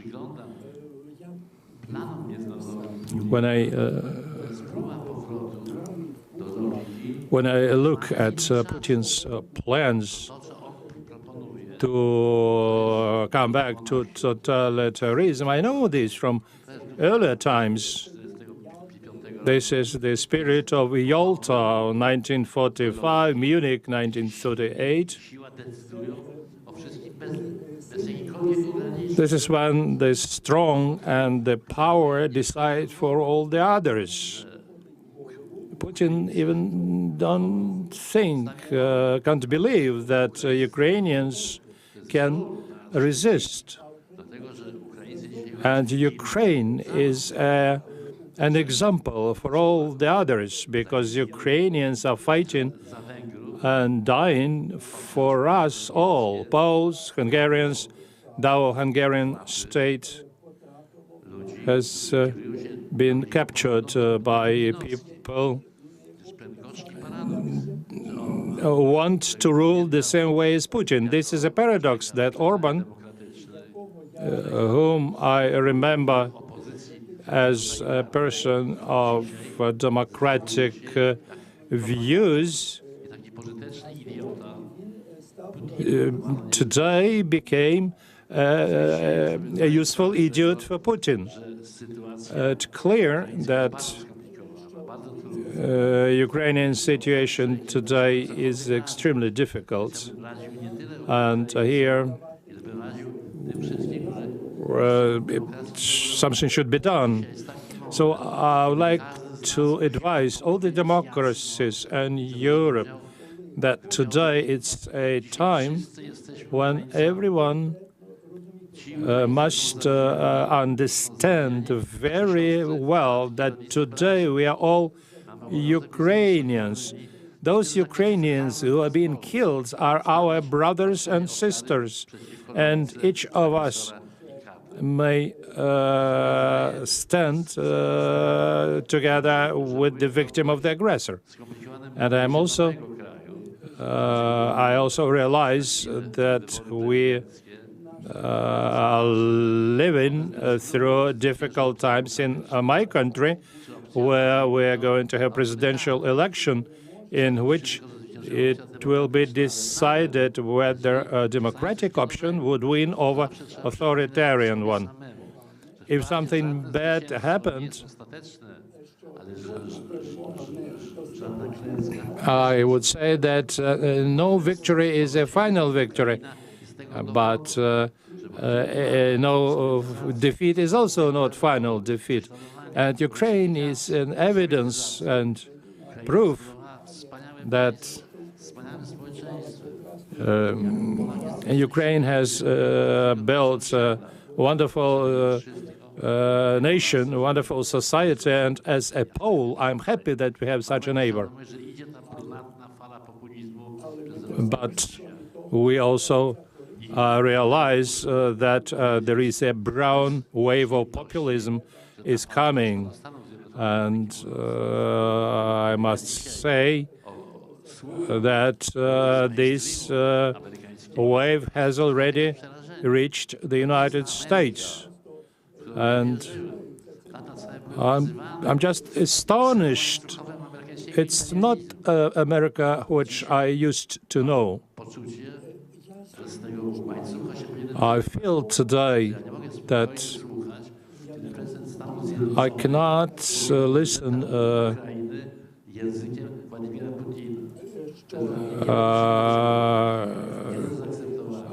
that the President of the United States speaks to the President of Ukraine with the language of Vladimir Putin. I cannot agree with this. Zgodnie z myślą nieśmiertelnego Lenina, polityka zagraniczna jest funkcją polityki wewnętrznej. Że tak jak Putin prowadzi swoją politykę. I suspect that war is the continuation of the war with different means, and the Russian society should free itself, should become democratic again. What Trump is doing, what his administration members are doing, looks very much like Putinization of the United States. Vis-a-vis, say, the free media, universities, it reminds me of what Putin did some time ago in Russia.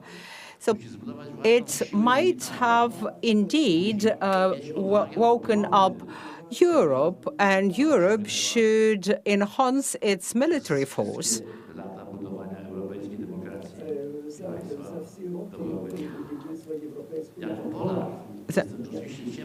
Over the years of the European democracy development, they haven't yet achieved it.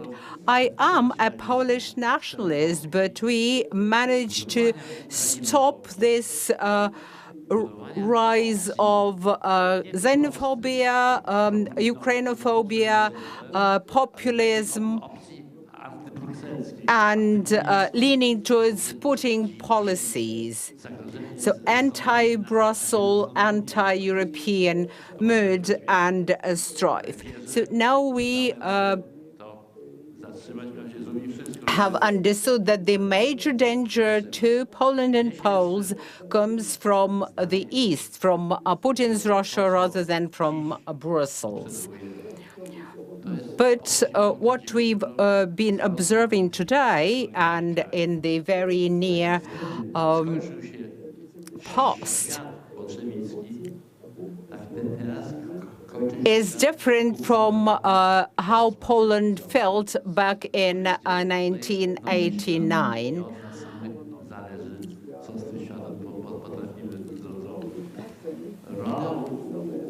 So, after the collapse of the Soviet Union, I understand that Ukraine can stand up to Putin's threat, and we should support it in that strife. Thank you very much. Glory to Ukraine, glory to the heroes.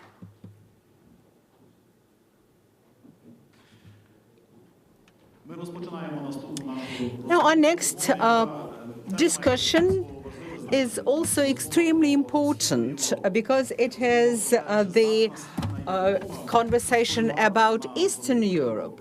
We are to consider whether it can affect the global relations and the pan-European relations. To join me here on the stage, and I'm inviting Ambassador Paul Jones, a seasoned American diplomat and former United States ambassador to Poland. Ambassador Jones brings deep insights into transatlantic strategy and the evolving role of Eastern Europe within the Euro-Atlantic community. Welcome, sir. Your Excellency, please join me. Okay. I would like to invite Krzysztof Brejza, a leading Polish voice in the European Parliament. Mr. Brejza is known for defending democratic institutions and confronting authoritarian trends within Europe.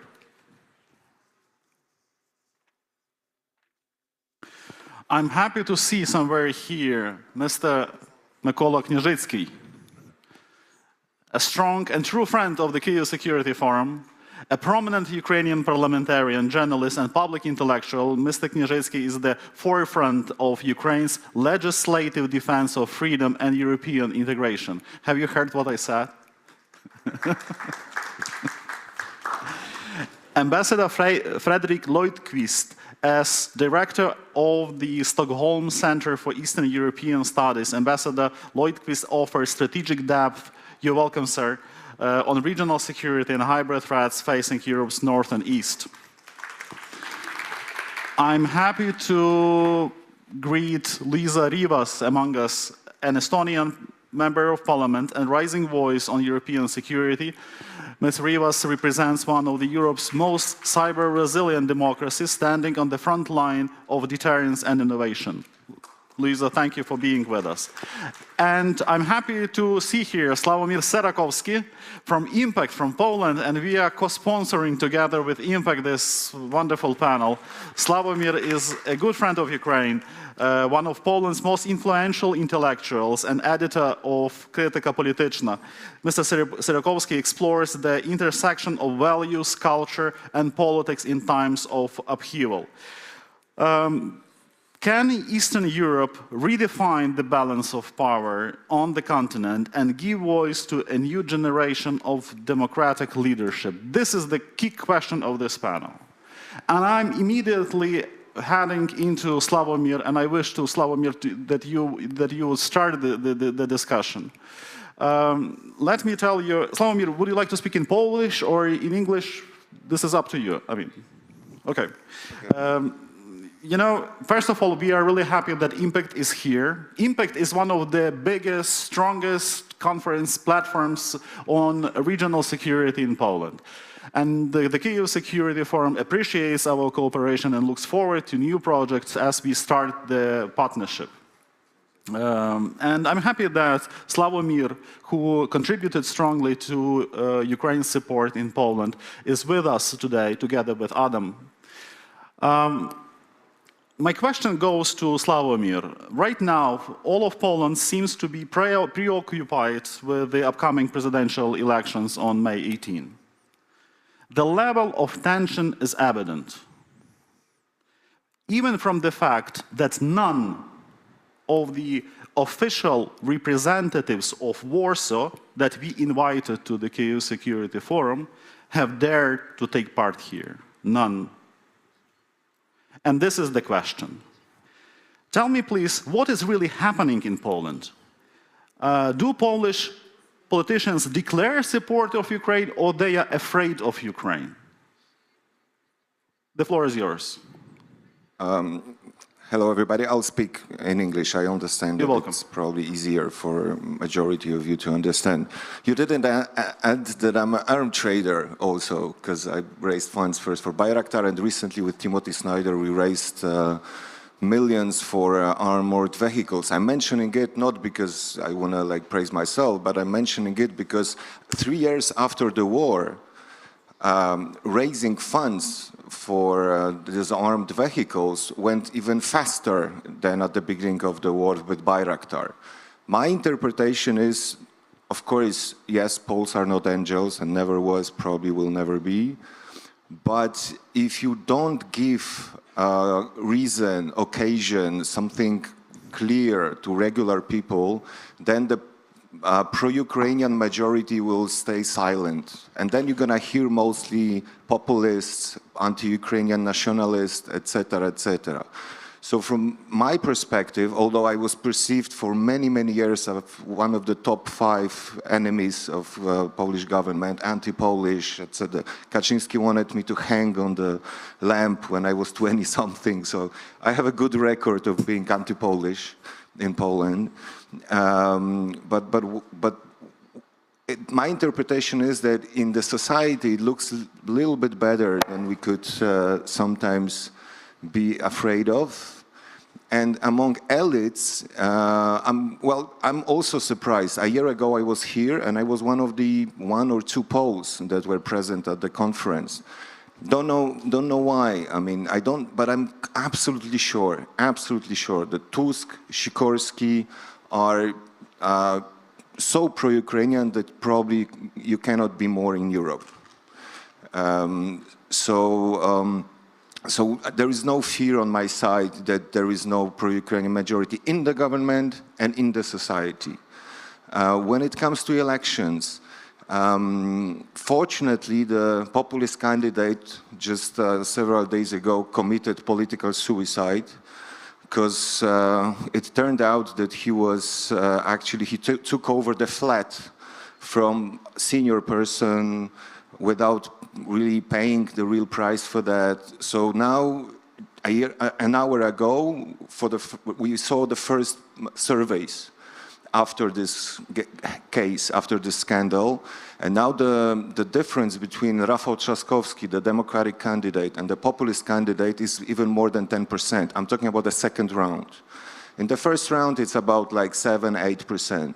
So it doesn't look that bad. When it comes to the European scene and Polish influence on it, I think it's also, I'm quite optimistic here, because Tusk is probably one of the most experienced, if not the most experienced politician now in Europe. Friedrich Merz is much more pro-Ukrainian and actually willing to act than Olaf Scholz. And Emmanuel Macron stopped calling Putin every day, which is something. Okay, but what I'm saying is that, you know, my perspective is like this. Not only Europe is a chance for Ukraine, but Ukraine is a chance for Europe to establish itself as a geopolitical player. What I see now is that Europeans are looking at the Ukrainian mirror to see themselves as a serious partners and the global players. There were many breakthroughs thanks to Ukraine. For the first time, Europe has some kind of defensive policy, can even buy weapons together, is getting stronger when it comes to energetics, etc., etc. And these 3 countries, France, Germany, and Poland, they go through this Hamiltonian moment. Poland cannot be that crazy transatlantic as before. Germans cannot be pacifists as before. French cannot be that Gaullist anymore and had to turn to Europe. To me, the flow of events is actually in Europe, unlike in America, going faster and faster on the Ukrainian side. Of course, there is elections in Romania with Adam. We go there tomorrow. It's not actually it's not pro-Russian movement. It's more anti-establishment movement, which is the case in pretty much every country in Eastern Europe. So this is the problem. I will stop here. Thank you. Thank you for stopping here, because I would like to elaborate particularly on this matter. What's wrong with our part of Europe? Why this pro-Russian anti-establishment narrative is gaining support in Hungary, in Slovakia, during the Romanian elections, now in Poland? How would you explain the reason that something going wrong or not? You're welcome. As a sociologist, I'll tell you briefly, because I should be brief here. There are 2 reasons why Eastern Europe is still different than Western Europe. First of all, traditionally, the tradition of political liberalism, checks and balances, independent judiciary, independent media, separation of power, which comes originally from the liberal tradition, not even democratic, but liberal thoughts, is much weaker in Eastern Europe. In Eastern Europe, we always had to fight for independence. So always anybody who wanted to discuss whether Poland should be liberal, conservative, or something, all of them were treated as guys who are like just wasting our time when we had to be united and stop and only thinking about independence. Second of all, the trust among people and people to institutions, beginning with the state, is much, much, much lower in Eastern Europe than in Western. The state was always an enemy in Eastern Europe: Russians, Germans, Soviets, etc., etc. So what we are, and the problem is that the pressure of current things still is so strong that the most important ministry in Polish government, I'm not talking about the wartime, is still Ministry of Finance and not Ministry of Culture, Ministry of Education, somebody that would support NGOs, independent media, etc. If we want to be liberal democracy, we have to have liberals, and this homework is still to be done. Mm-hmm. And don't you find that... And like to conclude, of course, if there is no trust between people and the state, and then you have two parties, one promise you reforms, another cash, then the cash party always wins because people don't trust the state that it can deliver the reform. It happened everywhere in Eastern Europe. In Western Europe, only Giorgia Meloni is the first head of the state that comes from populist party. First, only one case, and it's Southern Europe, actually. In Eastern Europe, it is almost a standard, or was like the time before. This is the... Correct me if I'm wrong. So, in your opinion, AfD, Alternative for Germany, is more Eastern European problem than German problem. So, the origins, the root causes of AfD is that this is the manifestation of East Europeanism or not? Well, the base for AfD is, of course, in Eastern Germany. They rule there. They can achieve 30%. This was the moment of breakthrough for them in local elections. Then, of course, they invaded the mainstream everywhere in Germany for different reasons. One is an anti-establishment movement, another is migrations, some mistakes of Angela Merkel. Here I'm happy that Friedrich Merz is coming, because probably he hates Merkel's legacy, same as Biden's legacy, and he has also his personal reasons. I perceived like at least these three countries, and not only them, of course, as a good chance for Ukraine. And of course, I can say, like Adam, we're going to do everything what's possible to push it into this direction. But I'm pretty sure that Tusk or Sikorski don't even need to be pushed into this direction. Thank you, Sławomir. I'll be back with further questions to you, but now I'll turn to Микола Княжицький. Микола, дуже дякую, що ви приєдналися. І мене перший... Mikola, thank you very much for joining us. The first question to you about the Ukrainophobic sentiments in Poland in the context of the forthcoming elections in Poland. How serious are those risks, and what kind of impact they can have on the situation in Ukraine and on the support of Ukraine in Europe? We did not have special pronounced anti-Ukrainian sentiments after the victory of Solidarność. During several governments in Poland, there was a formula which was introduced by Pope John Paul II, that we forgive, we ask for forgiveness. We were laying flowers at the graves of Poles and Ukrainians in our respective countries. We visited each other. We visited the villages where Poles were killed by Ukrainians and Ukrainians killed by Poland. But those were cases that those primarily happened on the territory occupied by Germans. We do remember how Russia tried to fan fan up the anti-Ukrainian sentiments in Europe, and a number of journals were propagating materials about a standoff between the Poles and Ukrainians, and then the government came to power in Poland, which decided to use this as a political card.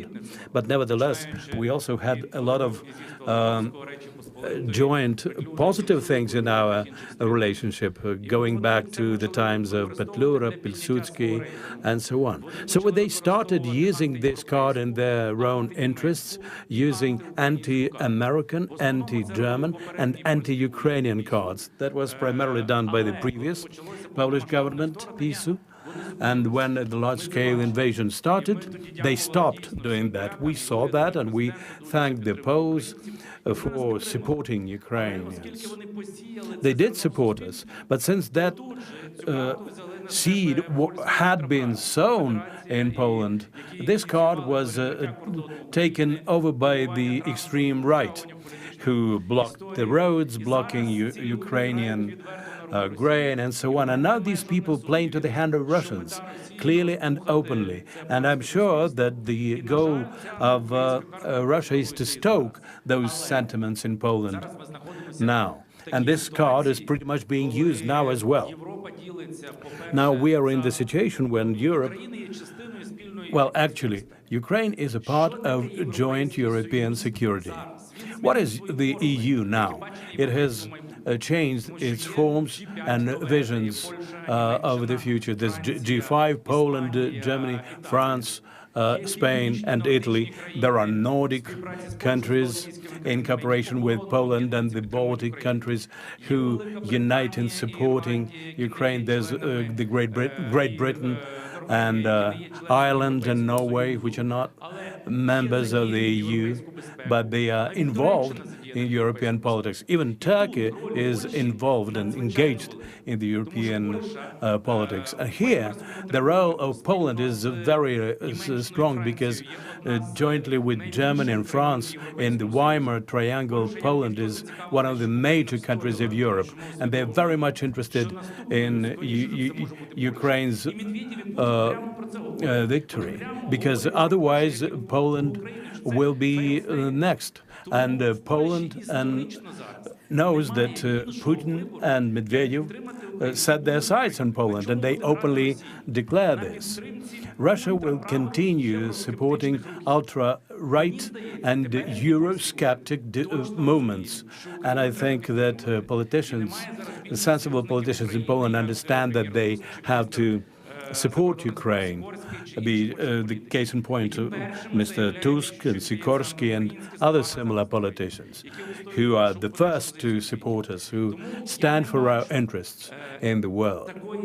So I do not see any major threat of anti-Ukrainian sentiments in Poland, except for the ultra-right forces which are being supported by Russia. And if there were elections in Ukraine, I'm sure that here Russia would bet on the pro-Russian and ultra-right and anti-European forces. Thank you very much. It's very important for us to understand what's going on in Poland, because Poland has done so much for Ukraine, and their contribution into our victory is not less than the assistance we've received from the Nordic countries or the US. Poland has been unwavering in that support. But obviously, any manifestation of hatred which can be inspired by Russia triggers a certain reaction in Ukraine. And how should we act to be wise responding to that? Well, we once used to say that Democrats in Ukraine can get united only if they face a firing squad before the execution. And now there's no alternative for us and Poland but to get united. We have the strongest army in Ukraine, and cooperation with Poland in defense industry, in intelligence, the advocacy for interests of Poland in Europe. And I don't see any major contradictions here. But there is one thing which we should not forget, the values. One way or another, historically, we came out of the great princedom of Lithuanian, and that was a free society with the election of the rulers and so on. So we historically are united by the values of democracy. And solidarity was the result of a liberal democratic revolution that happened there. The same about Maidan in Ukraine. So we are united by those values. And those values are very much jeopardized in Europe. We see what is going on in Romania, in Germany, the rise of ultra-right parties for whom these values mean nothing. But Ukraine is vitally interested in that because this is pretty much something that our survival hinges on. And it's important that those values are upheld in the US, our largest ally as well, because there's a big temptation to depart from that and to set up these pseudo-religious states. I say pseudo-religious because all those appeals under the disguise of support of religion are, in fact, anti-Christian. But true liberal values are something which will unite us. My next question is to Mr. Breza. I'm thankful to you for your presence. If you want to respond in Polish, go right ahead. I wanted to ask you, do you feel what is called fatigue from Ukraine in Poland and elsewhere in Europe? It's an honor to stand before you today, because for me, Kyiv is more just capital today. Kyiv is a symbol. Kyiv is a capital of courage. Kyiv is a capital of freedom. And Kyiv is a capital of dignity. And Kyiv is a capital in the informational war and the hybrid war. It's very important because yesterday Mr. Yatsenyuk talked about this dimension of war for our societies. It's very important, and we must be aware in Europe that this is a war not just against Ukraine. This is not just a brutal, conventional war against you. We must be aware that this is a huge informational war against whole of us, against whole Europe. This is a war against our beliefs. This is a war against our souls. And this is a war against our minds. And Russia interferes into our democracies. And Russia wants to destroy our unity, and Russia wants to break us. And I stand before you today not just a Polish politician, but also as a European. Our Ukrainian-Polish agreement has been built for years. Poland was the first country in the world that recognized Ukraine's independence in August 1991, thanks to Adam Michnik, who is today with us, a great, honest friend of Ukraine. And Poles were at Maidan in 2004, and our Ukrainian-Polish friendship was the most visible after Russia's aggression, when millions of Ukrainians, women, children, knew where to go, to Poland. It was a natural move. And we gather today to ask who will lead Europe. And in my opinion, the answer is clear. We will do it together, Ukraine and EU, side by side, defending peace, defending freedom, defending our values, and defending our common Western civilization. And I want to emphasize that Europe is not just geography. Europe is not, EU is not just institutions. EU is not just treaties, procedures, sometimes bureaucracy. But EU is the union of values.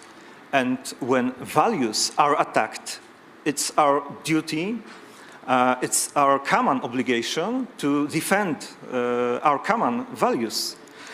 Not just to speak, but to act.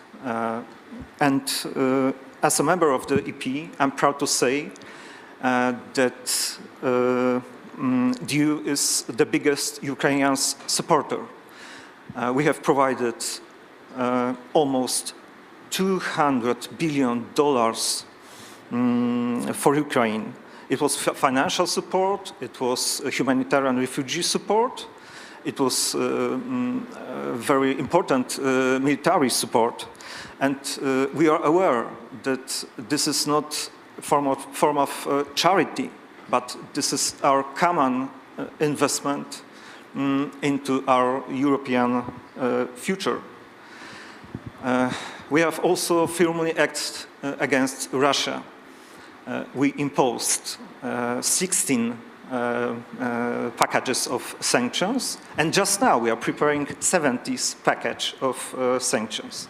And now EU is really effective, not only in speeches, but in real efforts, but in real deeds and in real actions. And today we are more united than ever. And to my Ukrainian friends, I will say one thing: you are not alone. We are with you. You are not a so-called gray area. You are a great nation. You are not a buffer zone. You are Europe. And we know that your victory is the key for the peace in whole Europe. Mr. President, I thank you very much for this optimistic and very strong voice. On a personal note, I wish to thank for your personal efforts in Poland, in the European Parliament, and we value very much the continued support of Ukraine. And now my question goes over to Luisa Rivas.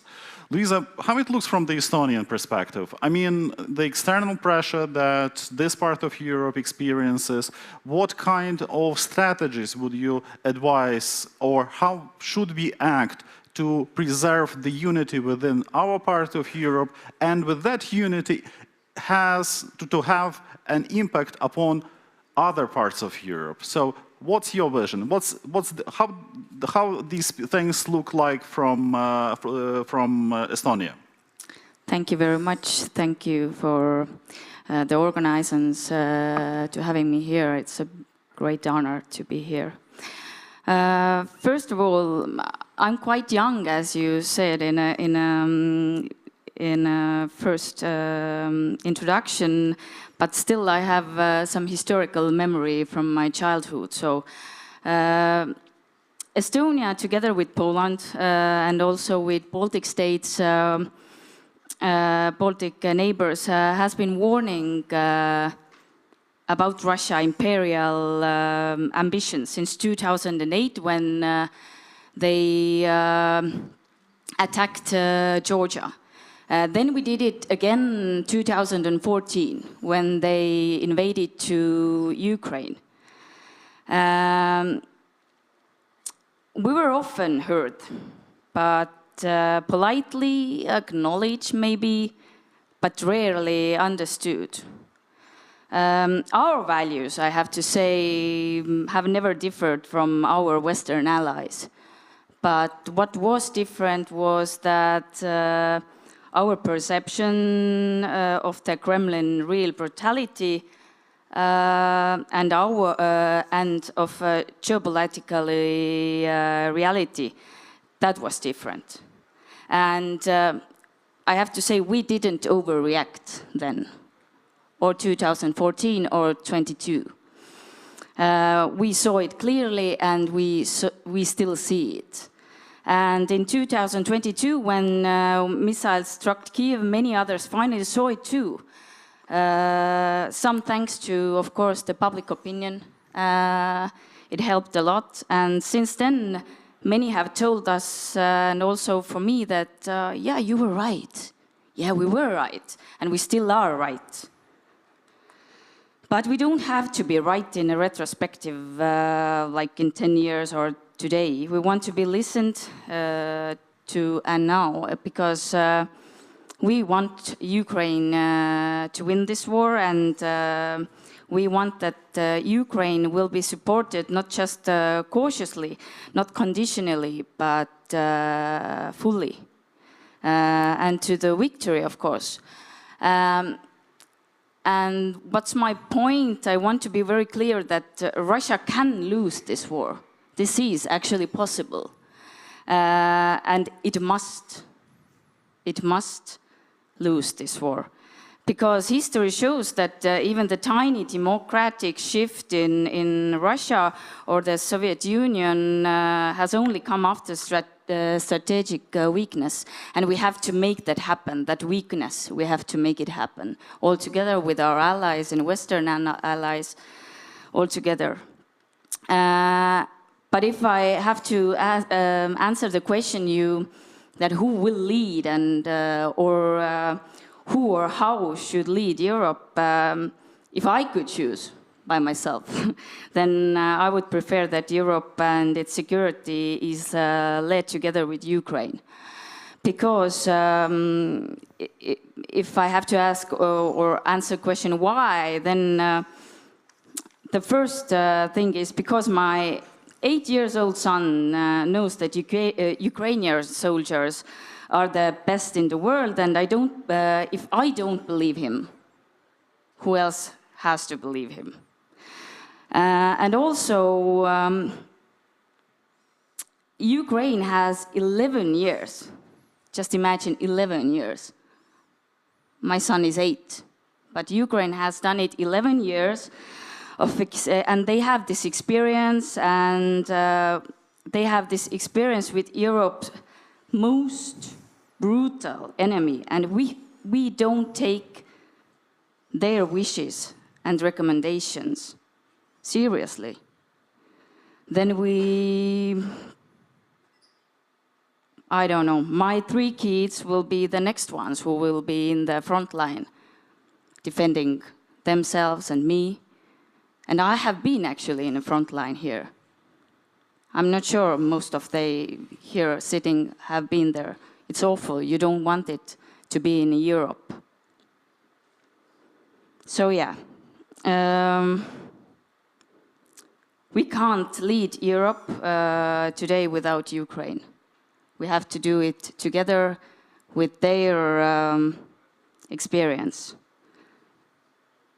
Yeah, and maybe the last point I have is that EU is by the definition is a collective leadership, but in security issues, it's clear that big countries and bigger armed forces should step up, and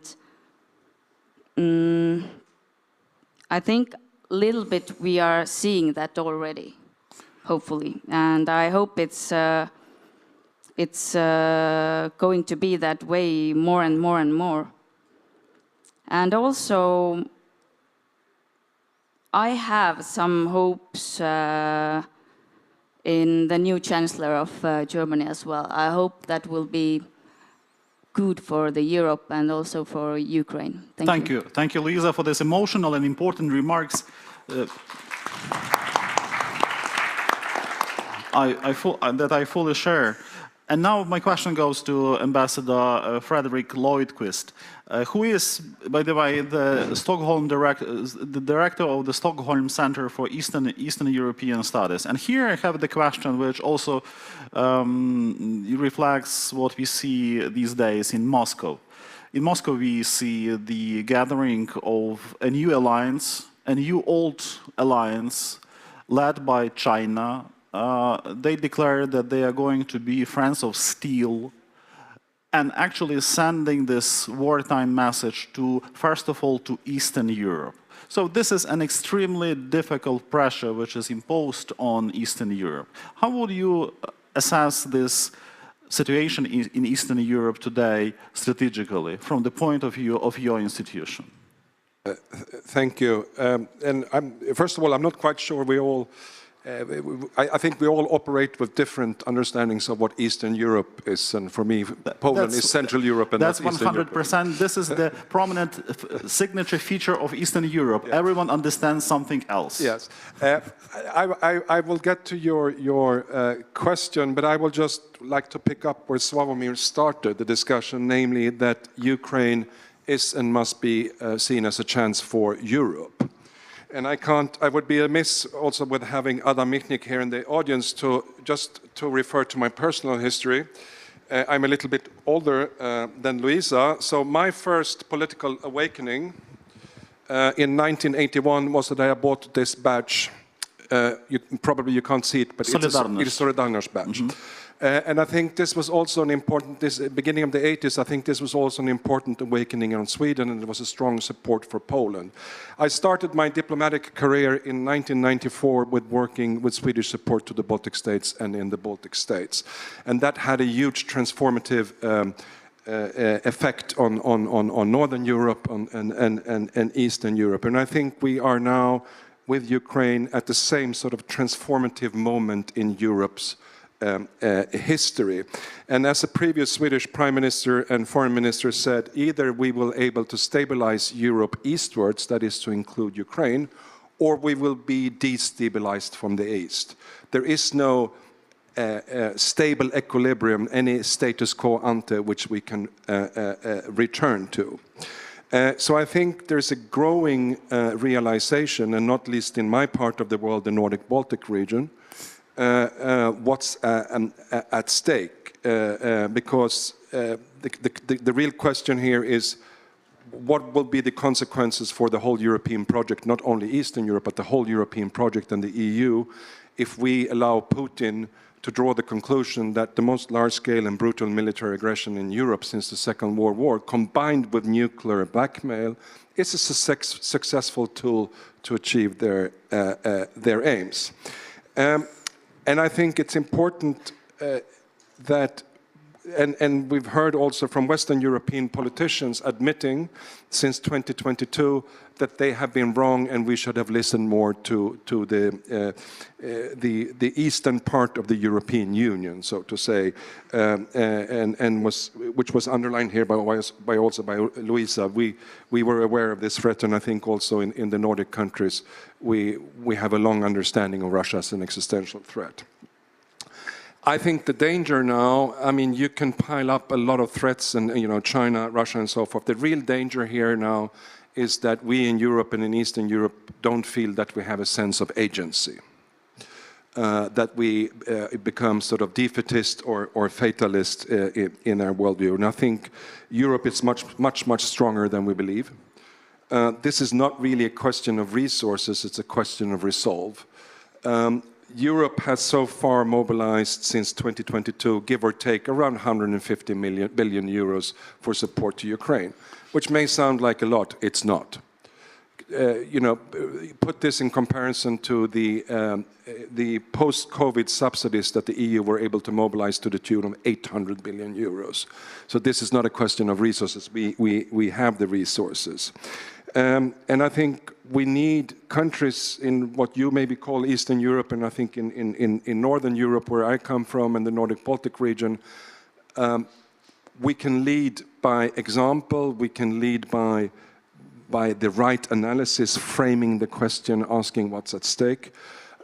Nordic-Baltic countries are, interestingly, if you put them together, we are the second biggest supporter of military support to Ukraine in absolute terms after United States. And I think 7 of the 7 biggest donors per capita to Ukraine, they all come from the Nordic, Baltic, Polish region. So I think, of course, the German economy, French economy, and British economy and so forth are much bigger, and they need to mobilize.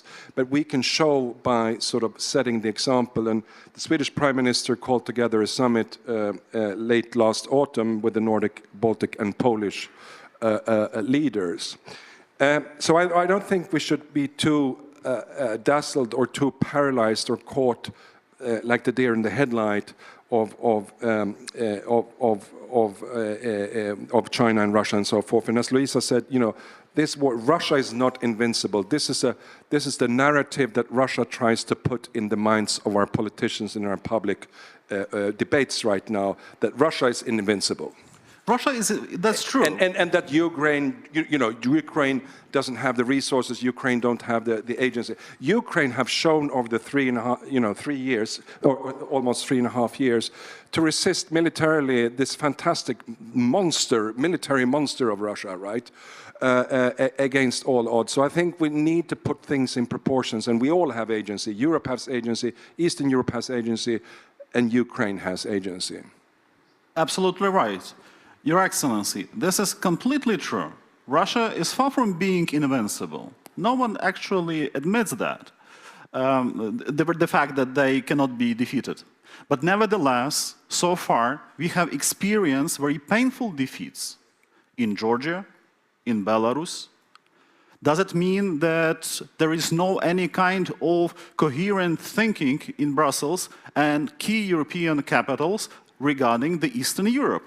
Since the very fact that there is no Georgia among us today, there is no Belarus among us today, means that there is no clear-cut European strategy with regard to these countries.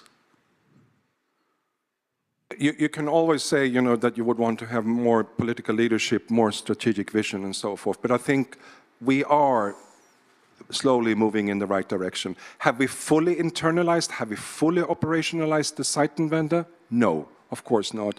But I think actually also Mr. Trump has contributed to this increasing realization, and you see this series of summits, and also Keir Starmer in the UK is coming back. Europe is not anymore only EU, so to say, and also a country like Norway is contributing. Of course we could do more, but I think again we are getting there, and the realization that we all collectively have to take a greater responsibility for Europe. And I think the realization also, in the best case scenario we will have is a new Cold War. The question is, where will that Iron Curtain go? And I think many want this to go east of Ukraine, so to say. We can, but we are not. I don't think European politicians can be put responsible for, for Lukashenko or what's going on in Belarus and so forth. Of course, we could have done more, and we could have a more strategic, better understanding. And it starts with understanding, as I said, what's really at stake. And what are the opportunity costs? What is the alternative? Namely, if Russia is allowed to harvest fruits of its aggression, and that still is lacking in the public debate, and it's not sufficiently explained to voters, to the electorate by leaders. I thank you very much. And now I turn to Ambassador Jones. And here comes the United States. And President Trump is dealing with his best buddies, like Prime Minister Orban and others. Would you be so kind to explain the reason why Washington prefers to deal with this type of politician in Eastern Europe rather than with others? And what are, in your opinion, are the priorities of new American administrations regarding Eastern Europe? You're welcome. Thank you so much, and I really appreciate the opportunity to be with European colleagues on this particular panel at this extraordinary moment where Chancellor Merz has just visited Warsaw, is coming here. There's a treaty to be signed between Warsaw and Paris on defense. Very dynamic moment. I I will bring a couple of perspectives based on my time serving as U.S. ambassador to Poland, which, was from 2015, 1 year after the 2014 invasion, through 2018, so encompassed the end of the Obama administration and the beginning of the Trump administration. And my conclusion from that, and I'll get to your question sort of more specifically in a moment, but my conclusion from that is that Poland has a particular role and responsibility, not only in what it's doing now, strengthening the Weimar Triangle, supporting Ukraine, but also in playing a role in communicating and representing the threat to the eastern flank of NATO, to Ukraine, to Washington. And I think this is a particular responsibility of Poland because the relationship with Poland and the United States is really quite unique. Poland appeals across the political spectrum in the United States, including our most conservative side of our political spectrum. And it's based on an image, originated in Solidarność, right, of Poland's commitment to freedom, its commitment to the United States, which dates back to the War of Independence that the United States fought, together with some very important Polish leaders, and to Poland's commitment to Europe and about 10 million Polish Americans in the United States, which are not an insignificant group of voters. And I think at this moment, to your question, we're in a malleable moment for this Trump administration. While some disturbing messages have been said by officials, the approach of this administration to this part of Europe is not determined. And I think there's a lot of opportunity there in helping shape it. And to illustrate that, I would scroll back to the similar time in the first Trump administration. In February of 2017, President Trump visited NATO and had a visit that really didn't fulfill the expectations of NATO or those supporters of NATO because he wasn't able to articulate support for Article 5 in particular. Just after that visit, I and a number of others in the administration at the time recommended that he come to Poland as soon as possible, because for President Trump, context is hugely important. And in front of a very pro-American, enthusiastic crowd, he had no trouble articulating and supporting Article 5 and criticizing Russia quite publicly and clearly. That speech that he gave there, well, our embassy helped select the location, which was at the Warsaw Uprising Monument, but the speech that he gave was written by and under the supervision of very conservative speechwriters in Washington, and it appealed across the board in Poland because it told a very important historical story of a quest for freedom. And then we also suggested that the Polish government convene heads of state from the eastern flank of NATO in the context at that time of the Three Seas Initiative, and each of them, around a round table, had the opportunity to explain to President Trump, as each of them did, what it was like living in the neighborhood of Vladimir Putin's Russia. And I think that had impact. So I think there are opportunities here, and I think, as I say, Poland has a particular role to play in conveying this to Washington.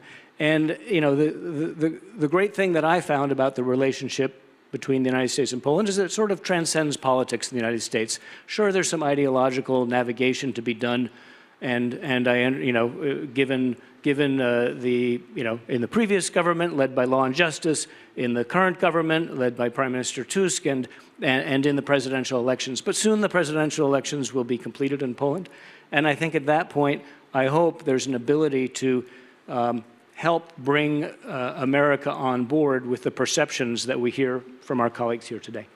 Excellency, thank you very much for these remarks. They are really important. It's an important input in what we've been thinking here regarding Eastern Europe. And now, as we approach the end of the panel, I would like to start a round of my final brief questions to each of you. And I will start with my question to Mykola Knieżycki. Mykola,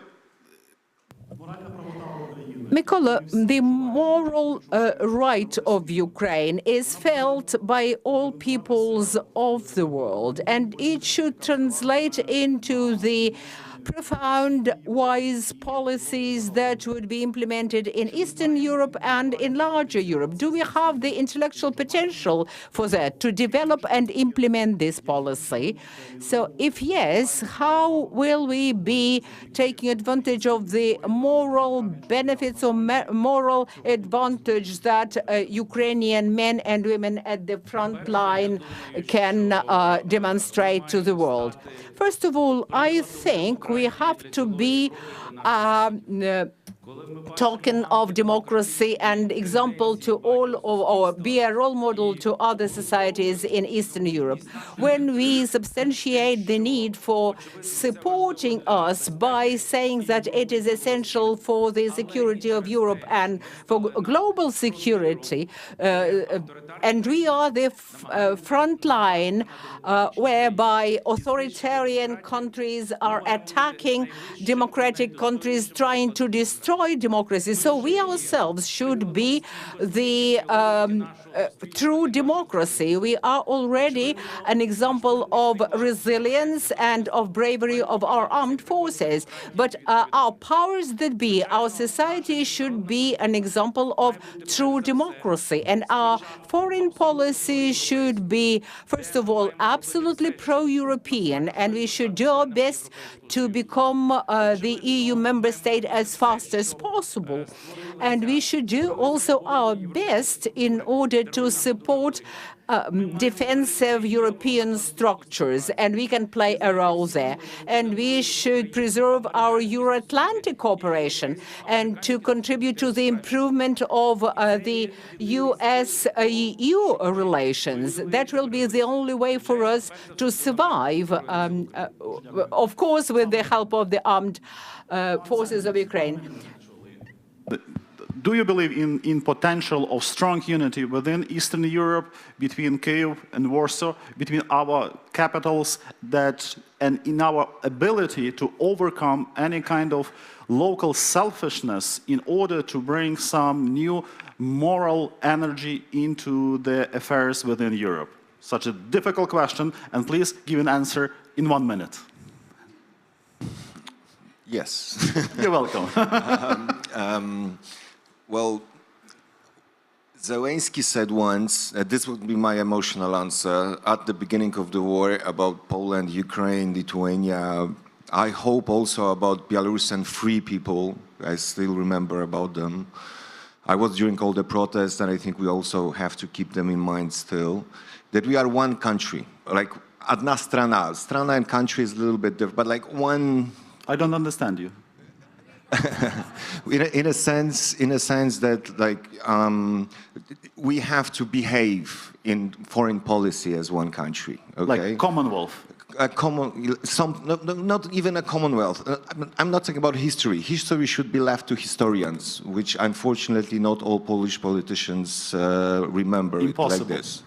Well, impossible, but if not, then we all be victims of history, not only Russia.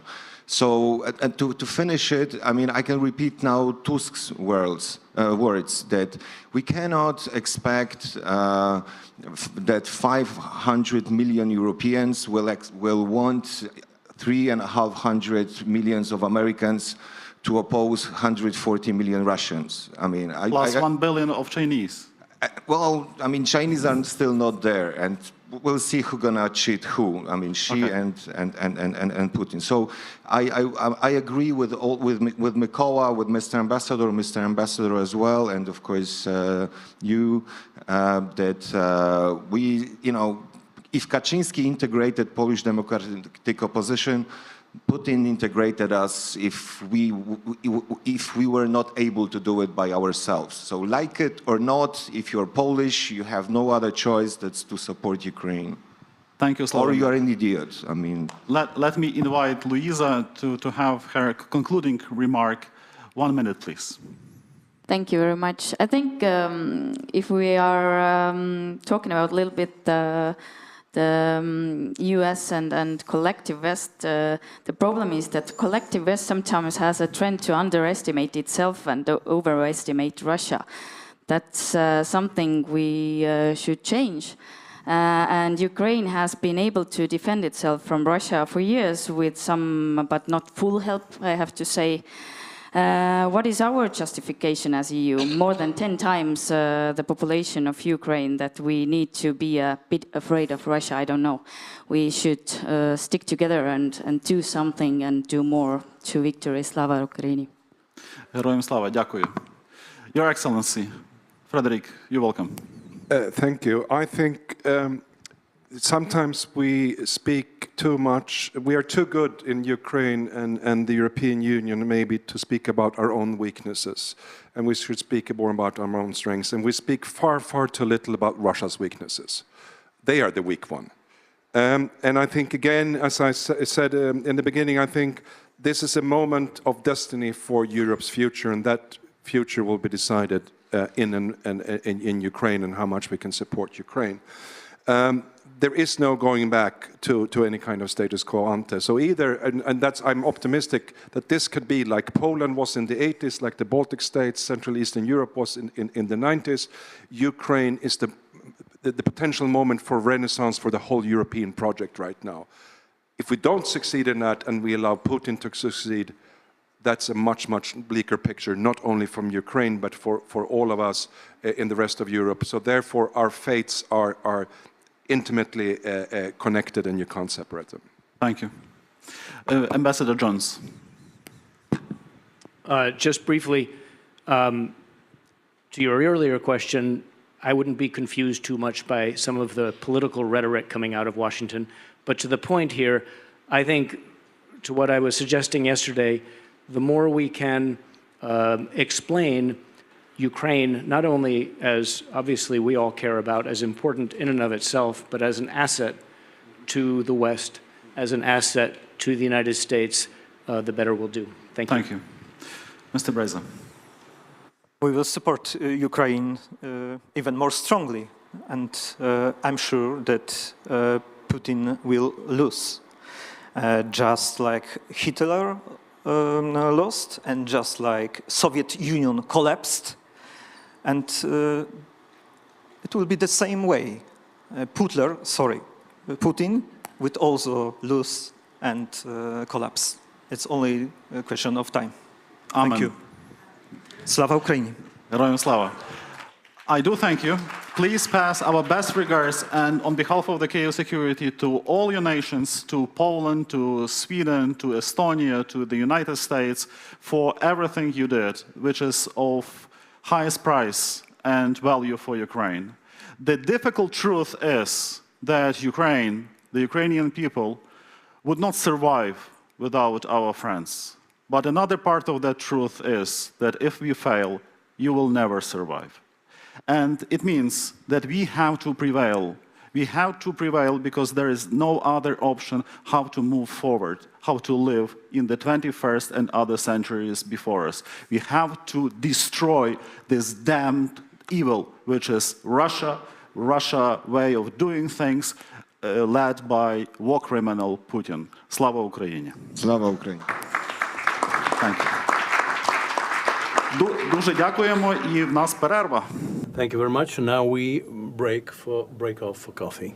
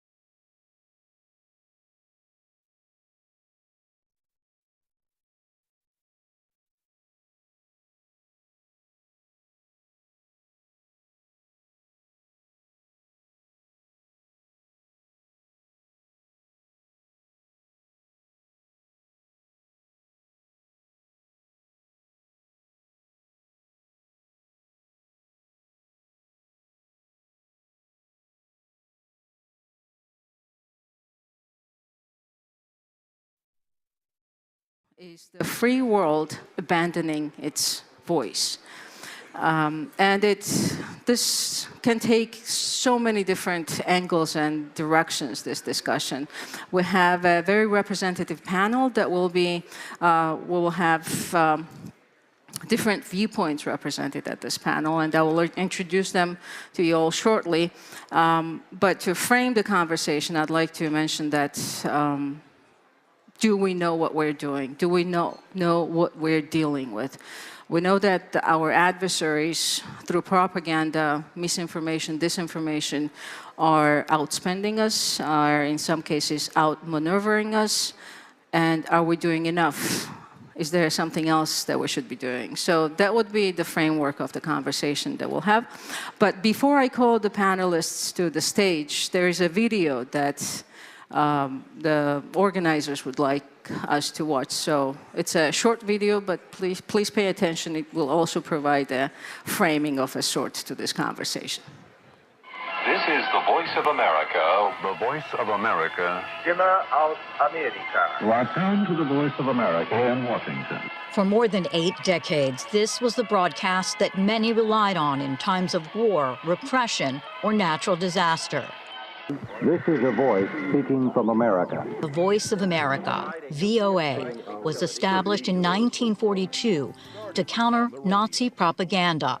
The people of the United States extend the hand of friendship to you across the seas. VOA delivered accurate, objective, and comprehensive reporting in 49 languages to a weekly global audience of more than 350 million. The news may be good or bad. We shall tell you the truth. That changed on March 15, 2025, after President Donald Trump ordered the agency dismantled. VOA's radio and TV broadcasts went silent, and its website stopped updating. More than 1,300 journalists and other employees were put on leave. VOA's worldwide affiliates were caught off guard. Emisiji trebalo je da govore I kolege sa Glasa Amerike, međutim Donald Trump je ukinuo finansiranje Glasa Amerike. VOA journalists took the administration to court for violating the First Amendment and the Constitution's separation of powers. On March 28th, a federal judge temporarily halted the dismantling of VOA. We are committed to continue this fight until we can return to our congressional mandate of telling America's story to the world through factual, balanced, and comprehensive reporting. On April 22nd, a second federal judge called on the Trump administration to restore VOA. While the cases are undergoing appeal, VOA's worldwide audiences are left without the accurate and balanced news they've come to rely on. Remember, in Zimbabwe, we are under a repressive regime that does not tolerate any dissenting voices, alternative voices, and as such, we had been subjected to one state-controlled broadcaster since 1980. Amerika adalah simbol jurnalistik yang jujur dan independen yang dibutuhkan oleh dunia. America's adversaries are poised to step into the void.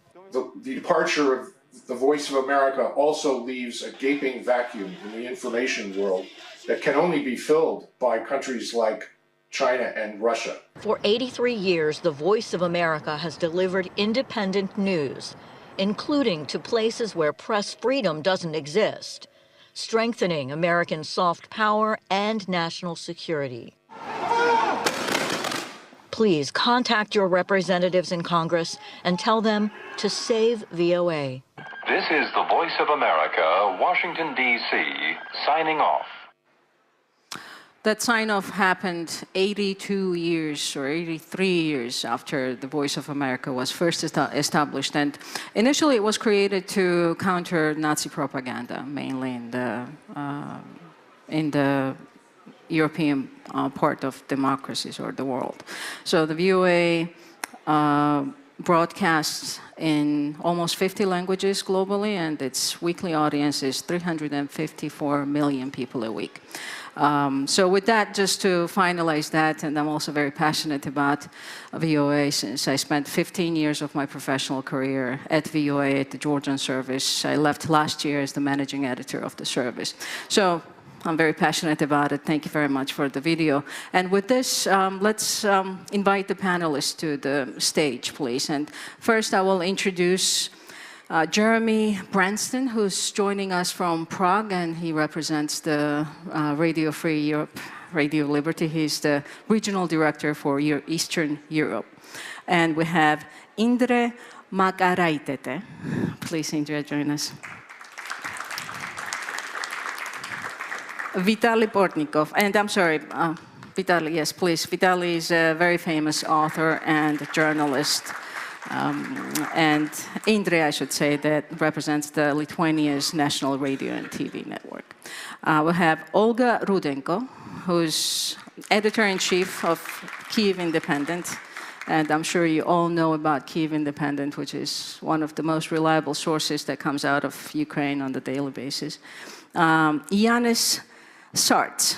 And Yanis represents, he's the director of the NATO Strategic Communications Center of Excellence, based in Riga. And then, of course, we have Patsy Vidakusvara, who also featured in this video, and she's the White House bureau chief at the Voice of America. So I promised you a representative panel, so here we are. And I would like to start from the NATO perspective on all this, silencing the signal. So adversaries are trying to silence the signal of freedom and free media. They are trying to push their narratives and propaganda, misinformation, disinformation, you name it. We know what they are doing. Do we know what we are doing? And are we doing enough? Thank you very much for the question. And I'll probably start with a personal story. I saw that video. I remembered being 16 years old, still in the Soviet Union, and trying to tune into the Radio Free Europe to listen what is happening in the world, despite all these signals that were coming in to disrupt that. And that was one of my formational experiences, how I've learned about the world. So point is, I'm one of the examples, how did it work? Now, fast forward to today. Authoritarian system core principle is to ensure control of their own people. And they've been fine-tuning that instrument as time goes by, increasingly involving technology. And they've been transporting that knowledge over to other audiences. And some of the tools we see they use are the ones they've created first and foremost for their own audience. And it is not necessarily only to silence. Sometimes it's a cacophony of things, and etc., etc. So what are we doing? Is there a NATO consensus? Obviously, no. It takes all 33 nations to agree. So we're somewhat in a searching mode right now. What should be the answer? But in my view, my personal perspective is, it's like in a real war. You can't win the war by defense. You have to grasp the initiative, and you have to find a way how you create your own dynamic. It should not replicate the same way as they do. They don't really care about the truths, the facts, and etc. We have to base that into these elements, but it has to be A, value-based, B, it has to be story-based. Who reads press releases? Who thinks of communicating in press releases? Stories do tell stories. And that is what we have to do. And like also in the battlefield, like we look on the front lines in Ukraine, it's skill of a people, but it's technology and innovation. And I'd argue the same is for information. If we're stuck in the old technologies, we're also going to lose. So applying these new technologies, and then just a warning sign for everyone, the big shift is going to happen right now or very soon, and AI is fundamentally transform everything. And if we miss that, then we'll be a very tight corner. So the problem our problem is we're on defense. In some places we defend well. In some places we're giving some cracks. But what is necessary is turn the tables around Yes, and not to compromise the values, but within the values, but being able to, play to the strengths of individual spirit and innovation. And that is what I think we need to do more.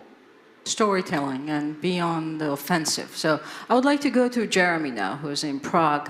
And RFE has been on the front line. It's been on the information offensive for as long as I can remember. In the world where access to free, independent, and fact-based information is very scarce. But now RFE has major challenges to overcome, to say it very lightly. We don't know what the future funding comes from for RFE as well as for VOA, of course. So, Jeremy, if you could just give us a brief update about what's going on now, what's the prospect of securing funding for RFE? What can you tell us about the European Union picking up the tab for RFE? Any updates on that front?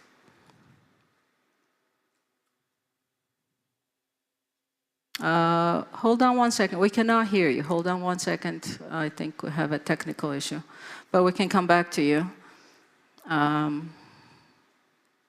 Let's see, try to say something, and if not... Can you hear me now? Okay, yes, now. Good, okay. Yes. So greetings from Prague and from everyone at RFERL. It's wonderful to be with you today, albeit remotely. We are still doing our vital journalistic work. We have not closed down, and that includes, of course, our vital work in Ukraine, where we have over 100 journalists and technical staff working out of our bureau in Kyiv, our bureau in Lviv, and all across the country. So our teams are continue to work very hard. They continue to risk their lives to uphold the reputation that we have. We're very proud of them. But yes, we're under grave threat of running out of funds in a matter of weeks.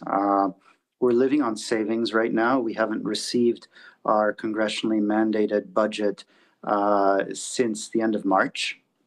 Like VOA and the other international entities, we have been engaged in some court battles. Some of you may have seen the latest update, which came last night from our ongoing court case in Washington, with the full DC Circuit Court of Appeals ruling in our favor and upholding a lower court ruling requiring the federal agency that oversees us, USAGM, to disperse our funds for April. But as of right now, as I'm sitting with you, we are still awaiting those funds, and they haven't come.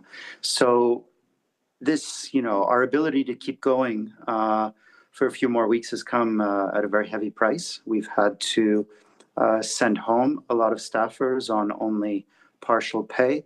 We've had to cut freelancers in many countries. We've had to cut programs, cut projects, and focus only on providing essential news as we face this crisis. Now in Ukraine, which is a top priority for RFERL, understandably, we've also been forced to make cuts.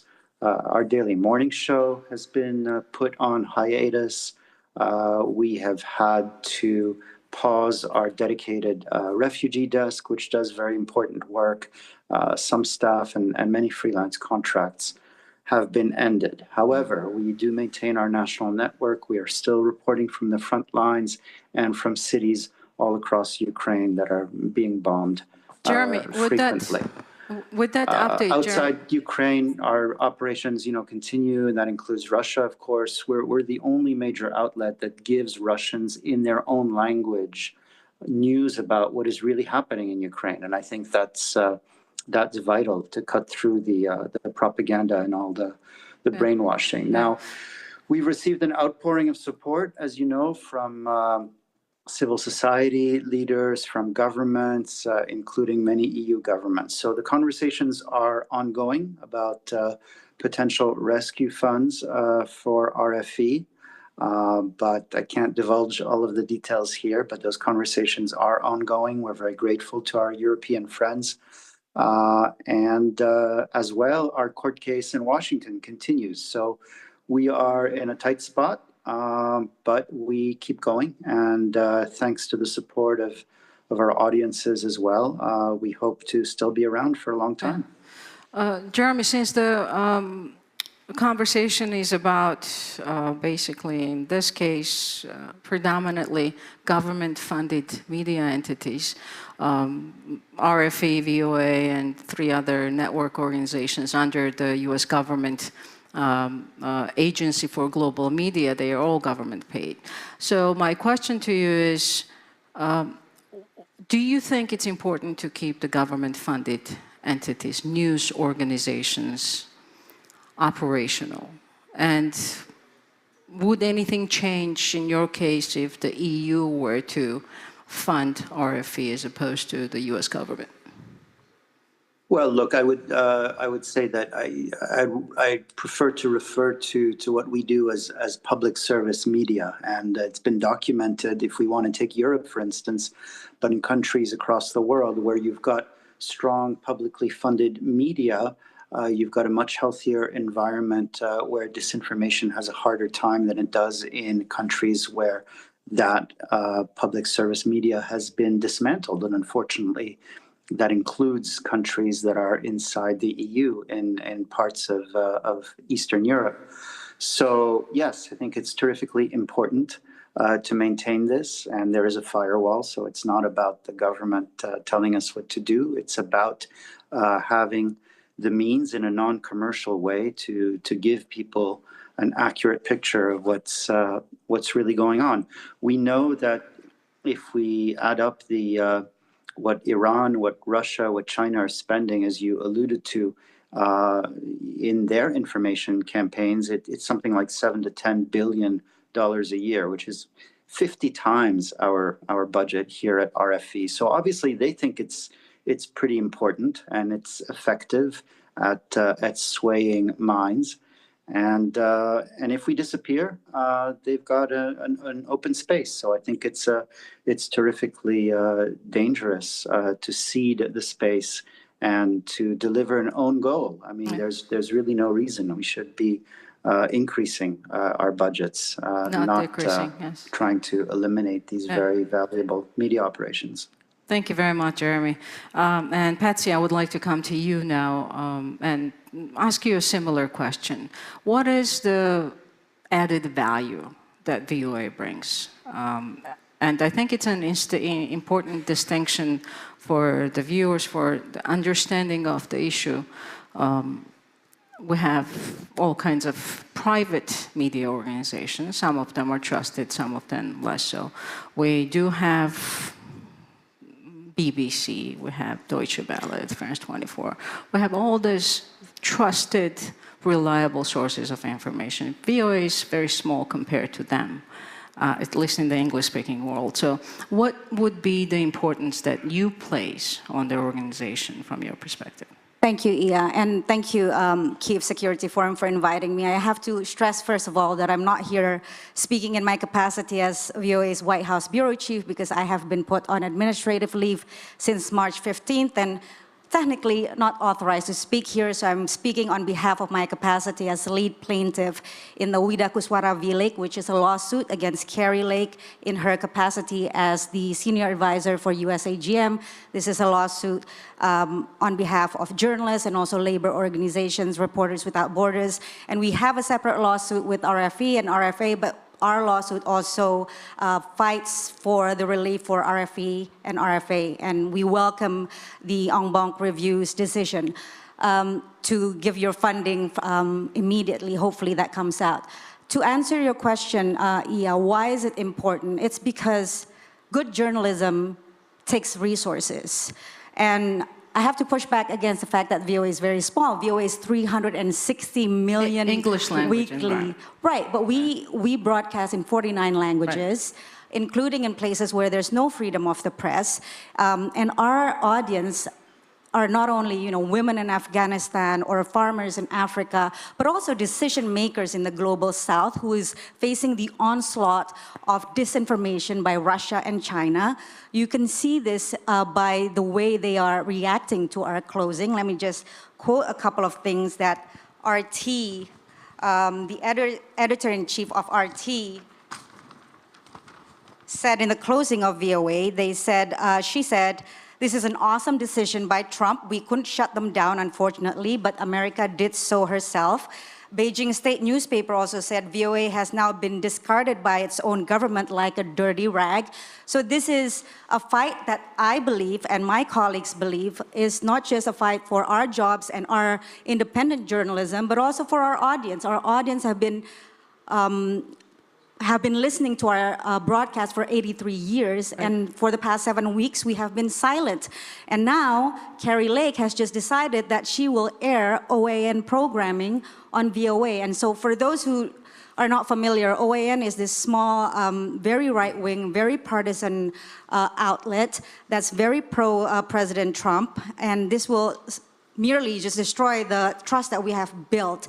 Just to give you an example, their White House correspondent once asked the president, previous American leaders lacked courage and conviction to have talks with Russia. What gave you the moral courage and conviction to step forward and do that?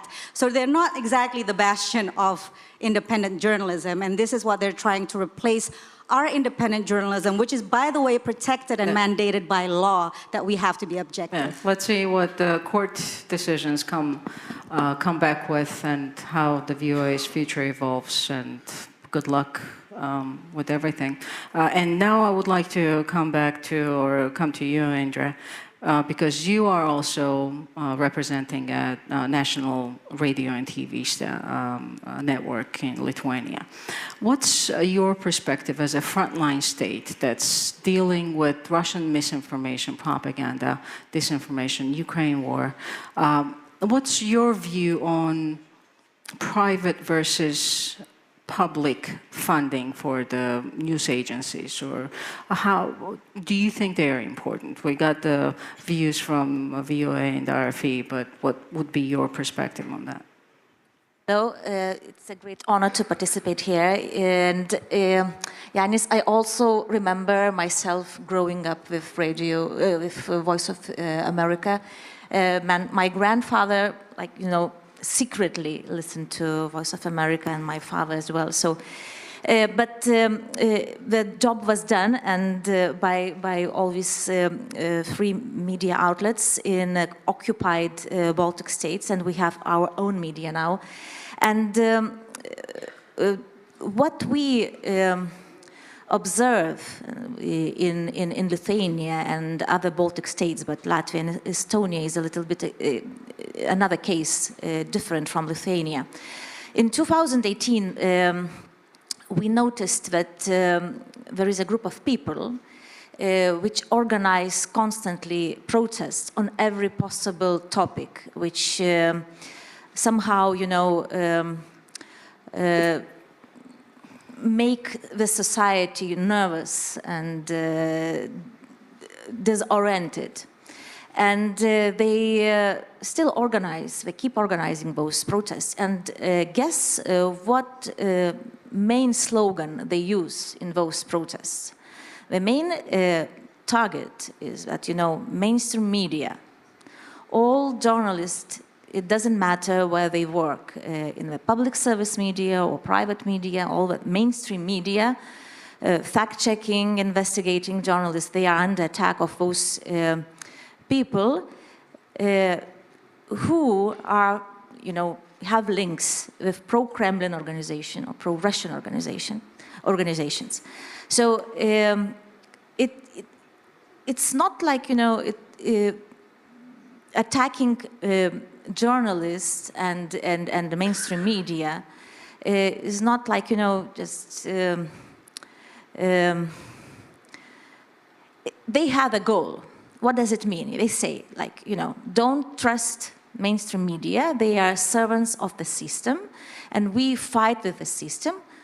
Listen, the truth is, there are lots of channels, informational channels in YouTube and other social media. come to us and we will tell you the truth. And so that's how, I mean, they gather people, the audiences, for propaganda and disinformation material, content. And I talked to audiences, very sensitive audiences, people who are already under attack of Russian propaganda. They use those channels. They followed the invitation to, you know, to listen to the truth, kind of truth. And you know, sometimes it's impossible to talk to them. Sometimes it's possible to discuss, but the problem is that, you know, it's really very difficult, and they are already there, to prove that the journalists, they do fact-checking, they do investigating, and they have to ask, you know, the other side their opinion. It's not that, you know, we can do, like, you know, our own position. We can put our own position. We have to put both So sides. the trend is basically Yes. to undermine the mainstream media, so people don't trust mainstream media. And it's not by only the government-funded or state-funded in Russia, China, North Korea, Iran, who are doing these operations, but also they have influencers online, right? They have all kinds of social media campaigns. And I don't know if you finished your thought, but I really wanted to get to Vitaly and ask him I introduced him as an author and journalist, but I would put influencer on his description as well, because you have over 1 million subscribers on all your platforms, so at least that's my math, maybe I'm off. From your perspective, as somebody who has such a huge following on social media, what do you think? Are we doing things right from the mainstream media, or are we doing things wrong? Should we be paying more attention to social media? And are we using this tool, again, from your perspective, from democracies, are we using that tool as efficiently as the authoritarians are doing it? Thank you very much for this question.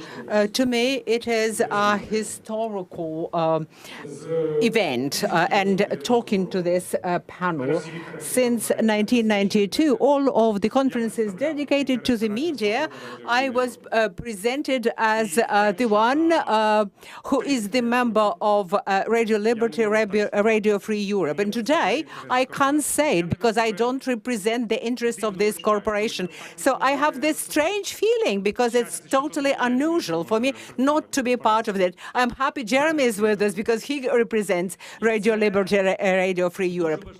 And it is an extremely important crunch moment, I would say.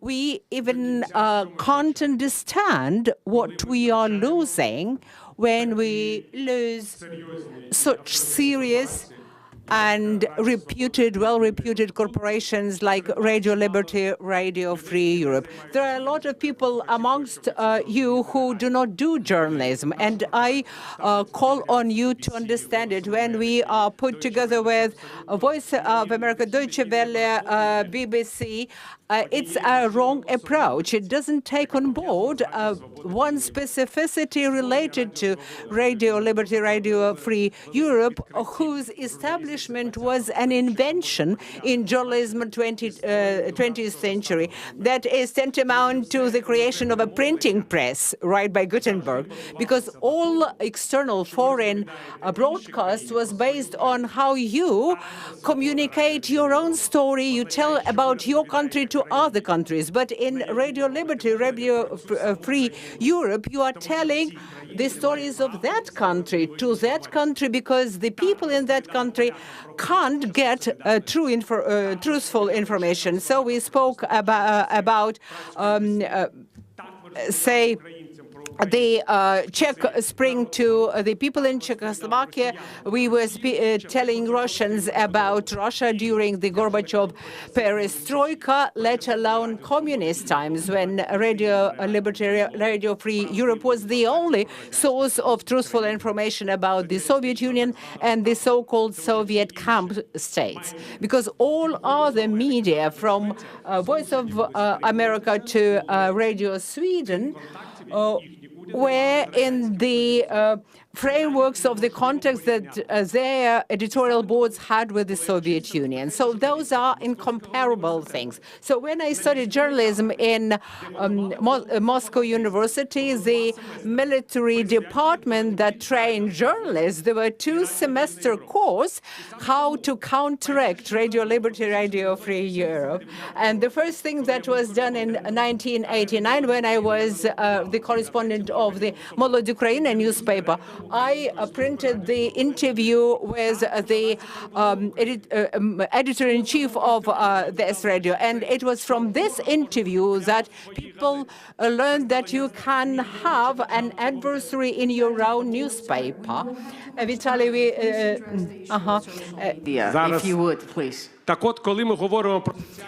Yes, so when we speak about the social media, I think the number of people, of my followers, is the result of the trust that I gained as the representative of Radio Liberty, Radio Free Europe.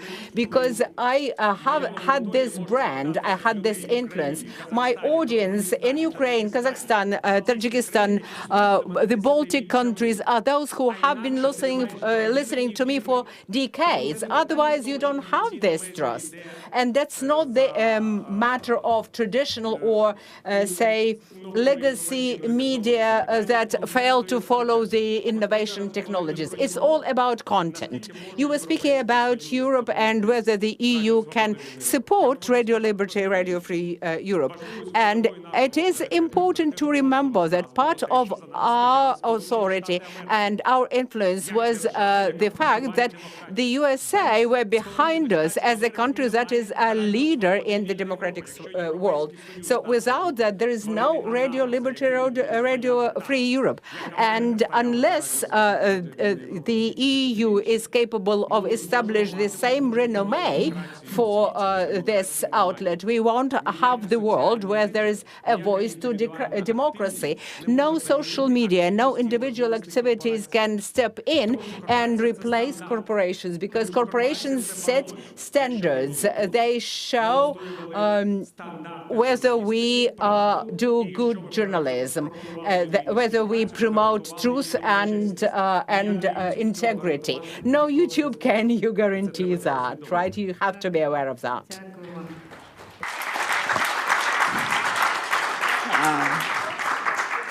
That's why he has a million followers. That's the reason, because he can really energize you. And Olga, I would like to come to you now. As Vitaly just said, there are certain things that are not replaceable, and trust, ethical journalism, fact-checking, reporting, those are the fundamental principles of journalism as we know it, or at least thus far. So how are you dealing with that? How are you dealing with tremendous pressure from the Russian disinformation, propaganda campaigns? And if you can talk also about the social media aspect of your operations, that's probably the most competitive field for you to counter some of the narratives. I'll try to address that. First of all, thank you for setting me up for failure by putting me in order after Vitaly, who is so damn good. I was sitting here praying this doesn't happen. I'm representing here an independent media outlet that does not have the kind of funding that was affected by the U.S. administration. Before we dive into the issues you wanted me to talk about, I wanted to react quickly to something that Vitaly mentioned. Vitaly said there is no RFRL without the United States. That was a huge force behind it. I think if the U.S. does not if the US administration does not come to its senses and continues the funding, it would be incredibly stupid if the EU does not pick up the bill. Because in terms of return on investment, the kind of journalism, public interest journalism, and investigative journalism that RFRO has been doing, in terms of return on investment, it's an incredibly good deal. And it would be really, really stupid if somebody does not pick up the bill after the US steps out, if it indeed steps out. And I mean, we're all talking about disinformation all the time, and you addressed it in your question. Everybody at any conference you come to, any event you come to, there are, I don't know, you can't count the myriads of roundtables and conferences and the number of money that has been thrown into trying to figure out what to do with disinformation, with the problem of disinformation. And here you have exactly the ready-made, assembled weapon against disinformation, right, which is a quality media outlet. The team is already built. Everything is there. The distribution is there. The platforms are there. It's something that takes years and decades to build. The reputation is there. And all that is needed to be done is to continue funding it. So it's a ready-made, assembled weapon against disinformation that is sitting there, just ready for somebody to pick up the bill and continue supporting it. So it would be, I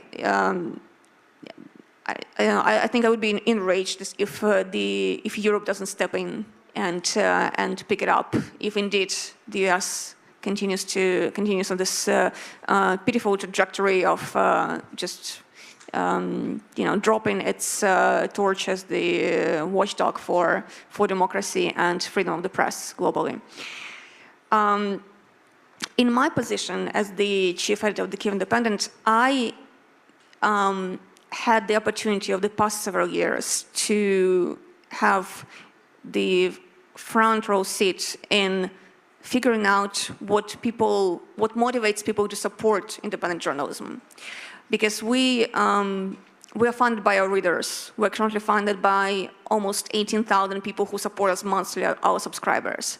And because there is no paywall, none of them had to do it. None of them had a reason, like their lives don't depend on the information we're providing. They're doing it because they're motivated. So what we do is we're trying very hard all the time to figure out what motivates people to support independent journalism. What motivates them to become allies of independent journalists. And because a lot of our readers and supporters are Americans, I think there is something that, some conclusions that we had that can be useful in this case. And I think while it's great that a case has been made for the Congress to unfreeze the funds, there is a court case, there is an appeal to the administration, but it needs to be a wider appeal to the public in the countries, not just in America, but in every country that has a stake in funding public interest journalism. The public appeal to the people who then need to put pressure on their governments to continue supporting this cause needs to be better. It needs to be more focused. It needs to be less corporate. You can't motivate people to support independent journalism by talking about, bringing value to stakeholders or something like that. What motivates people in our experience is first, the sense of community. It's something that we've been getting feedback continuously, the sense of community that is being assembled around a media that is like a gravity center for the community. So we're kind of used. That's sort of overarching. I mean, it's something that unites, I think, everything that. Yeah, because we are, as media, we're used to seeing ourselves almost as like we're talking to the people. We're almost like we're standing, like I'm on the platform now, talking to the audience. Yes. But we need to be sitting with them. Exactly. And when they storytelling, which we started with, yes, basically, right? So storytelling attracts people. Storytelling and honest storytelling, not just and for also your, one more point: personalities. Purposes. Personalities is very important. Characters, yes. So you want to add something, yes? Well, I just add a sign of caution because I think it's a very good talk, but the data and science is really kind of bedrock. When you do tests on quality information versus engaging information, what do the people pick? People pick engaging information. Yes. So first. Second, in my recent 1 and 2 years, I've seen 3 European elections decided by TikTok. Yes. And that is where I don't really agree that social media new environment is inconsequential. It is actually very consequential, and if we don't adapt, we're losing in. And what is my message? TikTok is becoming yesterday, and today is coming with AI. It's hugely persuasive. The one who grasps the capability is going to have a huge impact. Absolutely. And I want it to be value-based and democratic, not authoritarian. Yeah, so I'm going to ask you, since we're going to go over the time by maybe 2 minutes. So since you started with that, and I will ask you, all of you, and I will come back to you, Jeremy. We have not forgotten about you. It just, so what is it that we need to do? So you're saying that, okay, well, we need to keep up, we need to use the AI, we need to do all these things, but how do we do it? What's the effective way to actually get on top of it? And you have 45 seconds. Resource, government resource, non-governmental resource, non-controlled resource, so that it's not like attached with strings. Capacity and getting freedom into the civic society.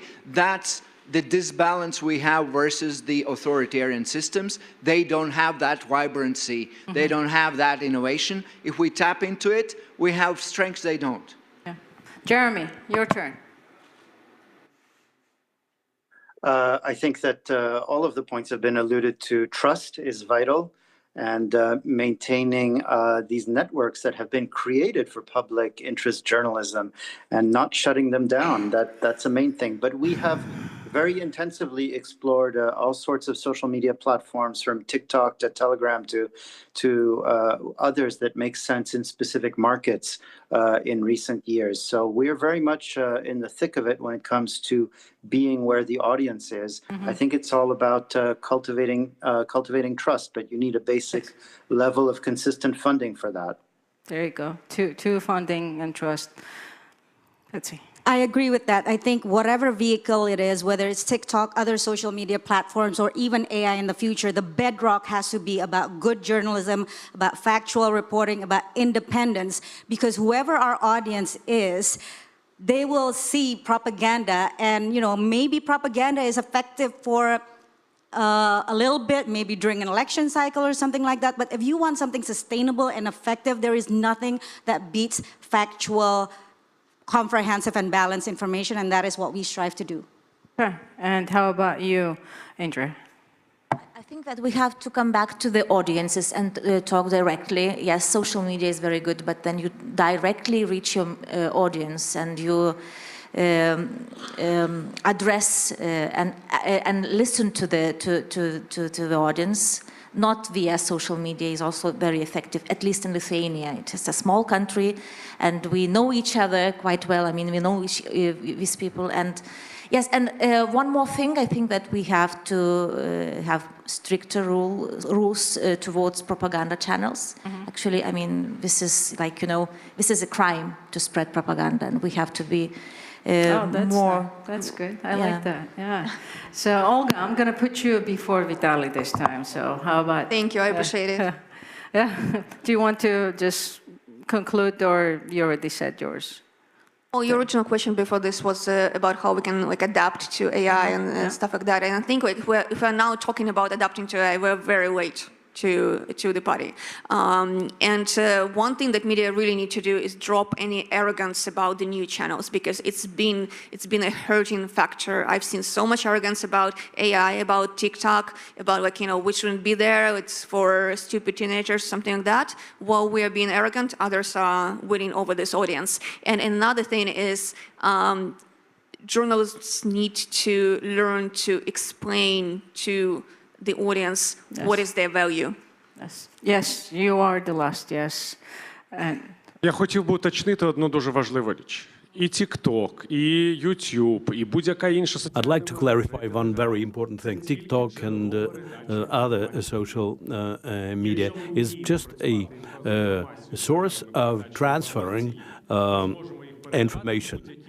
And if we know how to communicate information, we can use any channel. But the main thing is trust building, because trust building exists in journalistic corporations.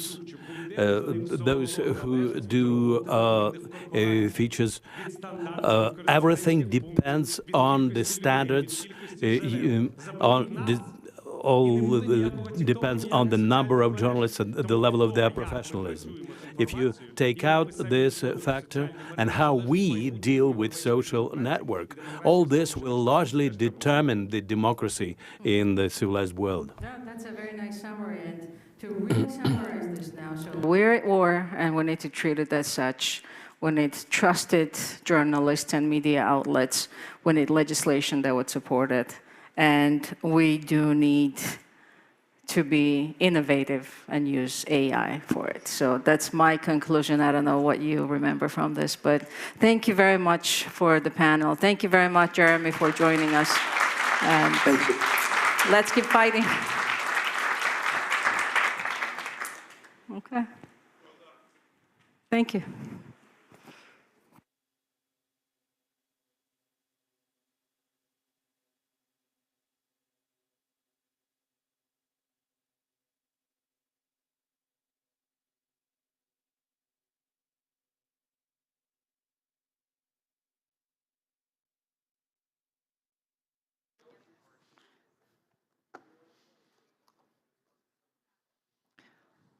Ladies and gentlemen, it is my very, very special pleasure to welcome to this forum Jake Sullivan. Jake Sullivan is with us here remotely, alas. He was the National Security Advisor to President Joe Biden in 2020-2025, and is in this capacity was one of the key people shaping U.S. response to Russia's full-fledged invasion of Ukraine and Ukraine policy more broadly. And now I'm very pleased to say he is a colleague at the Harvard Kennedy School, where he is the Kissinger Professor of the practice of statecraft and world order. Welcome, Mr. Sullivan. We're very, very honored to have you as our guest here. And the only thing, we were expecting you in person. There's a badge for you that the organizers have printed out, so I was half expecting you to walk through this door. But with that, I'll make sure I pass it over to you when I'm back in Cambridge. Let me hand over the floor to you now. Well, first, Mariana, it's really nice to see you. And I want to say thank you to the Kyiv Security Forum for having me and giving me the opportunity to say a few words. I'm just going to speak for maybe 10 minutes, hopefully a little less, and then leave the rest of the time for a conversation. I want to start by saluting the brave people of Ukraine as you fight not just for your own freedom, but for the principles and security that we all hold dear. So thank you. I was asked to reflect on the Biden administration's approach to Ukraine and to offer some thoughts on where to go from here. From the very beginning, our goal under President Biden's leadership was a free and independent, sovereign and united Ukraine, free from the fact or the threat of Russian aggression. And our strategy was built on the simple proposition of putting Ukraine in the strongest possible position on the battlefield, so it would be the strongest possible position at the bargaining table to win a just and sustainable peace. Emphasis on just and sustainable, not a fake peace, not an imposed peace, not a peace that Russia could and would break in the years ahead. That's what President Zelensky has been striving for, and that's what we were supporting. We were also guided by the principle, nothing about Ukraine without Ukraine. We were not going to dictate the terms or the tempo of diplomacy because it's Ukraine's freedom and sovereignty and Ukraine's brave service members in danger. And therefore, Ukraine's democratically elected leaders should make those decisions, not the United States. This despite many saying the U.S. should just pressure Ukraine into a peace deal at some point over the course of the past few years. Now, our approach to putting Ukraine in the best position on the battlefield so that it could be in the best position at the negotiating table was threefold. 1, support Ukraine. 2, pressure Russia. And 3, keep the coalition of nations that we built united and contributing. In terms of supporting Ukraine, we surged tens of billions of dollars in military equipment and tens of billions of dollars in logistical and operational costs to run this massive operation to supply Ukraine's military. We organized the world to contribute a massive amount more of weapons and supplies. And I was personally on the phone with leaders and defense ministers and national security advisors, not just in Europe, but across multiple continents, to get them to provide the weaponry and supplies that went to good use defending Ukrainian positions on the front line. We invested substantially in Ukraine's defense industrial base, including helping Ukraine build out its now famous drone program, which has been going to incredible effective use over the course of the past months and years. And those investments that we made years ago are really helping to pay off today in a big way. We provided critical intelligence that has been central to the fight. We provided budget support and other economic support to help keep Ukraine's economy going. We flowed assistance to help prepare the Ukrainian energy grid to help keep the lights on. We declared at successive NATO summits that Ukraine's place was in NATO, and we built a robust bridge through historic bilateral security commitments. Now, as National Security Advisor, I held a daily meeting in my office in the White House. And a lot of people say daily meeting, they don't really mean it. In my case, it was a daily meeting with a wide range of people, sometimes as many as 25, squeezed into my office, military, intelligence, diplomatic, and economic experts, basically trying to figure out one thing: how do we get more capabilities more quickly to Ukraine? I want to just give you a couple examples. We realized that we were running short of 155 ammunition in U.S. stockpiles, and we were having trouble sourcing enough of it from other countries. So we determined that we were going to have to dip into our supplies of cluster munitions, what are called DPICMs. This, despite it being a subject of some friction in the coalition and some friction with the Congress because of widespread opposition to the use of cluster munitions. President Biden made the decision out of analysis that we presented to him, and despite some real internal debate within the administration, that we should go ahead and supply hundreds of thousands of rounds of these cluster munitions, both to fill the 155 gap and because they're uniquely effective for certain purposes on the battlefield. And we did that. A second example is we realized that Ukraine was running short of air defense interceptors for Patriots and NASAMS and other air defense systems. And U.S. production just wasn't keeping up with the need. So we developed the idea out of my office, out of this daily meeting, that we would tell every other country that was receiving these interceptors over the course of a 2-year period that Ukraine was going to the front of the line, that Ukraine was going to get those interceptors instead, and there would be a delay in delivering them to the rest of those countries. That was a novel and creative way to keep the supply going, which is still keeping Ukraine in an air defense position where they can continue to intercept inbound attacks from the brutal Russian aggression that is killing both civilians and soldiers. Now, I've heard the criticism that we didn't do enough fast enough because we were too worried about Russia. In fact, we spent every dollar Congress appropriated at pace and in full, and we never let up in the flow of arms to Ukraine. We moved an enormous amount of material, including a massive surge designed and directed out of my office in the closing months, a surge of capability. And over the course of October, November, December, into January, that surge is still helping Ukraine to this day on the battlefield. I have had a number of discussions with people across the spectrum about the specific issue of ATACMS. And the one point I just want to make is that from our perspective, there has been no weapon system, no one weapon system or even 2 or 3 weapon systems that could serve as a silver bullet in this war. And the scope and quantity and quality of American assistance over the course of the past 3 years has been vast. In terms of pressuring Russia, we organized an escalating campaign of sanctions along many partners in Europe and around the world, ultimately including the first material sanctions on Russia's oil sector and very broad-based sanctions against Russia's financial sector. We came up with a novel way to get Ukraine the proceeds from Russian sovereign assets, which we and the Europeans and others have supplied. And all of this economic pressure is squeezing Russia and mortgaging its future more than the conventional wisdom suggests. Now, I've heard the criticism that we didn't move fast enough on oil, and I understand that. But for a sanctions regime to be effective, it has to be sustainable in the countries applying that regime. And that means in the United States, we could not risk a massive run-up in oil prices and the impact on the global economy and the U.S. economy when the oil supply was tight.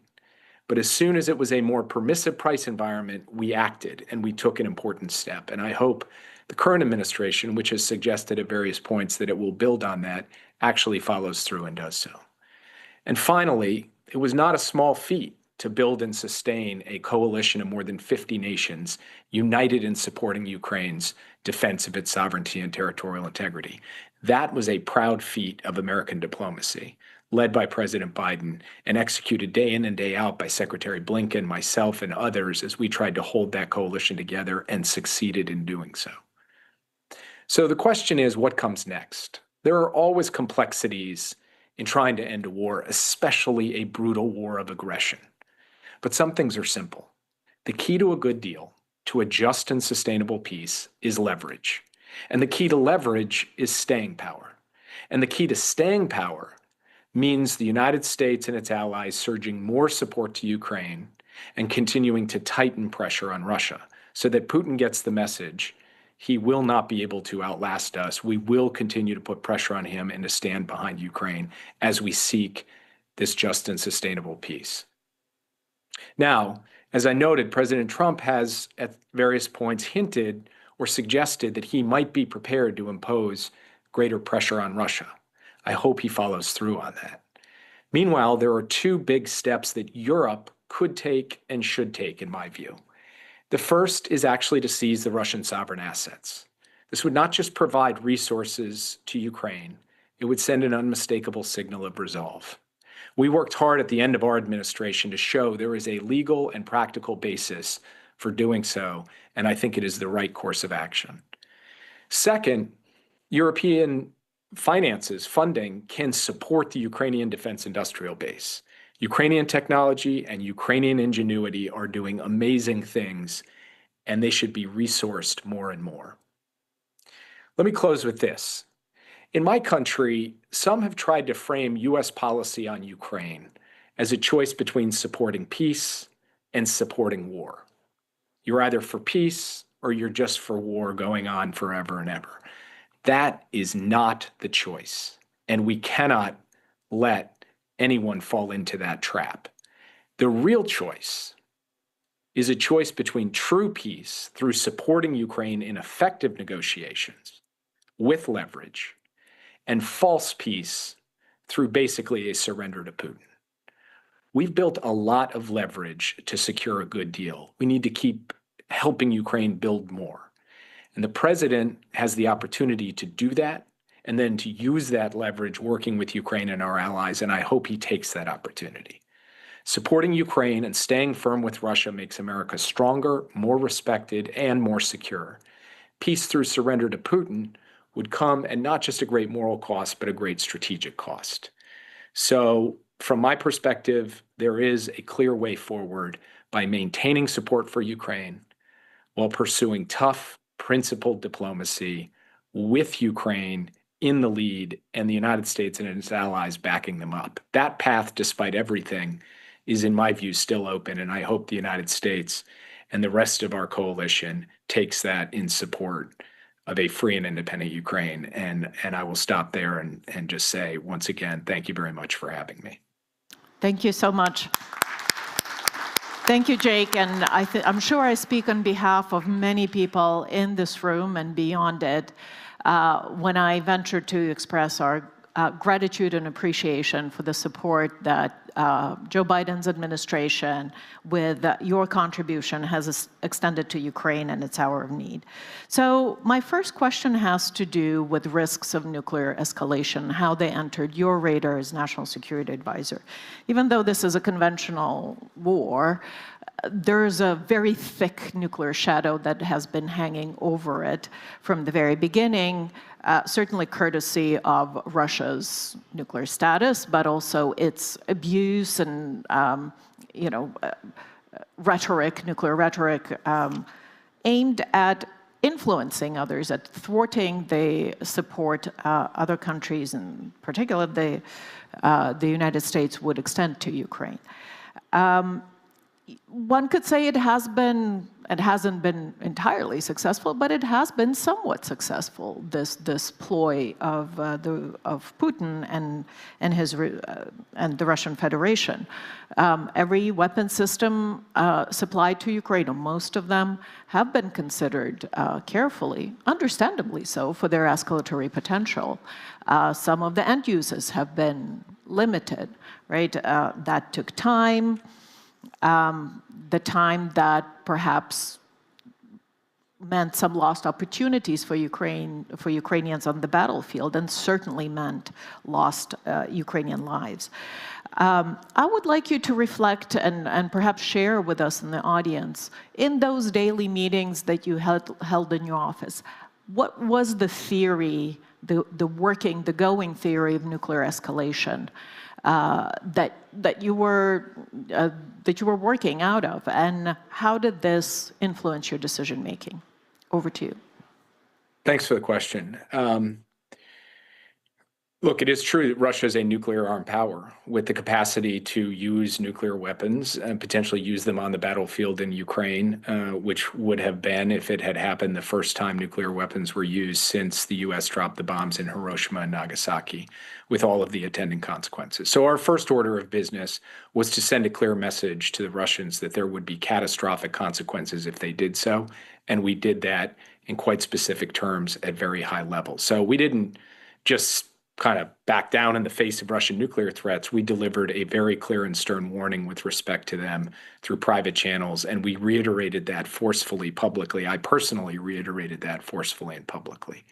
Second, if you're the President of the United States and you are receiving input from your intelligence and military leadership, that there could be scenarios in which there is a substantial percentage chance of the use of tactical nuclear weapons by Russia on the battlefield in Ukraine, you cannot, in good faith, ignore that. No president could. And no president that I know of would ignore that, and President Biden didn't. But you also can't be paralyzed by it. You can't say, well, if they're going to threaten nuclear use, we're going to stop supporting Ukraine. And we did not stop supporting Ukraine. In fact, in those vital months over the course of the fall of 2022, we continued to surge equipment, intelligence, capacity, advice.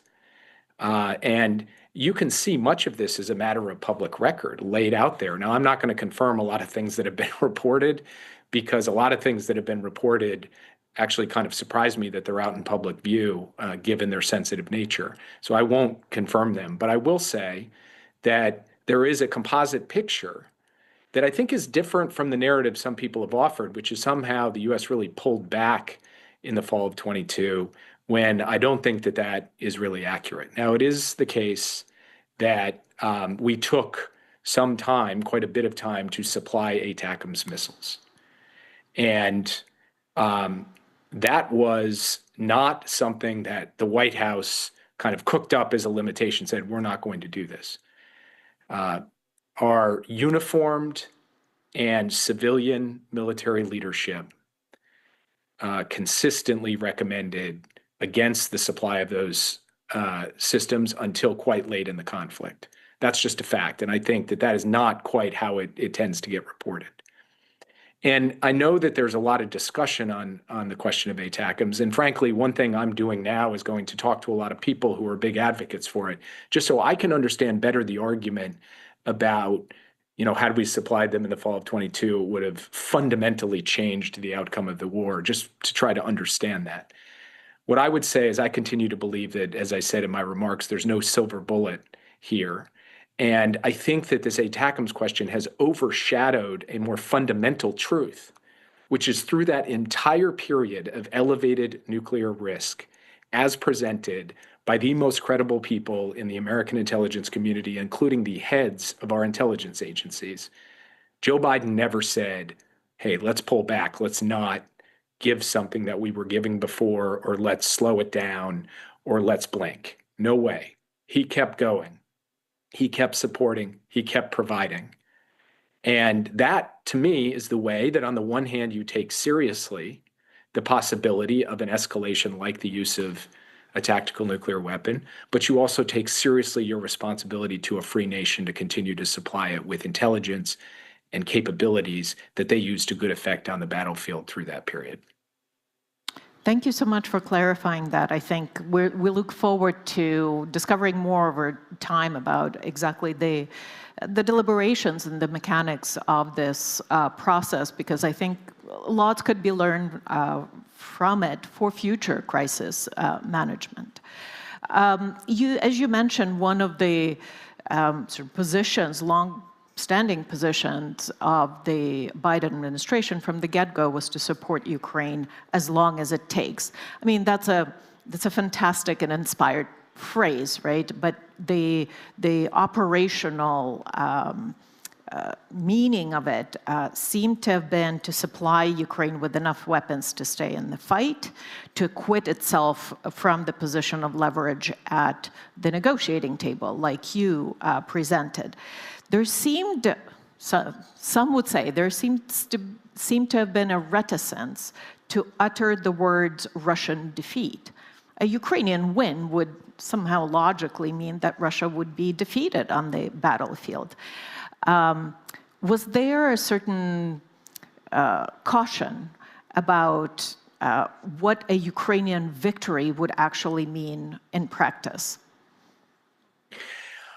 Look, I don't think so. In fact, we repeatedly said that Russia had, in fact, been defeated in Ukraine to a substantial extent. I mean, it was trying to achieve the goal of wiping out Ukraine entirely, of seizing the capital, and essentially declaring Ukraine a part of Russia. That was the object of Vladimir Putin, remains his object, in my view, to this day. And he has been stopped from that, first and foremost, by the Ukrainian people, but yes, with the help of the United States and a coalition of countries. So delivering a defeat to Russia in Ukraine is not something we minced words about, I don't think. There was a larger question of the strategic defeat of Russia writ large. Somehow Russia as a country gets defeated, that I think starts to get a little looser and a little more vague, because we should focus on the key issue, which is not that, it is Ukraine. Now, it was not me, it was President Zelensky who said, ultimately this war is going to be fought on the battlefield, but it's going to end through diplomacy. And the question was, how do you shape that diplomacy most effectively so that Ukraine could win? And winning means securing a just and sustainable peace, defined on terms that Ukraine could accept. And one thing that I always found a little frustrating was people said, you guys in the United States, you're not defining enough the end game here. Why aren't you defining the end game more? And I would always say, that is for the country who is fighting this war to do, is not to be imposed or dictated from the outside. Our job is to continue to support Ukraine and to give Ukraine the tools to be able to achieve the ends that it has defined, both on the battlefield and at the negotiating table. Some people say, oh, that's just an abdication. I don't see it that way. Ukraine is fighting for its freedom, its independence, its sovereignty. It's putting its soldiers on the line, not American soldiers. And so its democratically elected government is the right locus for that set of decisions. Now, the question is, can the United States sustain a level of support for as long as Ukraine continues to seek that level of support? And my answer to that question is, I think there is a bipartisan basis, a strong majority of the American people who believe that. And you can just look at the most recent opinion polls, even to this day, to show that cutting off Ukraine is unpopular and continuing to support Ukraine is popular. So I think there can be sustainable support here if the president chooses to follow that line, and I hope he does. Thank you. So to build on that, and we only have about 2 minutes of time, it is no secret that the approach of this U.S. administration is very different from the approach of the administration that you had served. If you were the national security advisor for President Zelensky today, and you were operating in this environment, and you were approaching the White House as it is today, what would be the 3 things you would advise him to do? I think it's very hard to That's why I'm asking. First of all, there are very few jobs, in my view, harder than being the National Security Advisor of the United States. I think being the National Security Advisor of Ukraine under the brutal Russian assault may be one of them. What the entire leadership from President Zelensky on down has carried on its shoulders these last 3 years is in a different league from what any of the rest of us who have not been on the front lines have had to carry. And so I salute all of them for that. And that goes for every Ukrainian citizen, because in some ways the entire country of Ukraine is the front line, given the way that Russia has attacked. Here's what I would say. President Trump believes in the art of the deal. And a good deal requires that the United States apply sufficient leverage to ensure that Putin finally makes concessions.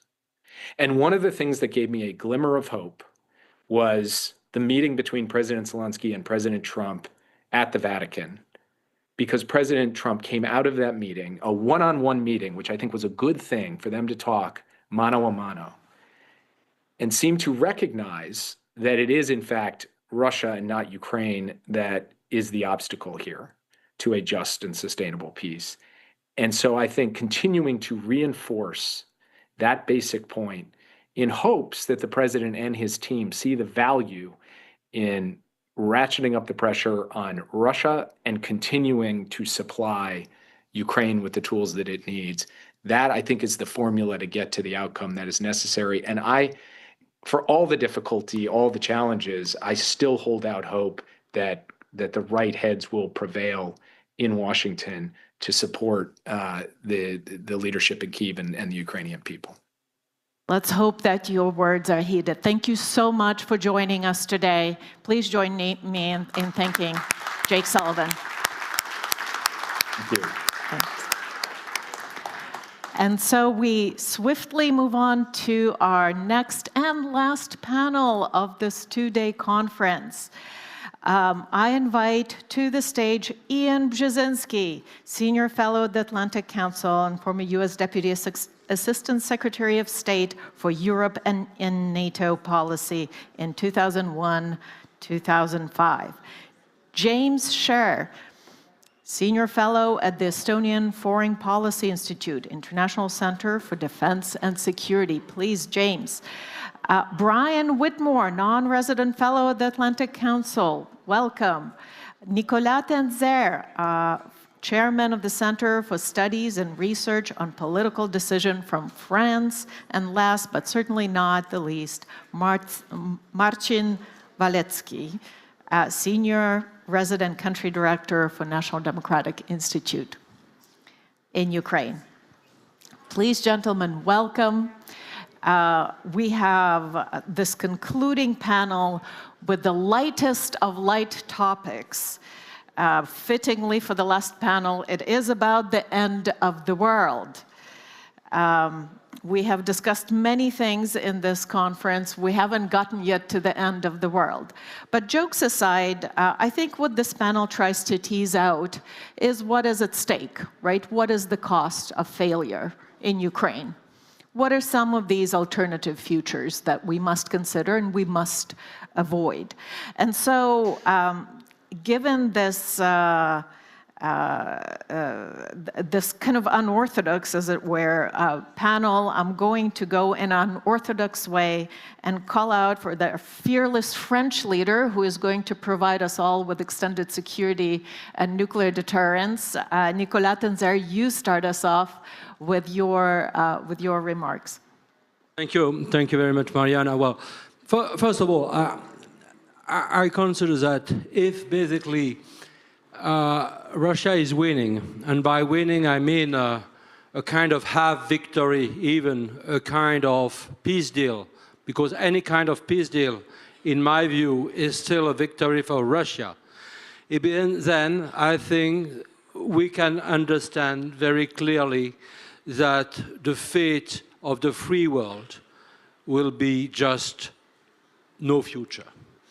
Because not only Russia, but also China, North Korea, Iran, etc. will continue. Just imagine if you have no victory of Ukraine, what will happen to Georgia under the grip of Russia? What will happen to Armenia, where you have, of course, more troops from Russia and Azerbaijan, to Russia coming, and that will break down all the aspirations of the Armenian people to join Europe, as expressed by Prime Minister Nikol Pashinyan. What will happen to many African countries? What will happen to Myanmar? What will happen to the freedom of the citizens? So basically, I think you will have a lot of snowball consequences. And behind that, you will have something that, in my view, will be fully destroyed. And that must be our compass, which is international law. Because if international law is not our compass, it means that if we do not pay attention to the protection of internationally recognized borders, if we are not bringing to justice all the war criminals, especially Putin and others, and many Russians as well, if we are just considering that international criminal law is a subject to mediation or negotiation or whatever, then just imagine what will be the future of the world. And just as a very brief summary, I think that I am still a little bit embarrassed by some talks that we hear frequently, including among the supporters of Ukraine, who are still continuing to talk about peace talks, negotiations, compromises, even if, as some say, the day where Ukraine will be stronger, there will be, of course, negotiations that can... No, I think we have just to refuse this kind of perspective, because basically to have in the same sentence peace and Russia, negotiation and Russia, they're just contradictions. They're just oxymoron. And I think it's very dangerous that still you have European leaders saying, well, we are not ready now, but one day we will have to envision negotiation with Russia. Just stop this bullshit. Because then, if we have this kind of very bad settlement, just imagine what will happen in European countries. You will have all the people from the far left or far right saying, okay, we have peace now. Don't stop arm Ukraine. Stop defending Ukraine. Stop increasing our budget to defense. And I think it's a very, very dangerous move that will threaten not only Ukraine's security, but our own. Thank you. Thank you, Nicolas. I mean, as you bring out, as you explain very compellingly, there's a reason why we decided in 1945 to put in place certain rules and norms of international order, and all of those are at stake. I'm going to go next to Marcin Walecki and ask you to reflect. Thank you very much, Irina. I would just like to start by thanking the organizers for an amazing forum. There are two parallel processes, and when we talk about the future, I am concerned, but I'm also quite optimistic about both of them. First of all, I would call it democracy at war. It's what is happening in Ukraine. And the second one is war on democracy. This is what is happening in the West. I am quite positive about the first one, because Ukraine has shown us in 2004, 2014, and 2022 that it's really committed and it can defend its democracy. There are 5 key elements where I would actually say what is important for us in the future to make sure that Ukraine democracy not only survives, but it actually grows and galvanizes its support. First one is obviously elections. Those are going to be the most difficult elections we've seen in Europe. Ukraine is preparing itself for them. They don't need any external pressure. to basically, they should be organizing them on their own terms. Definitely after the war is over, after the martial law, there was a very important political agreement reached at the Jean Monnet dialogue 6 months after the martial law. We should definitely be also helping Ukraine with the processes of decentralization, full participation of important groups, especially when it comes to veterans, women. We are seeing processes of militarization, muscularization of public life. I mean, what worries me is that, unfortunately, with USAID departure, EU has not really been able to fill the gap, you know, coming from Poland, EU presidency, European Day. This is a very important moment for EU to really fill the gap. US was providing 10 times more support to democracy in Ukraine than EU. EU really needs to find its own resources and courage to fill this gap. Second process, which is very important for, you know, sustaining and supporting in the future Ukraine democracy, is real expectations when it comes to EU membership for Ukraine. You know, we cannot be applying the same mechanism for accession we've seen in Western Balkans, in Poland, Bulgaria, Romania. You know, Ukrainian democracy is under enormous attacks coming from Russian disinformation. We've seen interference in elections in Moldova, in Georgia, in Romania. So just the process of monitoring and assessing is not sufficient. You know, EU really needs to change its approach when it comes to fundamentals, Copenhagen criteria. They need to be together with Ukraine, helping Ukrainian democracy, not just assessing it from outside. Let me just quickly jump. In terms of public support, I'm not worrying about it. NDI research has shown over the last 10 years that Ukrainians, in terms of support for democracy, the highest level we are seeing in the whole Central Europe, Eastern Europe.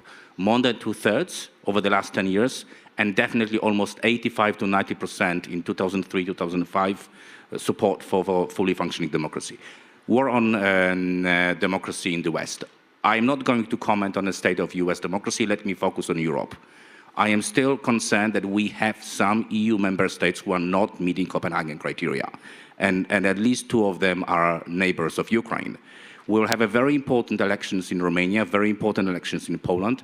I'm less worrying about elections in Poland. I am worrying about elections in Romania. You know, what needs to happen is EU needs to take care of corrupt, populistic regimes they have inside, because those regimes are going to be an obstacle to Ukrainian EU and NATO membership. So at some point, maybe we should be asking vibrant civil society from Ukraine to help European countries to organize Orange Revolution and maybe the other movements which will actually bring democracy back to some of those kinds. So overall, I'm quite optimistic. We have to understand the risks. You know, Ukraine has shown that it knows how to defend its democracy.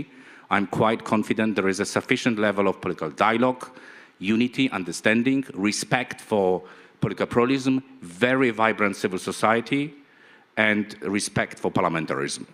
I am more worrying about the future of EU democracy, and that's why that would be my priority for the next 5 years. That's a very fair comment. So democracy is at stake, not only, you know, in Ukraine, but in Europe and around the world. I'm going to go to Brian Whitmore, to you next. Sorry. Go ahead. Thank you, Mariana. Sorry about that little disruption there. I want to pick up and kind of riff off of what Martin was saying, because we're thinking along the same lines here. When I ask myself and broaden the aperture about what is the global conflict that is going kinetic in Ukraine. Brian, could you talk into your microphone? Okay, I'm sorry. I want to broaden the aperture and start with a question. What is the nature of the conflict right now? And I mean the global conflict that has gone kinetic in Ukraine. What are we fighting about at the end of the day here? And the way I look at this is a conflict over governance, pure and simple. How this war started 11 years ago was when Ukraine made a decision to sign an association agreement with the European Union. This was about governance. Russia wanted Ukraine to join the Eurasian Economic Union. That's also about governance. Ukraine was choosing between 2 forms of governance. Russia didn't like the form it chose and launched a kinetic war over it. So this conflict of governance is also happening in a broader context in the West. It's happening in a broader context in a crisis of confidence. in Western liberal democracy, probably the biggest crisis of confidence in a generation, I think at least since the 1930s, right? Everything from 9/11 to the 2008 financial crisis to COVID to all of these things have caused people in the West to question the viability of this. And Putin and the Russian elite is aware of this.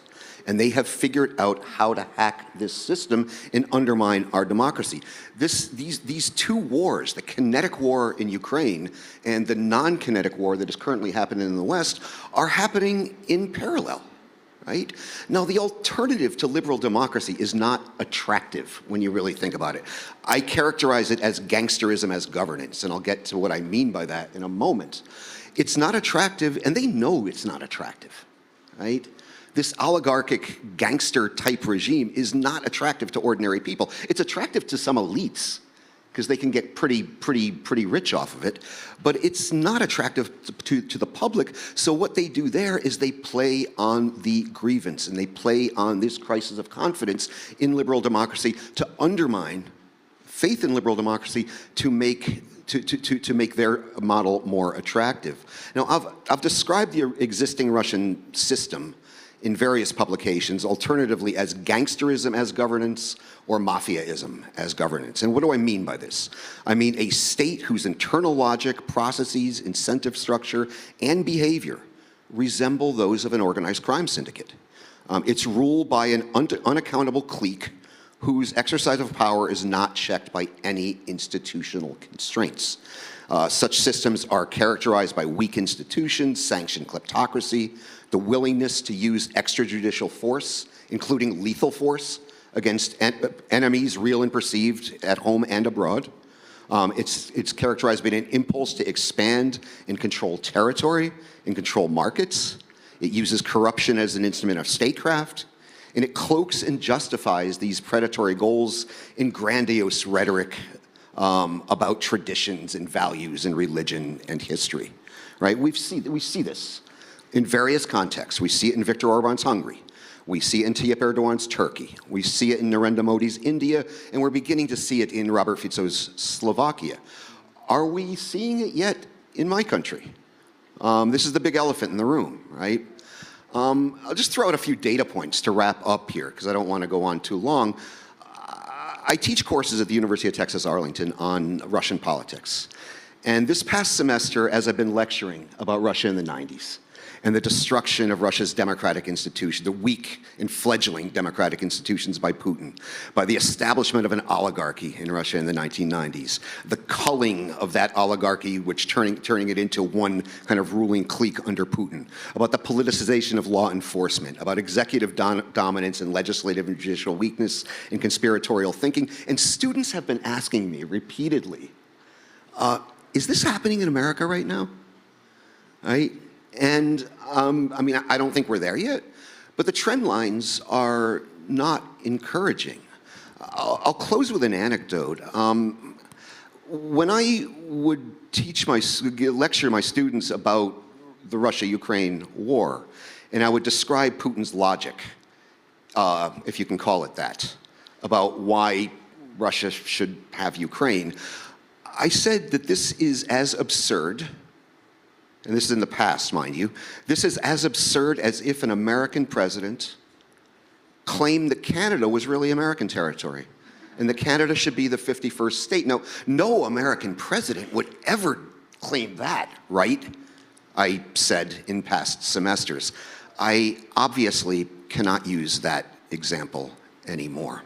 So I'll close with that for now. Thank you. Right, thank you, Brian, and it's very hard to disagree that actually in 2014, it was the Russian model, it was the Russian social contract that was rejected here on the Maidan. It was not, some kind of drift towards the West or NATO expansion and all that jazz. It was Ukrainians rejecting the kind of model of governance that Putin succeeded in imposing in Russia, and Russians accepted it, whether willingly or begrudgingly. I'm going to ask Ian Jasinski for you to offer your reflections. And now, for those who don't know, Ian is my former boss. So now the tables have turned, and you better say something really wise. Thank you, Mariana. I got to say, I've been counting the hours you've been up on the Would stage. you tuck in the microphone? I've been counting the hours that you've been up there, and I think you're going to be standing up before us for over 6 hours, possibly 7 hours. So thank you for that fortitude, because you not only have done it with stamina, you've done it with brilliance. So. Yeah, I've been waiting to just get you on the stage. That's why I've been standing here for 6 months. I was struck by the title, because this has been in many ways a very dynamic and almost optimistic conference. And here we're talking about the twilight of the order, the future of fascism, futurism, and the end of the world. We needed a more optimistic title, something more along the road to victory. But with that said, let me answer the question that was posed to me, kind of a dark question. Are we heading to this end of the world? And then also added kind of a dose of why I'm fundamentally optimistic. Someone used the word, what is at stake, with the phrase, what is at stake? Well, clearly what is at stake, if there's a Russian victory, there's going to be a wider war in Europe. But we can break that down into some elements that I think are worth revisiting, certainly to this group. First of all, we're talking about Ukraine's existence. This is a war that's motivated not just by Putin's desire for territory, it's motivated by his desire to literally redefine, rewrite Ukrainian identity, Ukrainian history, if not Ukrainian language. That's genocidal. We haven't seen that since World War II. And if there's anything more self-damaging than appeasement, it's to accept or to tolerate genocide. Second, and this is an old phrase people have heard over and over again, but it's important. The rules-based international order is at risk. The rules and principles that have been the basis for over 80 years of the unprecedented spreading of democracy, freedom, and prosperity and stability. And if that's gobbledygook to people, if you're on the far right and you like to be dismissive of that, basic word is the principle of sovereignty. That's what's being ravaged and trampled in Ukraine today. And that principle of sovereignty is the basis of international peace. We're seeing a dangerous precedence being set in the role of nuclear weapons in international relations. Jake Sullivan was talking a little bit about this. You were addressing it. But, a key element of Putin's strategy to take Ukraine has been to exercise nuclear coercion. And sad fact of the matter is, he's done it with effect. It's limited the transatlantic community's response to this brutal invasion. And when you reward nuclear coercion, you invite more of it. And that's what we have seen in this conflict. That generates dangerous dynamics in proliferation, and we're seeing a discussion on the role of nuclear weapons and force structures around the world among allies and adversaries. And what scares me is when you get into a dynamic where nuclear coercion is exercised over and over again, you're actually increasing the likelihood of the use of nuclear weapons. That's just human nature. To steal from my own father, for those of you who don't know my dad, he was a Sovietologist. And in his last years, he was constantly emphasizing that if Russia is allowed to suborn Ukraine, it will never be a democracy because an empire, by definition, cannot be a democracy. So Russia's own evolution is at stake here. And if Russia is allowed to suborn Ukraine or keep part of Ukraine, we're more likely to be on a path of a more authoritarian Russia, a more hegemonic Russia, a more revanchist Russia, a more aggressive Russia. And then I would say you have the credibility of NATO at stake. The credibility of the transatlantic security relationship is at stake. Whether we like it or not, NATO has defined Ukraine's future, the end of this war, as existential. We're bought into it. And if the alliance allows Russia to walk away with a victory, it will significantly undermine its credibility in the eyes of its own member states and its adversaries. All these factors are a recipe not only for wider war in Europe, but the catalyst of war elsewhere. Think of China and Taiwan. It's a recipe, it's the ingredients for a world defined by spheres of influence, and violence with, unfortunately, potentially more catastrophic potentials than even the world wars. But this outcome is not preordained. No way. Let me give you a couple of reasons why I don't see it that way. First of all, I was struck, and I've been struck by the voices, particularly in Europe, asserting the transatlantic relationship, because of Trump, is now over, or on an irreversible path to an end. I just totally disagree with that. Look, I'm not naive about Trump. We're going to have another rough 3.5 years in this transatlantic relationship. He's going to do a lot of damage. It's going to be discomforting. It's going to be a source of great unease. But I'm actually more worried about European overreaction to Trump. I think the ball is actually in Europe's Trump. They can either manage the relationship wisely, or they can overreact and actually make that prediction of end come true. Trump is actually manageable.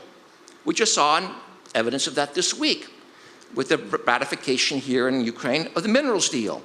The Ukrainians, through a calm approach, took a very bad deal put on the table by Trump and rewrote it with his acceptance, and Trump is pleased. It's not actually a bad deal. So Trump is manageable. But you gotta understand Trump's view of Europe.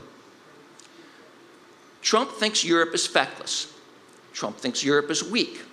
Trump feels that Europe can't fight its way out of a wet paper bag. Trump doesn't think Ukraine is committed. Trump doesn't think Europe is committed to Ukraine's sovereignty, to its security, to its survival. And he's got reason to believe for that, because has Europe really acted decisively in that regard? And Trump is not going to do one iota more to support Ukraine than Europe does. So what does that mean? Trump is manageable. Trump is pliable. So what does Europe have to do? It has to step up. And by that I mean it needs to exercise its economic power and really exert strong sanctions against Russia. It needs to use its economic weight to body slam the Russian economy. It needs to provide more assertively security assistance to Ukraine. It needs to do more to support the internal opposition in Russia to the war, to the regime. And if Europe does that, I think actually Trump will follow. Trump doesn't like being on the losing side. He wants to be among the winners. In fact, I think if Europe steps up, and to a certain degree it's doing that, but not enough urgency, if it sets up, Trump will follow. I think it's even probable. And that happens, and this is an important point, and I'll close on this. If that happens, the transatlantic community will unleash its powerful overmatch, or its overmatch of power compared to Russia. Think about it. NATO alone has a GDP of $55 trillion. $55 trillion to Russia's $2 trillion, a factor of 25. The alliance alone spends $1.5 trillion on defense. Russia, 200 billion max, probably less, factor of 10. To me, it's gut-wrenching. It's morally wrong. The transatlantic community hasn't leveraged that overmatch to enable Ukraine to decisively crush this invasion. This is simply a matter of political will. That's what has been lacking. So that's why I'm confident that the combination of transatlantic self-interest and capacity is going to be ignited into decisive action, ignited by the courage, the determination, the tenacity that Ukrainian fighters are demonstrating each and every day on the battlefields in the defense of our shared interests. I think that's going to happen. That's why I will leave this conference still fundamentally optimistic. So, Slava Ukraini. Thank you so much for that. And Ian, I'm very glad you brought up genocide, genocidal politics, right? Return to that. I'm very glad you brought up the future of Russia, right? Russia is being shaped today in this war as much as Ukraine and Europe. And what kind of state Russia will emerge out of this will also impact what Europe will have to deal with for decades to come.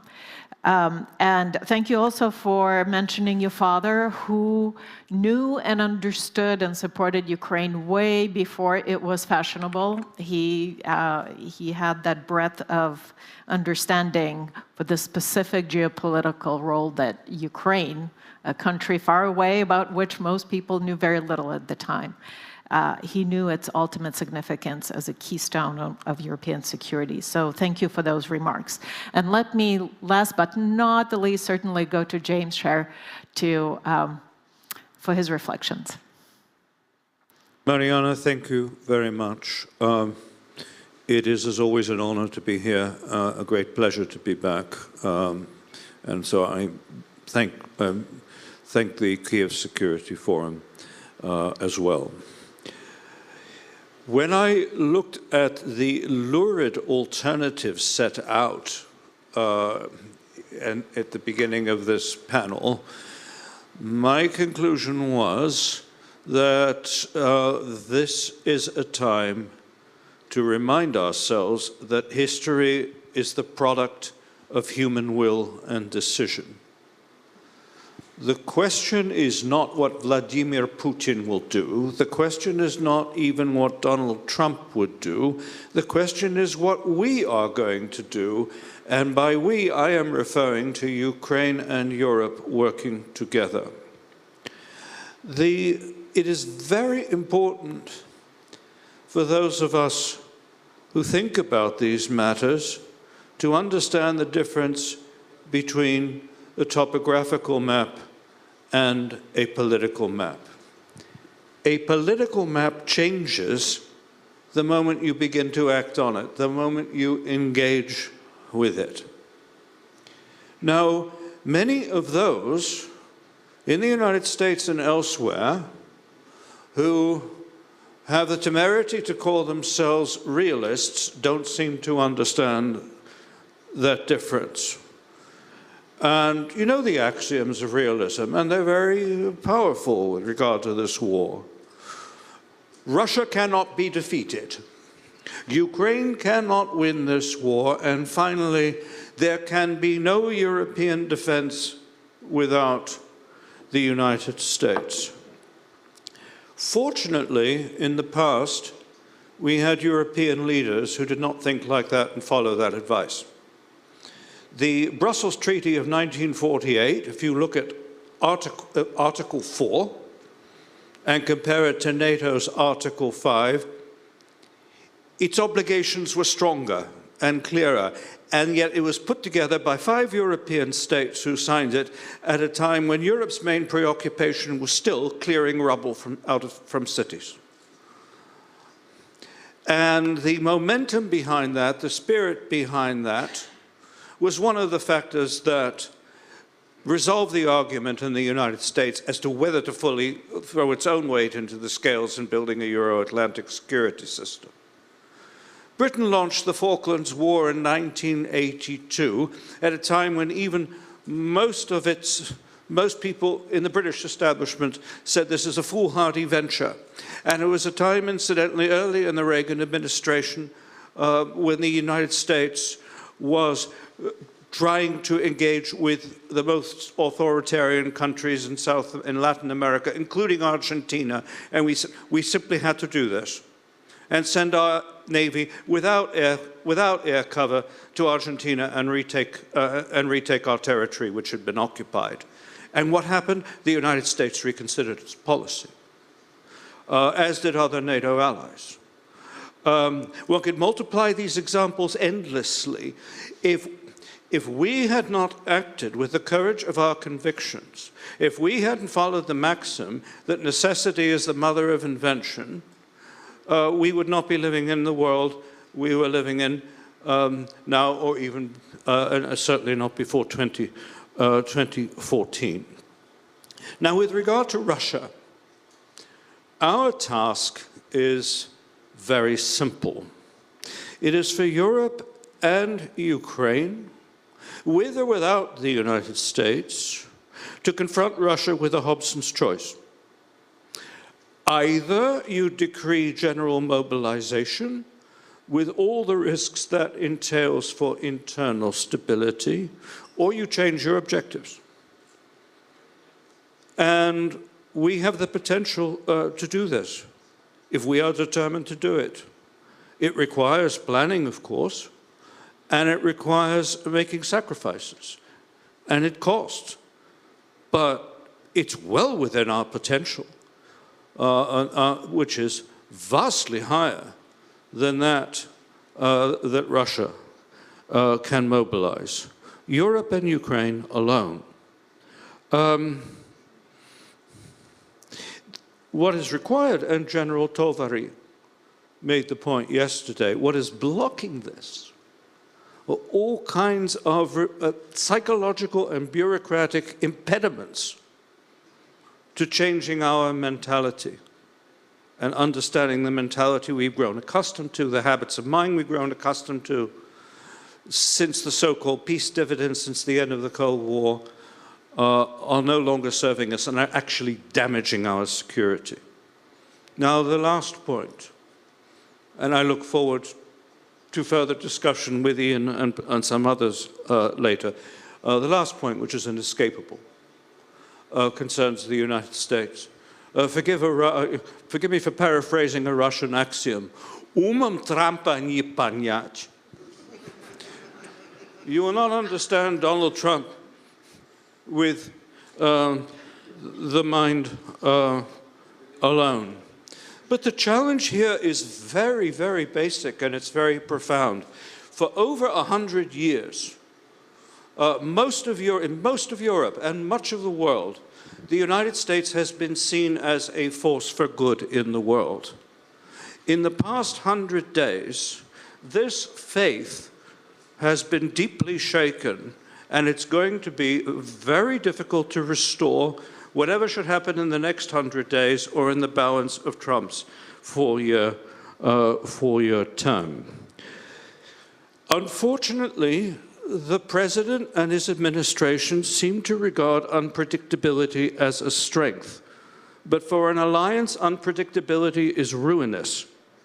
The strength of an alliance depends on predictability. It depends on steadfastness, commitment, and trust.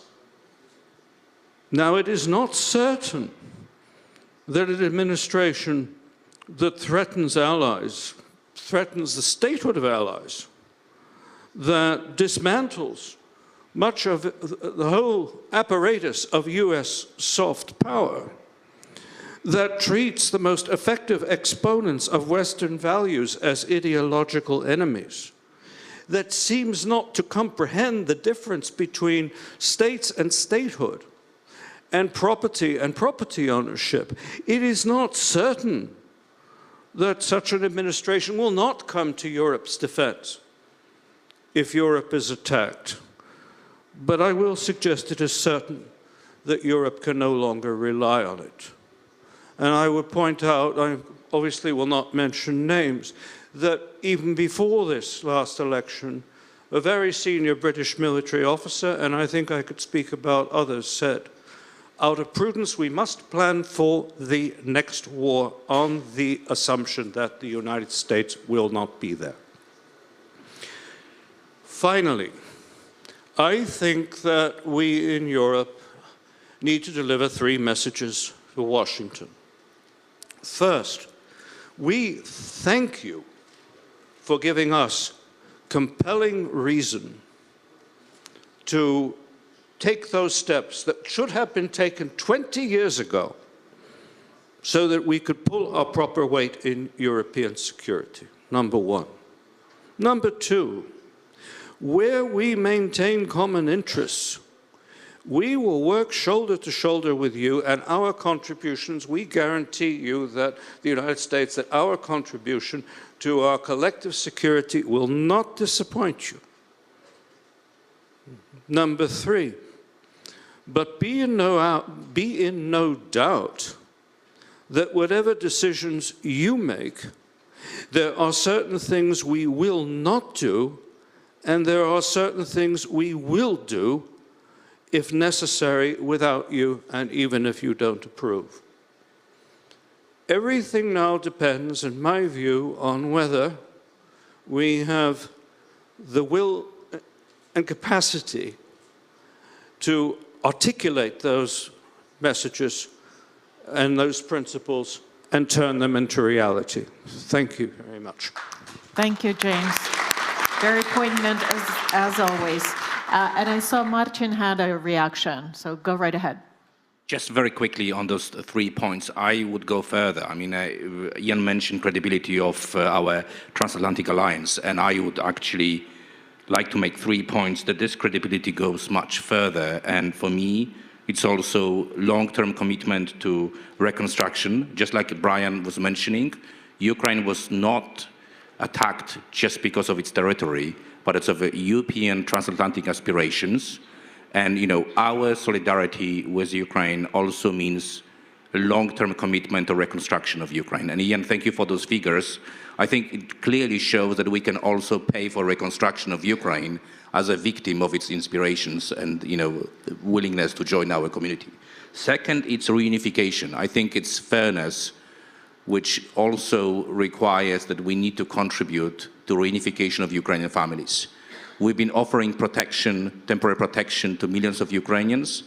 Unfortunately, in a collective way, West, there is also a thinking that it's actually great to keep some of those Ukrainians and fully integrate them and to do everything so they cannot come back to Ukraine to contribute to reconstruction. So this reunification is something which also is a factor of our credibility. And the third one, it's the refusal to give Ukraine timely access to NATO and EU. Justice delayed is justice denied. Yes, thank you so much. And Ian, we mostly vigorously agreed about things on this panel, but there is one point in which there is a difference of opinion. It's just how far the damage to the credibility of the United States and the U.S. security guarantee, U.S. commitment to its allies, how much damage has been wrought by the current administration, how reversible it is. You seem to think it's not as drastic. If you could comment on that. I don't want to downplay it. I mean, don't get me wrong. I'm not thinking that Trump is the best thing, the transatlantic relationship since Eisenhower. But I think there's a tendency in Europe to overreact. I think there's a tendency in Europe to kind of focus on Trump's negatives and not take a little bit of self-responsibility. I mean, look at the fact. How many troops the United States has permanently stationed in Europe? 60,000, plus or minus a few. How many troops did it have at one point, maybe a year or a year and a half ago? Over 100,000, at times up to 110,000. So that's 40 to 50,000 troops that were transferred from other locations that went into Europe, largely to defend the front lines of the eastern frontier. How many West European troops have been deployed to their own backyard? Nothing close. So there's a certain amount of responsibility Europe has for the situation we're in today, and I'm not protecting Trump. All I'm saying is that if Europe wants Trump to do the right thing, it has to act with a certain amount of urgency, a certain amount of decision, and a certain amount of action. And it has the capacity to do so. It has the economic weight to really hurt the Russian economy. It should do it. You know, this is a war that's been going on for 11 years, and only now we've seen a cutoff of European purchases of oil and Russian oil and gas, with gas being cut off, what, in 2 years from now? That's not showing decision. That's not showing commitment to shared transatlantic relationships. But Europe can act. Hats off. This is the first year in my life I've been celebrating the French and Macron's leadership to drive some sort of presence, military presence in European, West European, Central European military presence in Ukraine. Long overdue. Hats off for that courage. It just has to happen faster because time is not on our side. I think if the Europeans go over and say, hey, Mr. Trump, we've got a deal you can't turn down. We're going to ramp up economic pressure. We got this deterrent force we're going to put in with a certain amount of magnitude. Be with us. Be part of the winning team. Because if you are, you're going to eliminate what you fear most, a wider war that'll suck in the United States. 2, you can take credit for bringing peace. 3, you can demonstrate that you've got a national security policy of credible peace through strength, rather than being weak and complicit in Russia's invasion. And then icing on the cake, you can be the first American president that's gotten the Europeans to carry their share of the burden. Give him that deal. I can't look you in the eye and say it's 100% sure he'll accept it, but I actually think it's very likely. So what you're saying, let's not let a good crisis go to waste, right? Let's leverage it and leverage Europe's power and give it purpose. I'm going to do something a bit off the cuff here. I see a panel of people who have been long-term friends of the forum, of this country, have been coming here for many years. I want to ask each one of you how this trip has been different. What have you learned on this trip during this forum that's novel? That what have you picked up and noticed? What are your takeaways from the 2 days at the forum, but also your meetings beyond it? What have you picked up on this particular trip? I'm sorry to throw this curveball at you, but Nicolas, I'm going to call on you first. Well, first of all, I think, I came, this is my sixth trip to Ukraine since February 24th, 2022. And in fact, I will say that I am always impressed, of course, by the courage of the Ukrainian people. But I know that after the war, there will be a very difficult wake-up time, because I know that there will be divisions, there will be traumas, there will be many different kind of things. And for me, this trip is not that different from the others that we are in a very critical moment. Probably I already said that 1 year ago, 2 years ago, etc. We are always in a critical moment. And for me, I have a lot of reproaches to address, both to the US and to the European leaders, for not having taken the decision as early as 2014. Because at that time, and that's something that I was advocating publicly, we could and we should have taken action just to confront Russia. In February 24th, 2022, I said many times in all the talk shows I was in, that we have to take action directly against Russia. That was possible. Many of them were afraid. I know what I think. I think, of course, a very nice wake-up of the European, and I support that. And I think that the European people could do more, and the European government could do more. Alone, they can defeat Russia on the ground. They can now provide a lot of money to the Ukrainian people to arm themselves. They could provide decisive weapons to tribes in the depths of the Russian territories. They can do all these kind of things. But they have to be very clear that there will be no negotiation with Russia. As I said, we have to just make disappear all the diplomatic fictions, which result was the death of tens of thousands of people. And I think that's what we have to come to, this true moment, to the moment of truth. We have just to swipe up, all the hypocrisy. Because we have a lot of hypocrisy regarding the Ukrainian. We are not serious. We say, okay, we cannot provide some weapons. In fact, we do not have the willingness to save tens of thousands, if not hundreds of thousands of lives. And I think we are living in this moment. And of course, with Trump's administration, I consider, first of all, that Trump administration is not good for Europe, it's not good for Ukraine, and it's very clear. For many reasons, because I think that there is a kind of ideological collision between Trump and all the dictators around the world. I have to speak very bluntly. That ideological collision, because the respect of the rule of law, the principles that we are standing for, everything has vanished in the ideological discourse and narratives of the US right now. And I think that the damage is not if finally they will give some more weapons to Ukraine, assist Ukraine more. That's not the point. I don't think that they will. They won't take decisive action, as the US should have done since at least 3 years, if not 11 years. But the problem is that Trump and his administration and J.D. Vance and others are undermining the very principles we are standing for, and ideological collateral damages will be stronger and deeper, given the floor, given also an advantage to all the far-right leaders that we have in France, in the UK, in Germany, in Poland, in Slovakia, in Hungary, etc. And I think that we have to speak bluntly about that.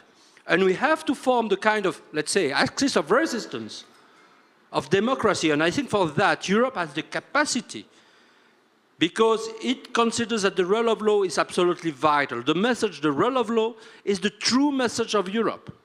If we don't have this message, just let's hope, or let's not hope that there will be any future for Europe and for the democracy. And that's basically why Europe, and I will just end that, but not only Europe, some African countries as well, some Latin American countries as well, plus Japan, plus South Korea, but one of the biggest allies that we have, Taiwan, must go with us and define the very values and the basis of the order we will have to build, probably, unfortunately, because I am a strong advocate of transatlantic relations since decades, without the US. Thank you, Nicola. So, axis of resistance. Everyone, you've heard it first here at the Kyiv Security Forum. Thank you so much. I'll go next to Martin. Of course, you live in Ukraine, right? Yes, so what are your takeaways from this forum and this moment in Ukraine's history? Indeed. I mean, I've been here with NDI for the last 2.5 years and coming and going to Ukraine since '99. I mean, I will start with relatively funny, but also quite important observation. One thing which really surprised me, which really shows me that America is a great democracy where there's still, there is a freedom of speech, is how many of our American colleagues, including former diplomats, were criticizing their own president, and they're still allowed to go back home. So that's hopefully, yes. So, that's actually something which, I would say in this part of the Europe, we would still like to see. I mean, I'm not sure if you could do it if you were coming from Poland and Ukraine to have this level of freedom of speech when it comes to the discussing what is going on in your own capital. So this was impressive. Also, very balanced program, as always, pluralism of opinions, representation of different political forces. And I have to say that the organization of the Kyiv Security Forum is getting better and better, and I would say it's even now better than YES conference. So, See, I really fished for that compliment. See, that's what I was getting at. So definitely well done with this forum. I think it is a great forum, and thank you to all the colleagues. I have learned so much how to improve our transatlantic alliance. I've heard so many great ideas, and Ian, thank you so much. I totally agree with you. We should definitely not overreact as Europeans. This place became, right now, in my opinion, a very important platform, not only to discuss, Ukrainian security, but, our regional comprehensive security in Europe. And I hope that at some point you will also pick up a topic of the anniversary of the Helsinki Accord. It's the 50th anniversary this year. We definitely need to design a new Helsinki 2.0. We need to have a new comprehensive idea for European security, and your forum is definitely contributing to it. Well, thank you very much for those kind words, Martin. Brian, what are your learnings and takeaways from this trip? Thank you, Mariana. A year ago when I was leaving this conference, I remember having this strong sense of apprehension. It wasn't because I didn't have a great time at the conference. I always do. It wasn't because I was, unhappy about being in Kyiv. That nothing could be farther from the truth. But I understood what was about to happen in the United States, and I was worried about what effect that was going to have on the war. Here I am a year later. My worst fears of what happened in the U.S. have been realized. But when I came here, I see everything's moving forward. I met with some drone pilots today. I was incredibly impressed. The front line is stabilized. I mean, this has not affected the conduct of the war at all. This country shows no signs of giving up. You're gonna move forward with or without us, and that heartens me. I also had a lot of conversations with my European colleagues here, and there is a clear loss of trust in the transatlantic relationship. There is no question about that. But my European colleagues have made it really clear that we are ready to move forward with or without you. And that gives me hope. So I'm leaving this time with a lot more hope. But if you can indulge me, I'm watching the clock and I don't want to go over, there is something that still worries me. And it's connected to, actually, to the remarks I had prepared here, so this kind of is a pretty easy segue. If the old Cold War was fought between states, the new Cold War is fought within states. And it's fought within almost all states. And it's certainly being fought within European states. I agree completely with my good friend James Scher that everything really depends on Europe and its partnership with Ukraine, given the unreliability of my own country at the moment. Everything depends on that. And I agree with James that political maps change when you engage them. But we are not the only ones engaging the political map. Our adversary is engaging the political map. Our adversary engaged the political map in the United States. We can argue till the cows come home whether that swung the election or not, and I think, but in a tightly contested, highly polarized environment, every little bit can be decisive. Back in 2013, a Kremlin white paper came out from the Center for Strategic Communications, which was advising Russia to exploit and leverage the so-called culture wars in Western countries, to leverage this, to gain advantage, and to intervene on the side of the far right. In February of 2019, Vladislav Surkov, who has kind of lost power and influence in the past few years, but he reflected the thinking of the Kremlin at the time, published an article in Nezavisimaya Gazeta, the Russian newspaper, where he really said the quiet part out loud. And I'm just going to quote him here, if I may. He said, "Foreign politicians accuse Russia of interference in elections and referendums across the globe. In fact, it is even more serious. Russia is interfering in their brains, and they do not know what to do with their own altered consciousness. The interest of foreigners in the Russian political algorithm is understandable. There are no prophets in their homeland, and Russia has long ago prophesized everything that is happening to them today." And so what I'm worried about right now is several European countries have their own little Trumps lurking in the wings. And imagine if in a future Kyiv Security Forum, we're sitting here where it isn't just America that's kind of gone rogue. Imagine we have the National Rally Party in power in France. Imagine we have the AfD in power in Germany, and so on, and so on, and so on. They understand, our adversaries understand, that this Cold War is being fought within states. They lost it within this state, thank God. And that's what made this conflict go kinetic here. And it's not guaranteed, we don't know how this is going to turn out. They are coming for you. I'm going to be rooting for Europe, as I always am, but I'm worried. So I guess optimism and pessimism at the same time a little bit. Your points are well taken, Brian.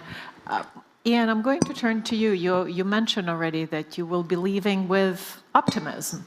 What other takeaways are you taking on this trip? Based on the side discussions, based on panels I listened to, I guess I've been struck by a couple of things. One, there's kind of more of a pessimism than I've seen since my last visit to Ukraine, which is about 18 months ago. I'm struck by that there's a skepticism about the likelihood of a ceasefire. I sense that there's a skepticism in Ukraine about the transatlantic community's willingness to provide Ukraine the security guarantees it needs and that are needed, even from U.S. perspective. I'm struck also by, in the midst of this pessimism on those two issues, the steely determination of the Ukrainians to fight on regardless. And that is a powerful, powerful factor in this conflict and in Ukraine's efforts to kind of garner the international support it deserves. At the same time, I still walk away optimistic because I am beginning to see some shifts in the transatlantic community. I mean, beginning with the minerals deal, conversation that Trump had with President Zelensky at the Vatican, some recent statements, actions in Washington to start, lining up economic sanctions. I'm cautious because I think, what Trump says doesn't mean what Trump will do. But it's signs in the recent weeks, things moving in the right direction. I am convinced, however, that you will not have the Russians come to the table serious about negotiations. Right now, it's just a stalling tactic until, to use that phrase, Putin sees a change in the correlation of forces before his ambitions. And if we reach a point where the transatlantic community does really exercise severe or impose severe economic sanctions, if we actually see a deterrent force or reassurance force being stood up and moving in for deployment, if we see actions to support dissidents in Russia, Putin will come to the table. He's not in a good position right now. He cannot handle both Ukraine and the international community really weighing in forcefully on this. So I'm thinking that there's growing recognition of that. My concern is that neither Washington nor Europe are moving forward with the necessary urgency and speed. But being an optimist, I think that will happen because I think, again, I'll say it, so much is at stake. It is such an important moment. And ultimately will make the right decisions. Thank you, Ian. And it has been said that President Trump should not be taken literally, but he should be taken seriously. James, over to you. You're a long-term guest of this forum. What is different about this one? I'm largely in agreement with everyone else. Originally, I didn't understand why. I am feeling far more optimistic now than I have over the past 2 years of coming here. Why? 2 reasons. There's now a sense of clarity. There is a sense that we have to change our game, not only raise our game, we have to change our game, and we can and we must. And we have to do it by us, and Europe has to do it by itself. Not because it wants to slam doors, and it shouldn't, and we shouldn't be antagonistic. But there is an absolute imperative. We face a clear-cut choice. We either rise to the occasion or we fail with consequences that are going to be felt for generations. We didn't have this clarity before. Last year, I arrived the same day, of course, not sharing the same train, with your previous guest at this forum today, with the same day as Jake Sullivan, who came here, amongst other things, to tell President Zelensky that the United States expected him to stop firing weapon systems into Russian territory. I've never seen people more discouraged here. There was a very depressed mood last year.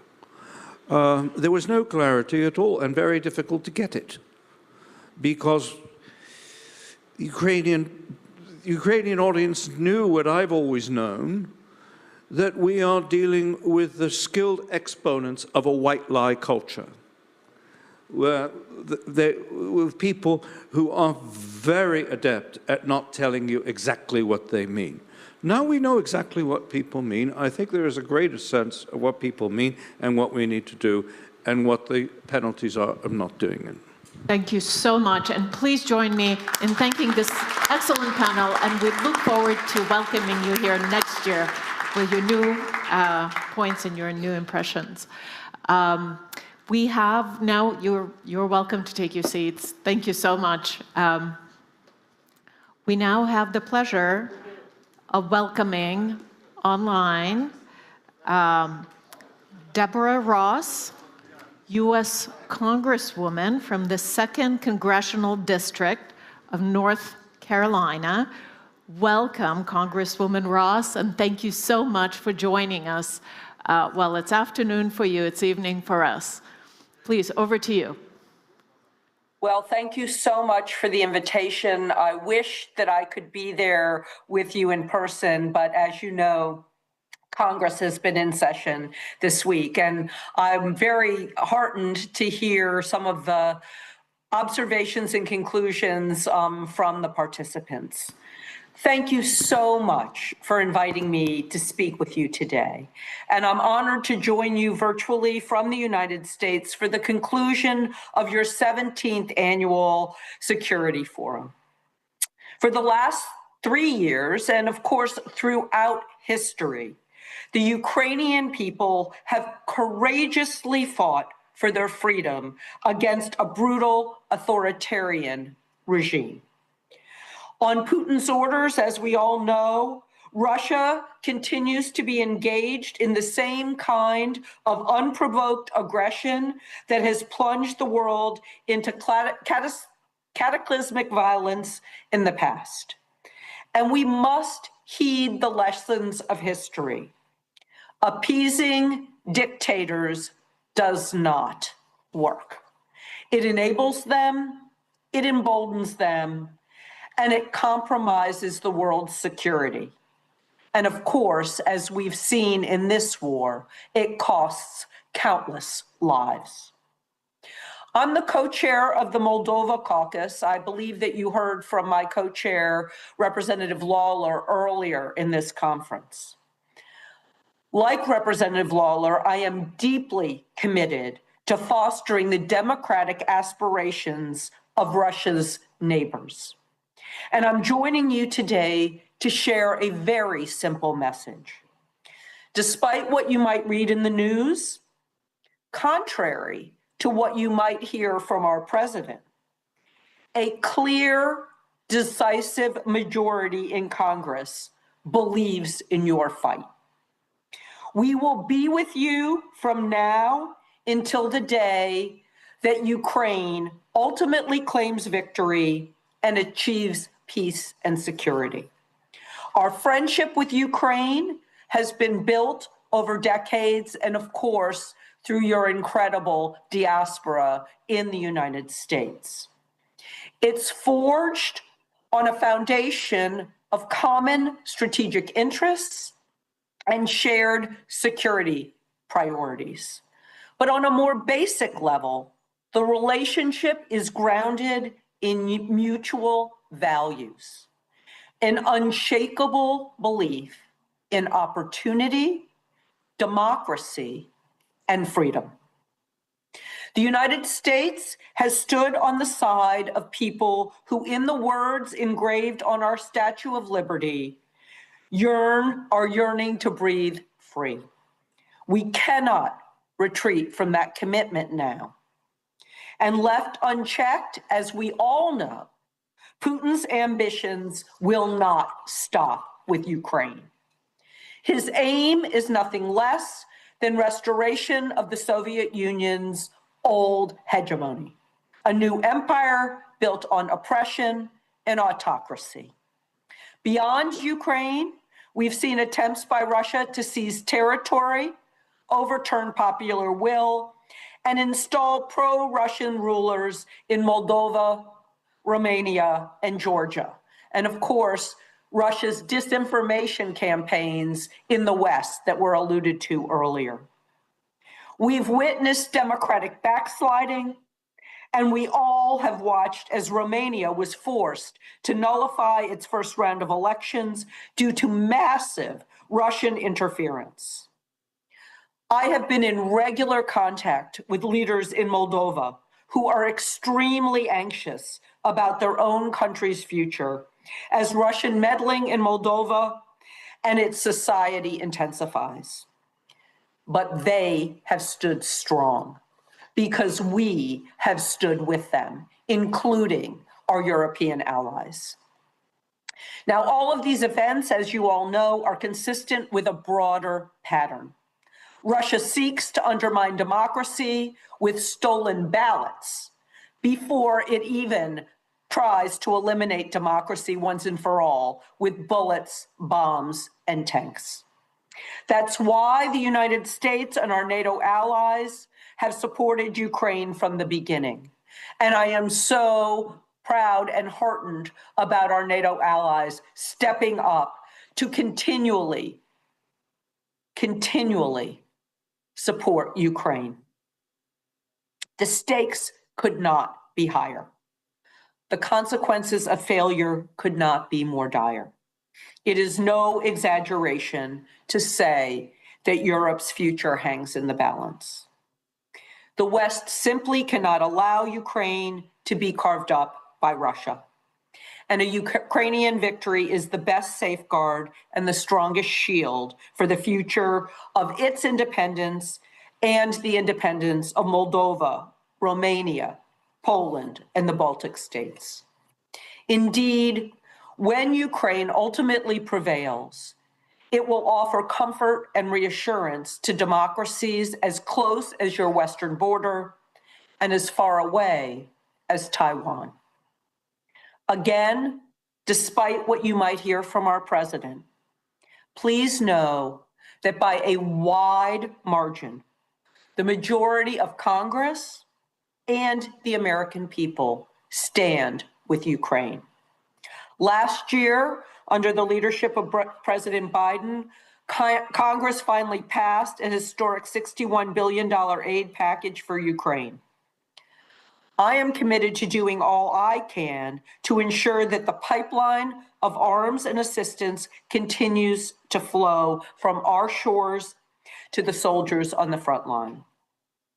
This is a potentially seismic moment, a chance to prove decisively to dictators and wannabe autocrats alike that the democratic peoples of the world will not relent when the fight for freedom gets tough.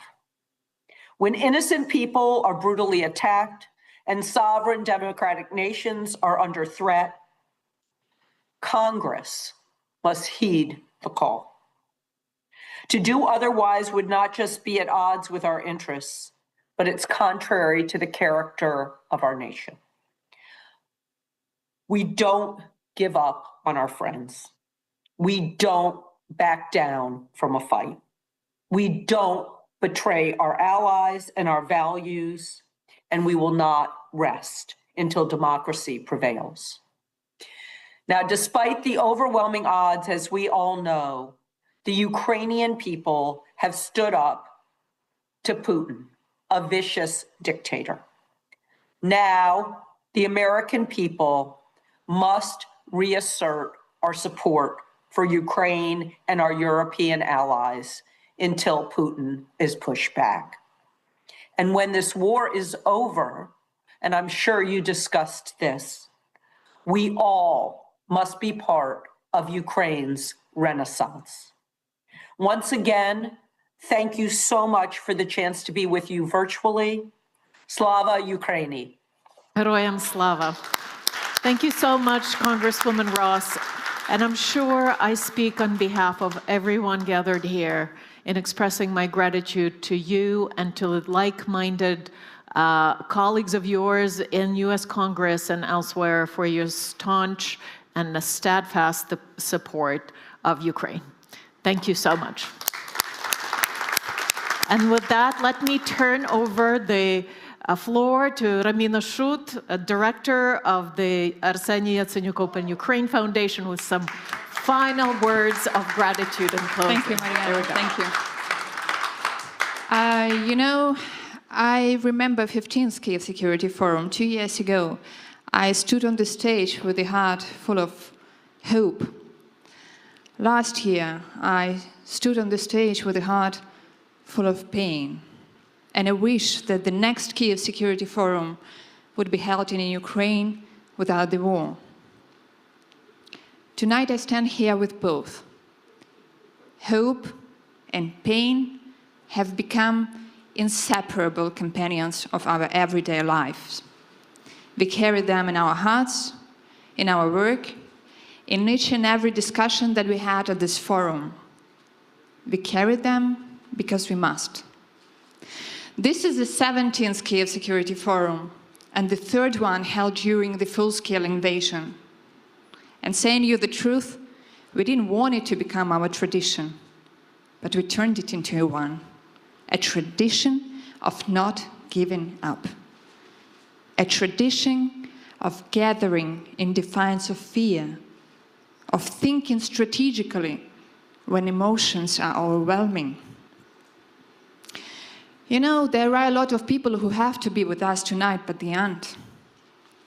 Some of them are on the front line, some of them are in trenches, but some of them will never return.